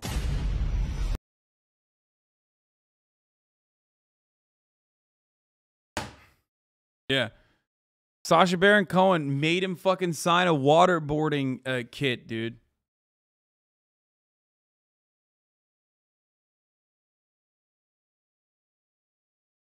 Such a great show. Super underrated. Oh, it was Costanza from Seinfeld, not an actual dick pic. Oh, my bad. Well, you can unban that guy, mods.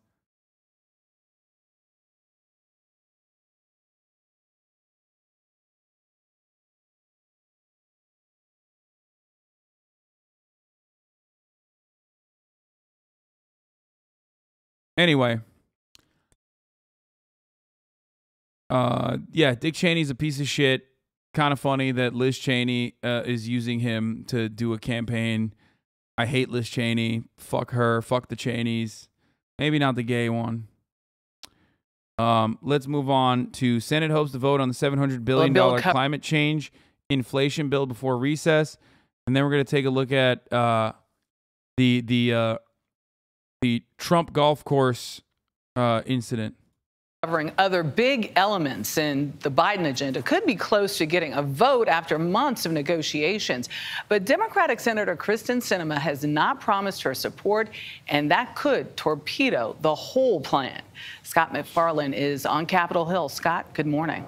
Michelle, good morning to you. After Joe Manchin struck a surprise deal last week, all eyes are now on another moderate Senate Democrat, Kyrsten Sinema of Arizona, who we've seen huddling through the week with her colleagues amid reports she's pushing back on one of the tax provisions in this bill, which would scale back an existing tax break for investment fund managers, some of whom have donated significantly to Sinema's campaign. She also wants to scale up money for drought programs. For the Biden administration and for congressional Democrats, this would be a big victory. Less than 100 days till the midterm elections. The bill has potentially popular tax breaks for people who buy energy-efficient appliances or fuel-efficient cars. Also, billions of dollars to extend some health care subsidies for the Affordable Care Act in an effort to lower some prescription drug costs and an effort to try to lower the whole. I tweeted about this earlier today, but the fact that Medicare price negotiations is still up for debate in this country is just yet another incredible example of how fucking morally bankrupt this government is, dude. I mean, Medicare price negotiations have been an Obama-era promise. Wild to me that the pharma cartel is such a stranglehold on our government that we're the only country where it's illegal for the government to negotiate prices when buying medicine in bulk, even for our elderly.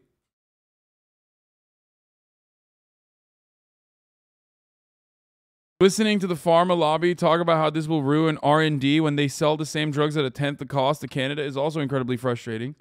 Not just Canada, though. I just use Canada as an example because it's so close in proximity.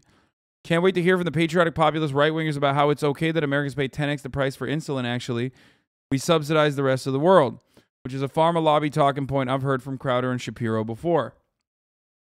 Old heads of the fucking show know that, you know, when Steven Crowder is not doing right-wing populism in the form of turning every incident into trans people existing in society, it is they love talking about how, you know, America should pay 10x.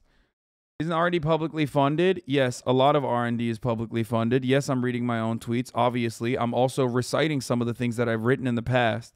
Time and time again. Hello, welcome to the HasanAbi broadcast. Of course, those are my tweets that I wrote, and they feature my opinions, which you are hearing in this broadcast. So,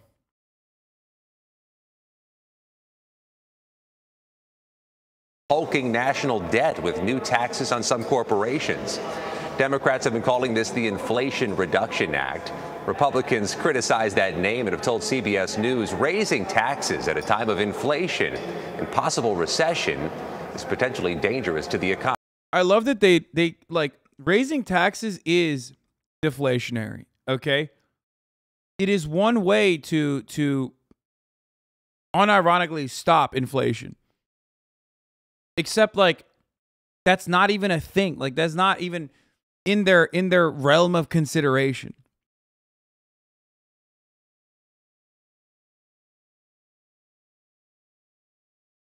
Economy. David.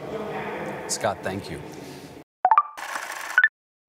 They think that the only way to fucking combat inflation is by stopping the money supply to poor people or as many people as possible, and not by fucking I don't know, tackling the other side, wealthier people.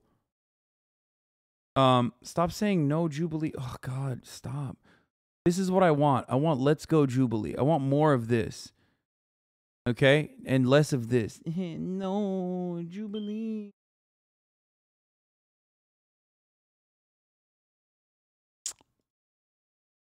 Phil Mickelson, the face of this new golf league being bankrolled by the Saudi government. $100 million. That's all it took for him to come here. What do you mean that's all it took? Brother, that's a lot of cookies. And I guess forget about that journalist that was chopped up by the Saudi government. Hey Phil, give us a wave. Let's go. Yeah. Yeah, give me a look. Yes, thumbs up. Thank you. All right. Last hour, Phil Mickelson teed off here at the 16th hole just behind me. Here's what happened. What did he do? Do it for the Saudi royal family. Come on, man. Come on, man. Shut the fuck up. Come on, man. One more time and we'll escort you out. Okay, I'm sorry. I'm so sorry. I am sorry. I'm very sorry. I'm very sorry. I'm sorry. I'm very sorry. Yeah, don't get in the way of these divorced men in their golf, okay? They'll fucking beat your ass, brother. The NC Platform Committee votes to reject Medicare for All despite overwhelming support from voters. This is from 2020. Chat, why are you sending this again? Why? Do you want me to, like... This is like when you have a bad breakup, okay? And you're just showing your pictures of your ex getting fucked or something, okay? I don't want to see that. Like... Why, you want me to see that, dude? Oh, look at photos of your ex-girlfriend with her new boyfriend who's so happy. They're so happy together. I know. Thanks, man.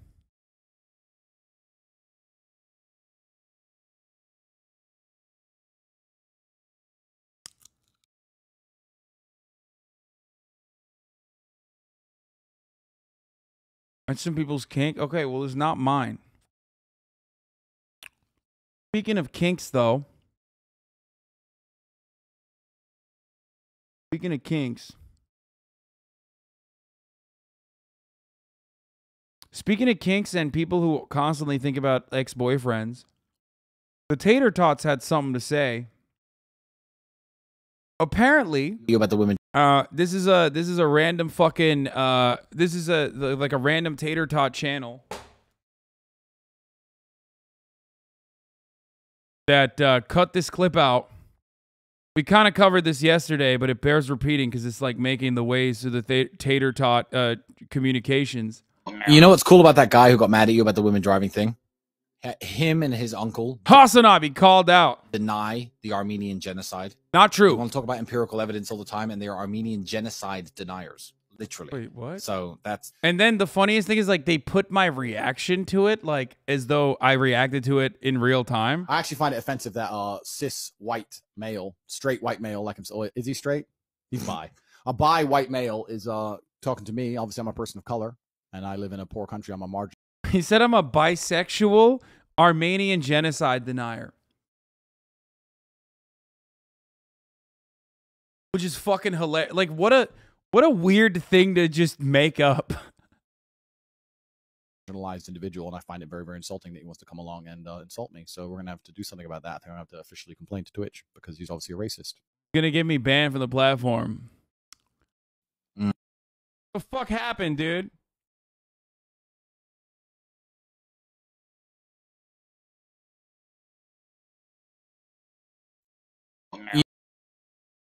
Put that in your bio? No, because so many motherfuckers say, one, I'm queer baiting.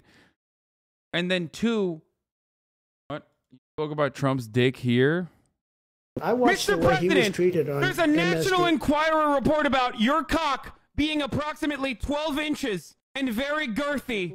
Can you please speak on the matter? There is no other piece of news that is important at the time right now.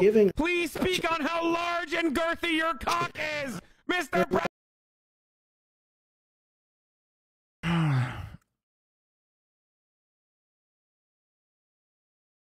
You probably said you're bi because you paint your nails. No, that's like, if your entire audience revolves around like insecure 14-year-old kids, this room could be then obviously like that's a diss to be like, oh, you're bisexual, you're gay. That's what it is. Here's 7 cool facts about this room could be one. Anyway.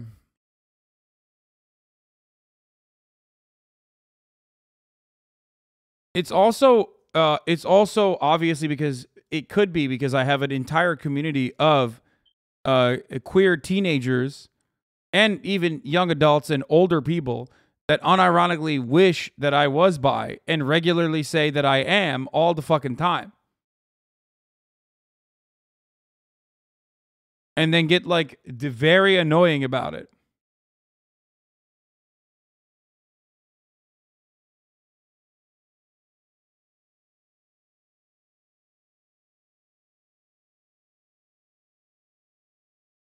Or the funniest thing that could happen is that he saw HasanAbi and thought it meant HasanAbi, like a bisexual, which is the funniest thing that could, I mean, I really do hope that that's what he thinks. That is pretty funny. Anyway, regardless though, Ayo, El Bobby Chulo, thank you for the 20 gifted.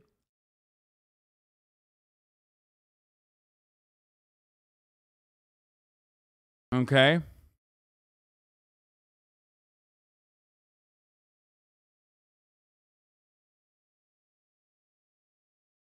Am I right to believe there's like 3 straight dudes here? Is it funny in my head canon? Yeah. I don't know. Okay. What we're gonna do? Oh, fuck the DeSantis story. I don't care. Oh, by the way, this is happening. Herschel Walker, the Republican Senate nominee from Georgia, said this week that he has accepted an invitation to debate his Democratic rival, Senator Raphael Warnock. This content is gonna be incredible, dude. Oh, I'm so excited for this. Unironically thought you were for a long time from watching VODs wherein you mentioned the clear phone case, cuff jeans, bi-seating, etc. Yeah, I think that's how I get away with being an LGBT foe all the time.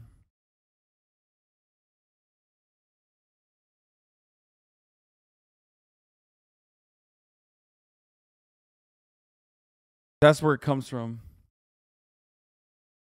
October, however, is so far, dude. Why can't they do it early? I don't want to wait that fucking long for my content. You know what I mean? I want it now. Is it ableist to debate someone with crippling CTE? I mean, yes, but also content. So I don't give a shit. Fuck yeah. Do not get in the way of this happening. Do not. I would like to see more opportunities for my main man, okay? I would like to see more opportunities for my main man, Herschel Walker, to go out and say stuff. Just say it.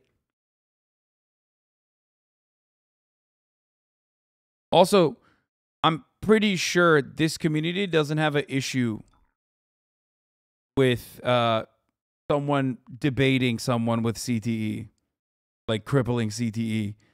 Otherwise, you would be incredibly hypocritical considering what I did like last week. So...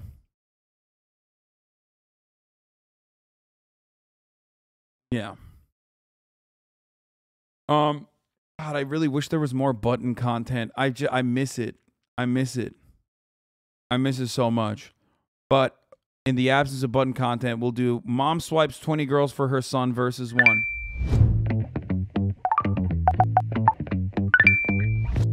So how are we feeling today? Excited. I'm like kind of nervous for some reason. First I'm not, but now He make me. My name's Brian. I'm 25. I'm a photographer and videographer here in LA. This is my beautiful mom. I'm Cindy. I'm a nail salon owner. I'm very happy to come today for the show. And hopefully I picked one, make Brian happy. Mom, what are you going to be looking for today in the girls? Kind, first, and very nice, and being positive in life. Beautiful, come in and out. I think I trust her, yeah. Oh, man. Pearl Snap ATX, thank you for the 5 gifted. Oh, hi, Sadie. Thank you for the 5 gifted. Brian's mom will swipe left or right for 20 potential matches for him that he also swiped on. Uh-oh.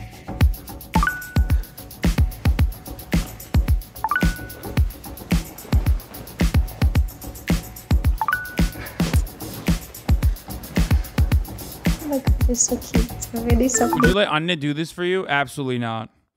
Also, I feel like her pics would not be good. I'm gonna be honest. Like, I just don't think, I do not think my mom would choose a good fit or a candidate for me that fits my interests and needs.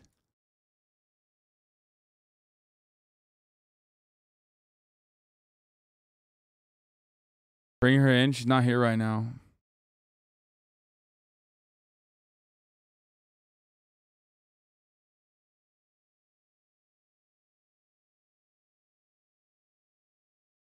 Bro, would you guys think that like your moms would have good choices in this situation? I don't think so.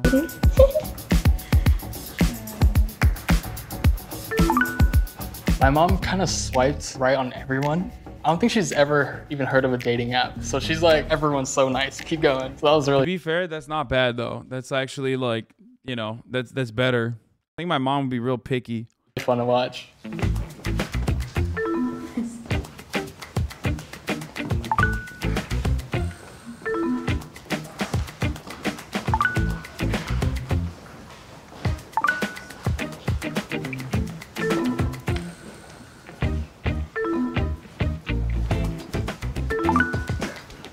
What?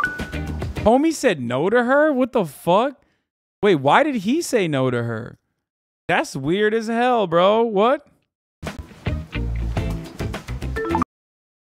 What?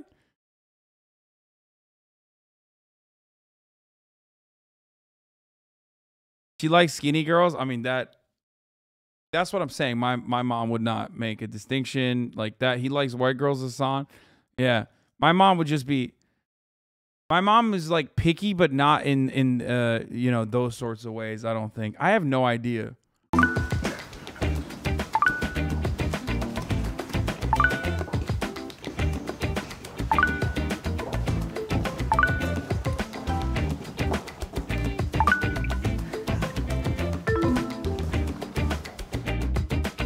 Mommy heckled. Jesus Christ. Do you think your mom wants to see you end up with a Muslim girl? Fuck no. No, she doesn't care about that. A lot of people up there. Hello, come on. Okay, but only one. I have to pick the final. Yeah, good luck.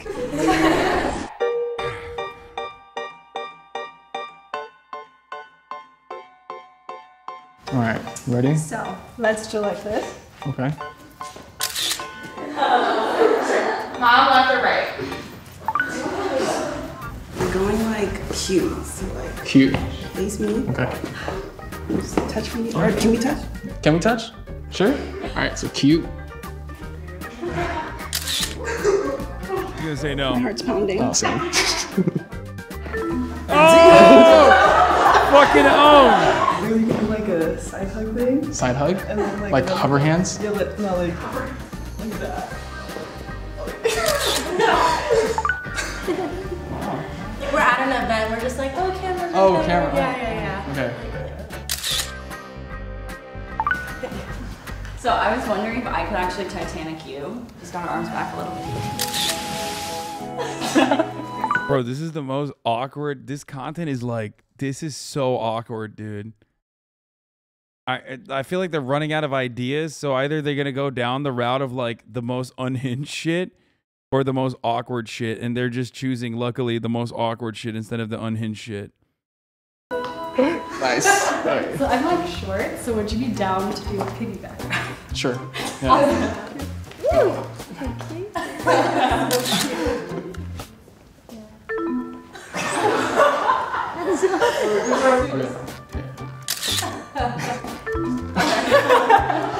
Like a dinner and cheersing. Okay. Cheers. Are we going through like a film flow? 1, 2. She's not going to like it. Too much. There's too much energy. There's too much energy. She put too much energy into it. Exactly. There we go. Oh. So I kind of figured we would just skip ahead a little bit. Okay. Could you get down on one knee? No. That's a no. She's going to hit him with a no. Too much. No. Yes. Oh, what the fuck? She said yes to that? That's crazy. That's crazy. That's crazy. That's madness. That's multiverse of madness, dude. 3, 2, 1. I don't know. Okay. She's cute. Maybe we could do something to look like sidekicks. You'd be like the hero? Okay. I'd be the sidekick. Seems high. Okay. All right. She didn't like that. Oh! I was wrong. I thought she was gonna be. Bro, this is the least choosy mom of all time. Good job, Mom. I tried my best. Hi. I'm Charlotte. Nice to meet you. Nice to meet you. My name is Kirsten. I'm super nervous. She's friendly. It's okay. How are you doing? I'm good, thank you.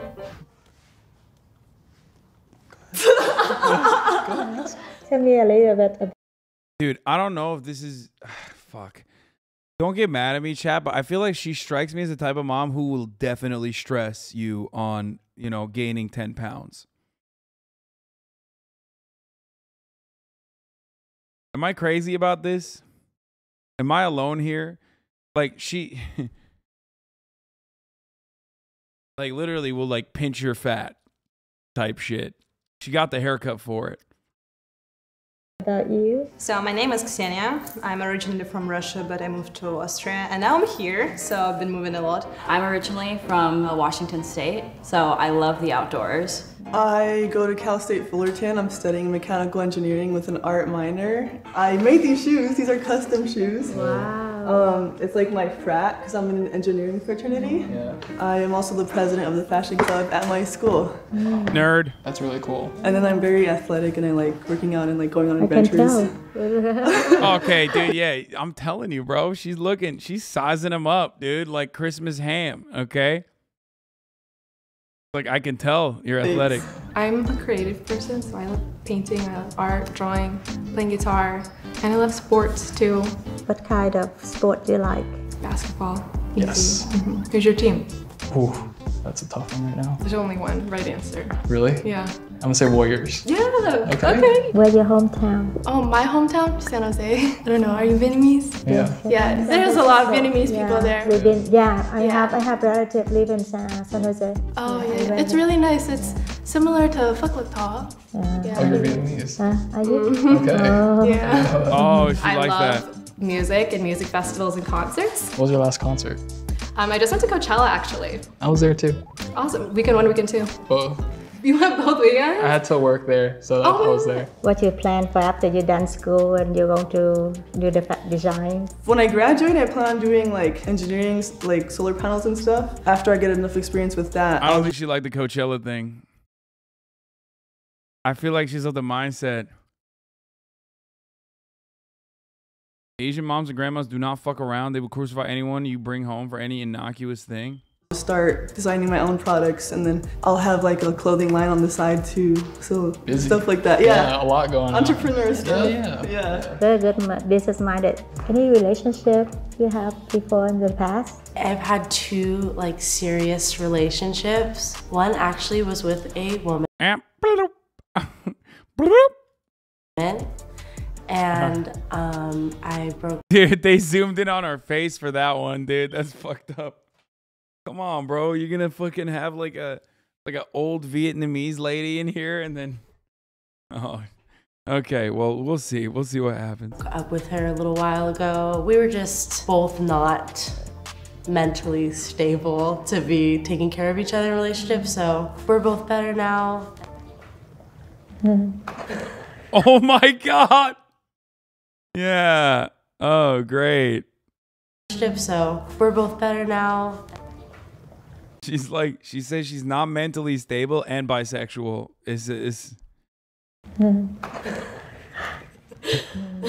Oh my God. Are you uncomfortable? No. No, I'm good not. to know. I'm just ready for her to ask very nice to tell me about that. Honestly.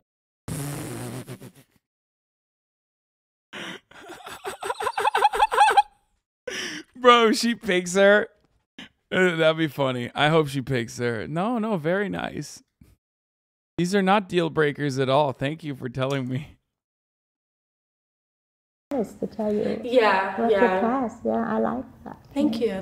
Yeah, I like to be honest. Yeah, That's important. Yeah. Are you ready to date? Who? Oh my God, bro. She is zooted. And like, not, okay. In general. Yeah, that was like, that sounded crazy. Not like that. I mean, yeah, if someone is, if someone worthy enters the scenario, which they haven't, but we'll see. Oh Oh my God, dude. Like, is she? I don't understand. She is zooted as fuck. I feel like what happens? Like, do you not know what you're signing up for? I feel like she does not want to be there.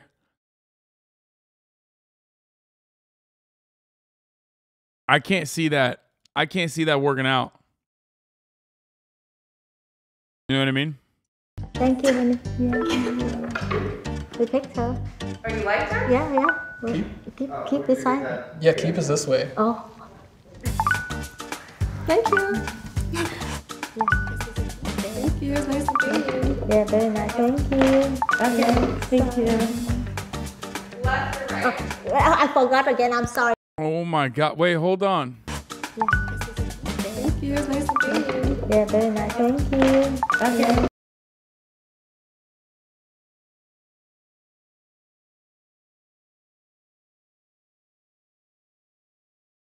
She's not saved. She meant to swipe right on her, bro. She's not saved, dude. Thank you.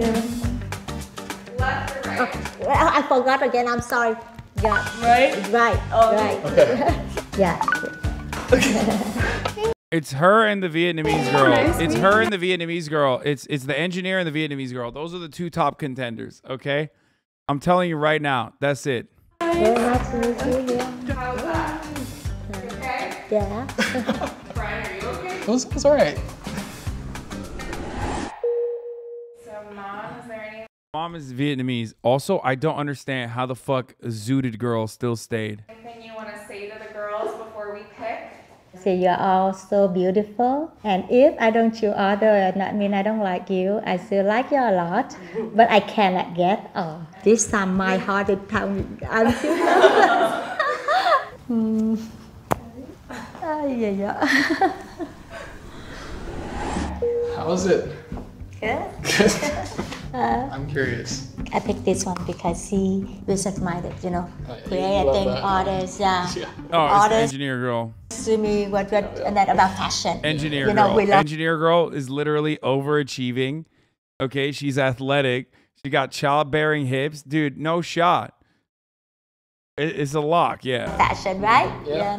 That's why. She always said, like, if she had a daughter, she would take her shopping nonstop because she loves. Stop saying huh. You know what I mean. Like, I'm speaking from her voice, okay? Like, shut the fuck up. Shut the fuck up. You are gonna make me fucking delete the huh emote every fucking time. Every time, chat. God damn, dude.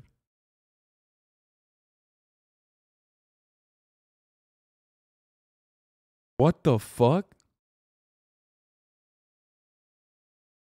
Bro, what just happened? Chatterino just shut off on its own. Nuke so fat it crashed Chatterino? That was crazy. That was fucking wild.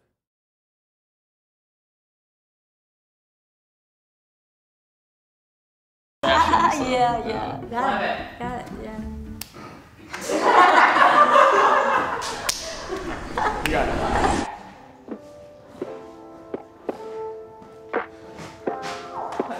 Hi. Hi.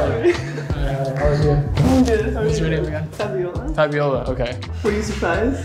I had like no idea. So it's like, this is awesome. Cool. Great pick. Yeah, for sure. Do you like it? Like, do you like I mean, I think I picked the one I like more than he likes. She understood the assignment. My son. But I have to. Oh my God. Hi, babe. Family hug. I'm happy. Family hug. She said fashion and business, and I saw my mom like lit up. But she's great. She seems really cool. Is she who you would have selected for yourself after today? Probably not. She went with the STEM Lord. STEM Lords rise up. But I'm open to anything. She's super creative. I'm super creative too. I'd love to chat, see where it goes. He's not into her. So. You said you like to shop? He's not into her. She might be too tall. Yeah, I don't think that was what was going down. Body language experts break down how appearances Whether we're affect success. looking at the Maori warriors or we look at cultures. Holy fuck, that video just dropped us right into it. That dye their hair or they wear their hair in some special way. All cultures. Yeah, we're going with, hey, listen. We're going to, after this, we're going to watch Bald, okay? Bald apparently caused an international incident. We're going to see what the fuck she was doing. Okay? You never seen a haka? No, of course I have. What? Fixate on appearance. The ornate nature of how we attend to our bodies is a use of energy and time, which obviously has importance. Bald and Bankrupt got arrested in Kazakhstan and caused an international incident, apparently. Okay, that's what we're going to watch after this.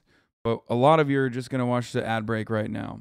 Unless a lot of you have already subscribed, because at the top of the hour, there's a 6-second ad break. If you no longer want to see those ads, all you need to do is subscribe for $5 or for free for the Twitch Prime. By connecting your Amazon Prime account to your Twitch account, you get 1 free Prime subscription a month. Or,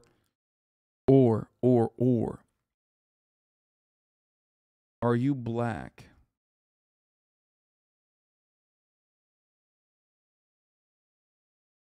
Why do we have so many weirdos in here? Where's CPAC, bro? CPAC was mid. We didn't see anything today.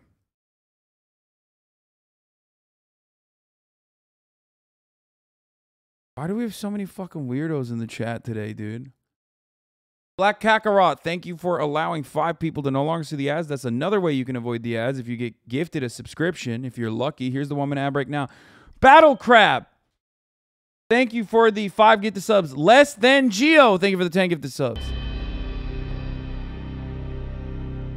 The question that I'm often asked Blue is, Shrimpy. Well, what should I wear? You, Mr. Navarro, you're always wearing a suit. I'm comfortable wearing a suit, but in many places now, rarely is that the case. Ray Donnell, thank you for the 10 gifted. Go into a town in the United States and possibly not see one person wearing a suit, but I can tell you that from every study that's ever been done, we prefer people that are well-groomed and well-dressed. Booty Meat Slayer, missed opportunity for black dick joke, lol. Yeah, dude, totally. Like, yeah, like I'm saying, dude, there's a lot of fucking weirdos in the chat today. What is happening?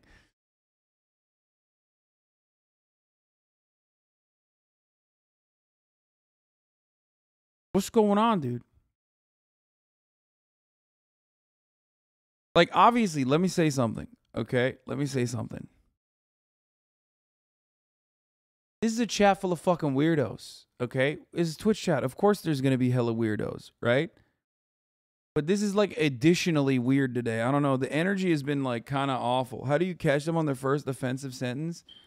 Because I got fucking sniper accuracy. In the Getting the TikTok fans you wanted? No, I don't think this is the TikTok. In the 80s, you had women with these very padded shoulders, men with padded shoulders. You had the big hair. You had a lot of blue lining of the eyes. Power clothing has always been with us. You could not go into Queen Isabella's court unless you were wearing certain attire. The same thing in the court of Versailles. A few months ago, I was at a studio in California, and no one there was wearing a suit. Everybody was in jeans. But think about it. What happens during the Golden Globes? What happens during the Academy Awards? All of a sudden, you don't see anybody in jeans. You see some really elaborate attire. Why are they doing that? Because we are drawn to this. We expect this. It communicates something. Just because we dress down to sit around in the office doesn't mean it's always appropriate. The fact that we see people dressing up for these events, that we see them dressing up to go out, what it indicates is that this is part of our heritage and it has meaning and significance. Back in the time of Pericles, what did the winners of the Olympics wear? They wore a wreath around their head.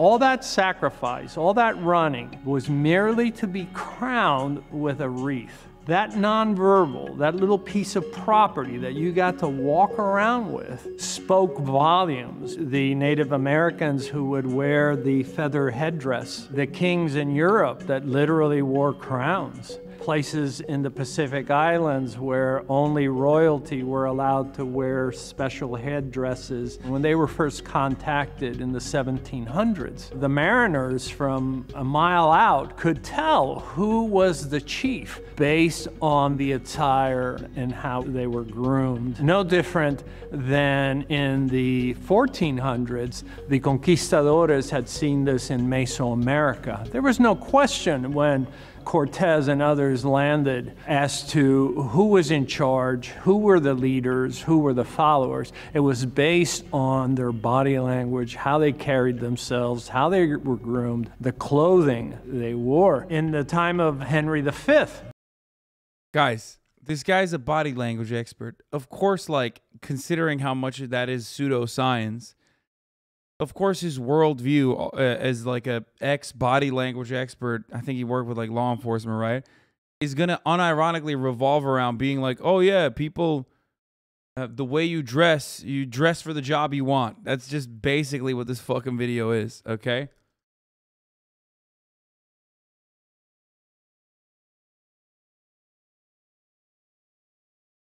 All right, I'm going to skip this because chat's just fucking wilding out. Authorities in Kazakhstan seized a British YouTube personality. Good morning from Kazakhstan. Now, since our adventurizing began, we've seen all kinds of examples of Soviet architecture, Soviet design. We've seen mosaics and bus stations and strange military craft. However, all of those things pale into insignificance with what I'm going to attempt to show you in this film. And that is the very peak of Soviet engineering, a Soviet space shuttle. Yes, this dude has a creepy past, okay? He's done some weird shit, please. Me as I begin now, what will be... Oh my God. The moment that the chat gets so cancerous when they score a dub. Like, chat brought up that the video was boring and I skipped it. Now they're gonna now they're like, oh, we got it. We got a dub. Now we're gonna continue dictating the content. I will end the stream if you keep doing this. I'm gonna let you know. Because this is not a war you can wage. I will always win. I will just literally fucking end the stream.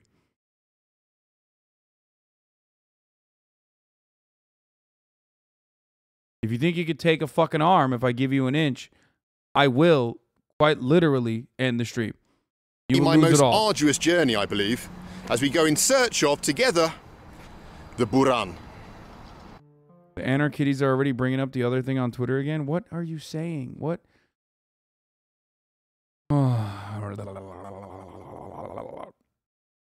The streamer version of I'm gonna turn this car around? Yeah, 100%. In the 1970s, the only thing that stops me from ending the stream is I know that there are like freaks like this guy in here that want me to end it, and I will not end it specifically out of like the anger and resentment that I feel towards some of my most deranged, frustrated idiots in the chat.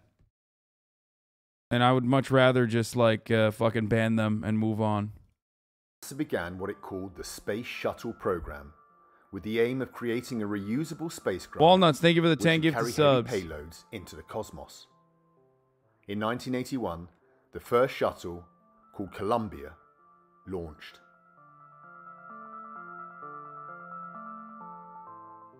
This event, however, set alarm bells ringing in the Soviet High Command. The space shuttle could carry heavy payloads into orbit, which the Soviets believed could mean the weaponization of the cosmos, which would leave the USSR vulnerable to attack. And so under Brezhnev, the Soviets began developing their own reusable spacecraft, which they called Buran, or in English, Blizzard.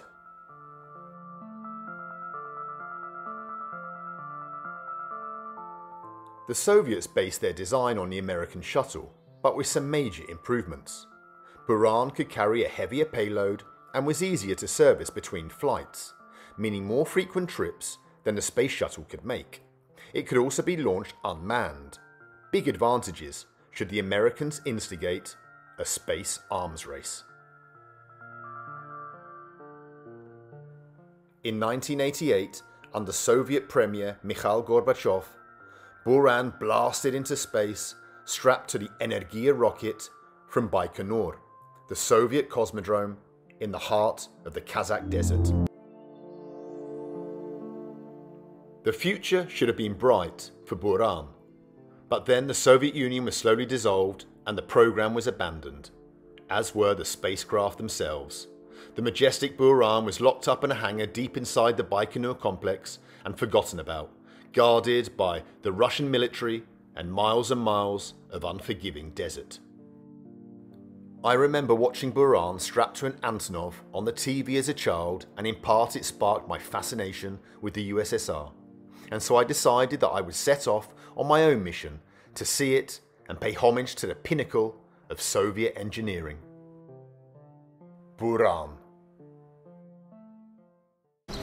This is the only reason why we watch Bald, okay? Because he is a Russophile, a Soviet boo, and you know.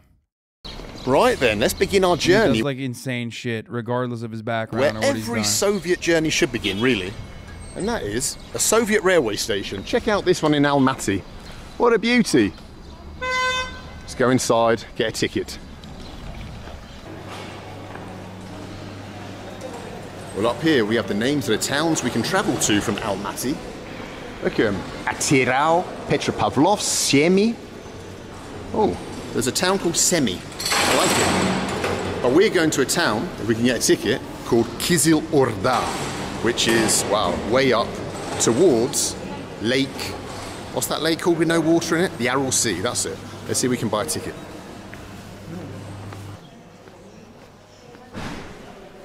Wow, look, we're a minute into our journey and already we found our first mosaic. Check out the mosaic, all the Kazakh people up here. See it? Wow. Скажите мне, пожалуйста, да, Кизил Орда, когда следующее? Да, ближайший поезд. Kizil Orda, Coupe. Right then, we got our ticket. 20 quid for a 24-hour journey with a bed. Southern Rail, buck your ideas up. That's a real price.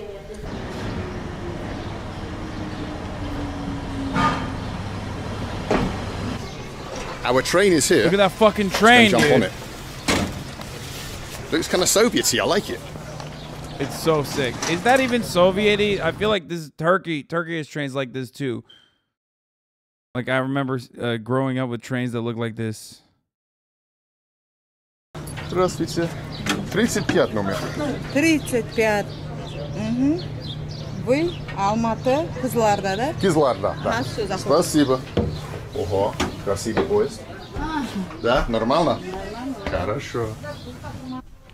Well, not very Soviet at all, is it, the old coupe? A bit disappointingly. I bet they've got the bloody aircon blasting for the next 24 hours. I'll be sick as hell when I get there. Hopefully, most importantly, no one snores.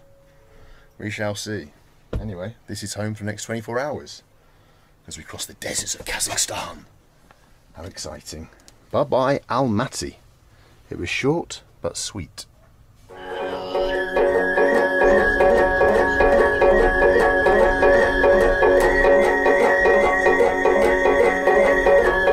Dude, 24-hour train journey is what a treat. What a fucking decadent experience, dude.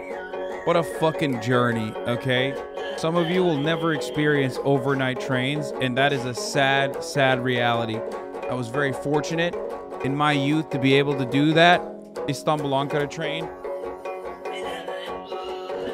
Fucking dope. Whoa. We've jumped off the train in the town of Shu. Shu is a... Hello. How are you? That was a lady from Shu. Oh, and there's a gentleman from Shu. Wow. Shu is the friendliest town in Kazakhstan. I'm saying it early. It's not going to get any friendlier than this. Wow, right. Let's get some doshirak. What does he have a shamak? Does anybody know the tea on that? I'm hoping to find someone with a pram that sells doshirak. because I've never bought doshirak from a pram before. Let's do it. Oh. Or kefir. He bought it in Syria, but like, why is he wearing it? Спасибо вам большое. Хорошо, спасибо. О, ваши плов? Давайте плов, пожалуйста, тоже. Вау. Нет, спасибо. Вау. Да, полный, давайте. Я голодный. О, я покажу, мои друзья, как Казахстан. Вы будете известны. Ну ладно, не нужен, ну ладно. Wow, we've got everything we need. Купили. Когда сказали, что нету ресторана, я боюсь. Я думаю, что я буду голодный до Кызылорда. Но я не думал про бабушки здесь. Ben de dedim Все Türkler. продаются. Bro, what is that? Rice in a bag? Неплохо. Нормально.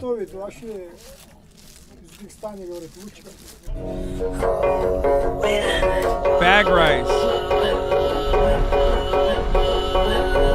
I bet that shit is dope.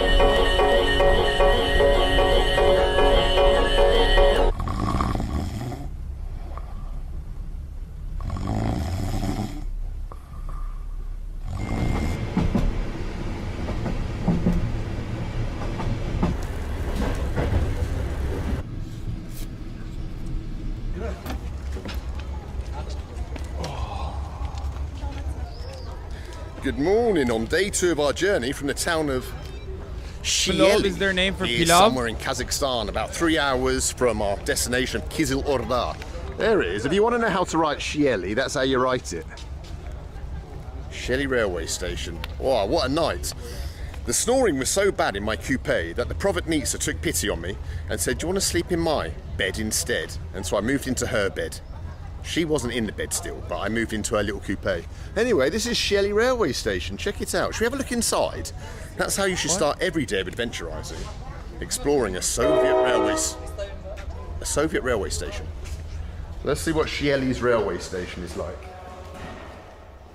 Wow. Is there a cultural Very overlap pink. between Kazakhstan and Turkey? I mean, it's a Turkic Not much country. happening.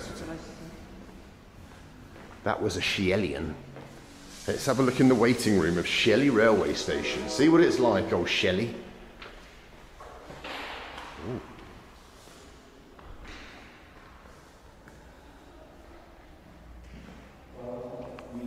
Well, yeah, not the most interesting. Not the most interesting. But we got to see a Soviet railway station. All the Istan countries are Turkic.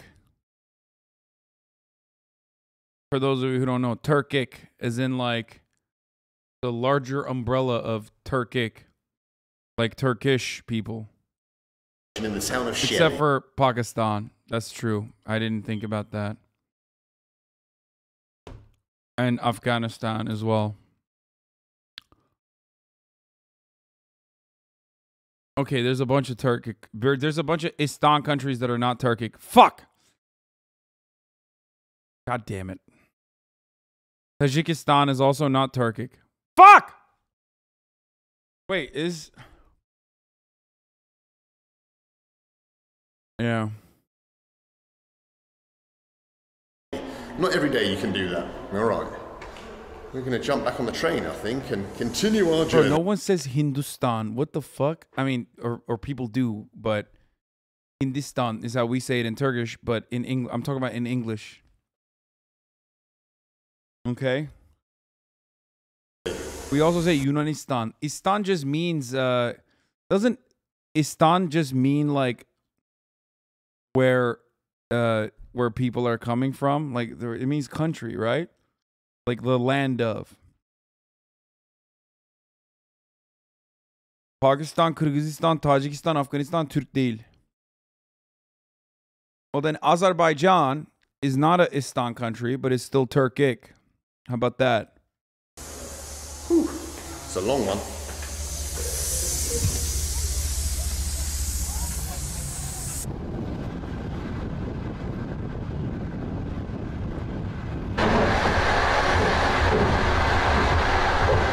Well, as much as 24 hours on this train has been a bit of an endurance test, is nothing compared to what I've got to do in just a few hours from now, when I'm going to have to walk for 30 kilometers through exactly the same kind of territory that you can see outside this window. How is he going to do this? I better take some water with me.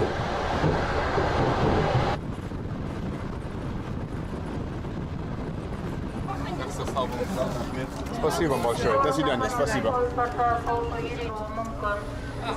24 hours later, we've made it in Kizil Orda. I wish that was the end of the journey, but we've got ages to go. Oh, what a welcome to old Kizil Orda. Nice bit of Soviet art there. And here we go, through the gates. The gates of Kizil Orda. What wonders await us? Hopefully some transport. Well, I see some buses just outside the railway. Can you keep it down? I see some buses just outside the railway station. Let's see if we can get... 1 second.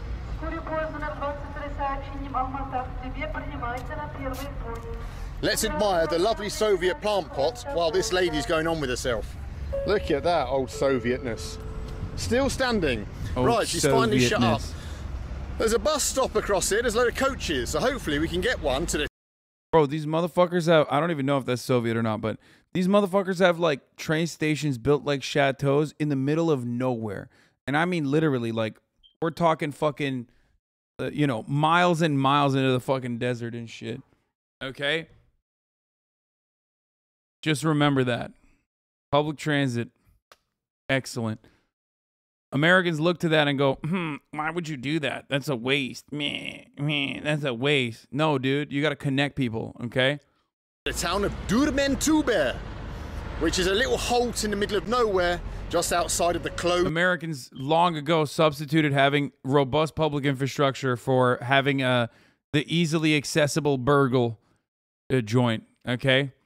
That looks exactly like all the other burgle joints that you can drive to in your fucking shitty-ass car. Town of Baikonur, where we can't enter.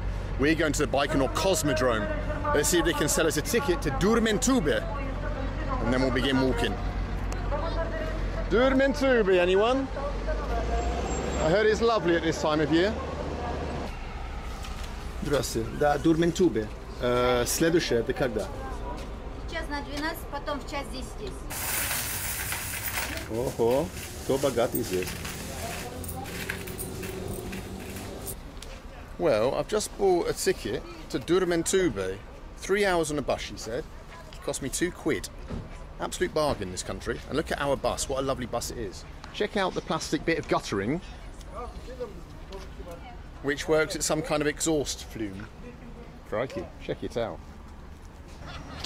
Anyway, that was Kizil Orda.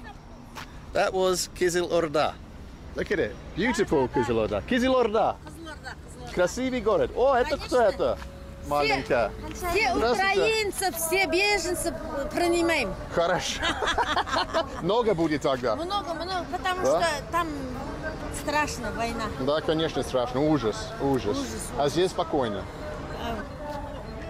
Did you hear that? Ukrainian refugee. She said you can come to Kizil Orda if you want to. Is that why he caused the international incident? What the fuck? It's not that bad. I mean, I think you're better off staying in Europe, but if you want to, it's the kind of town you can bald. come What the fuck? to.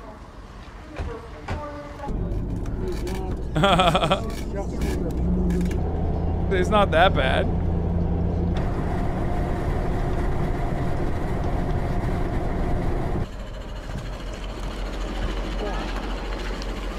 Five-minute stop in the middle of nowhere. I'm looking out the window and I'm just seeing nothing but desert and scrubland. I'm thinking to myself, flipping heck, 30 kilometers through... No, don't say it looks like Arizona, honestly, dude. Don't disrespect beautiful Kazakhstan by comparing it to hell on earth, Arizona, okay? Technically, all you need to do is just slap a bunch of fucking gray architecture everywhere with the same mall complexes over and over again, 10 times over, with like a Chili's next to an Applebee's, next to a... You're getting cooked on Twitter.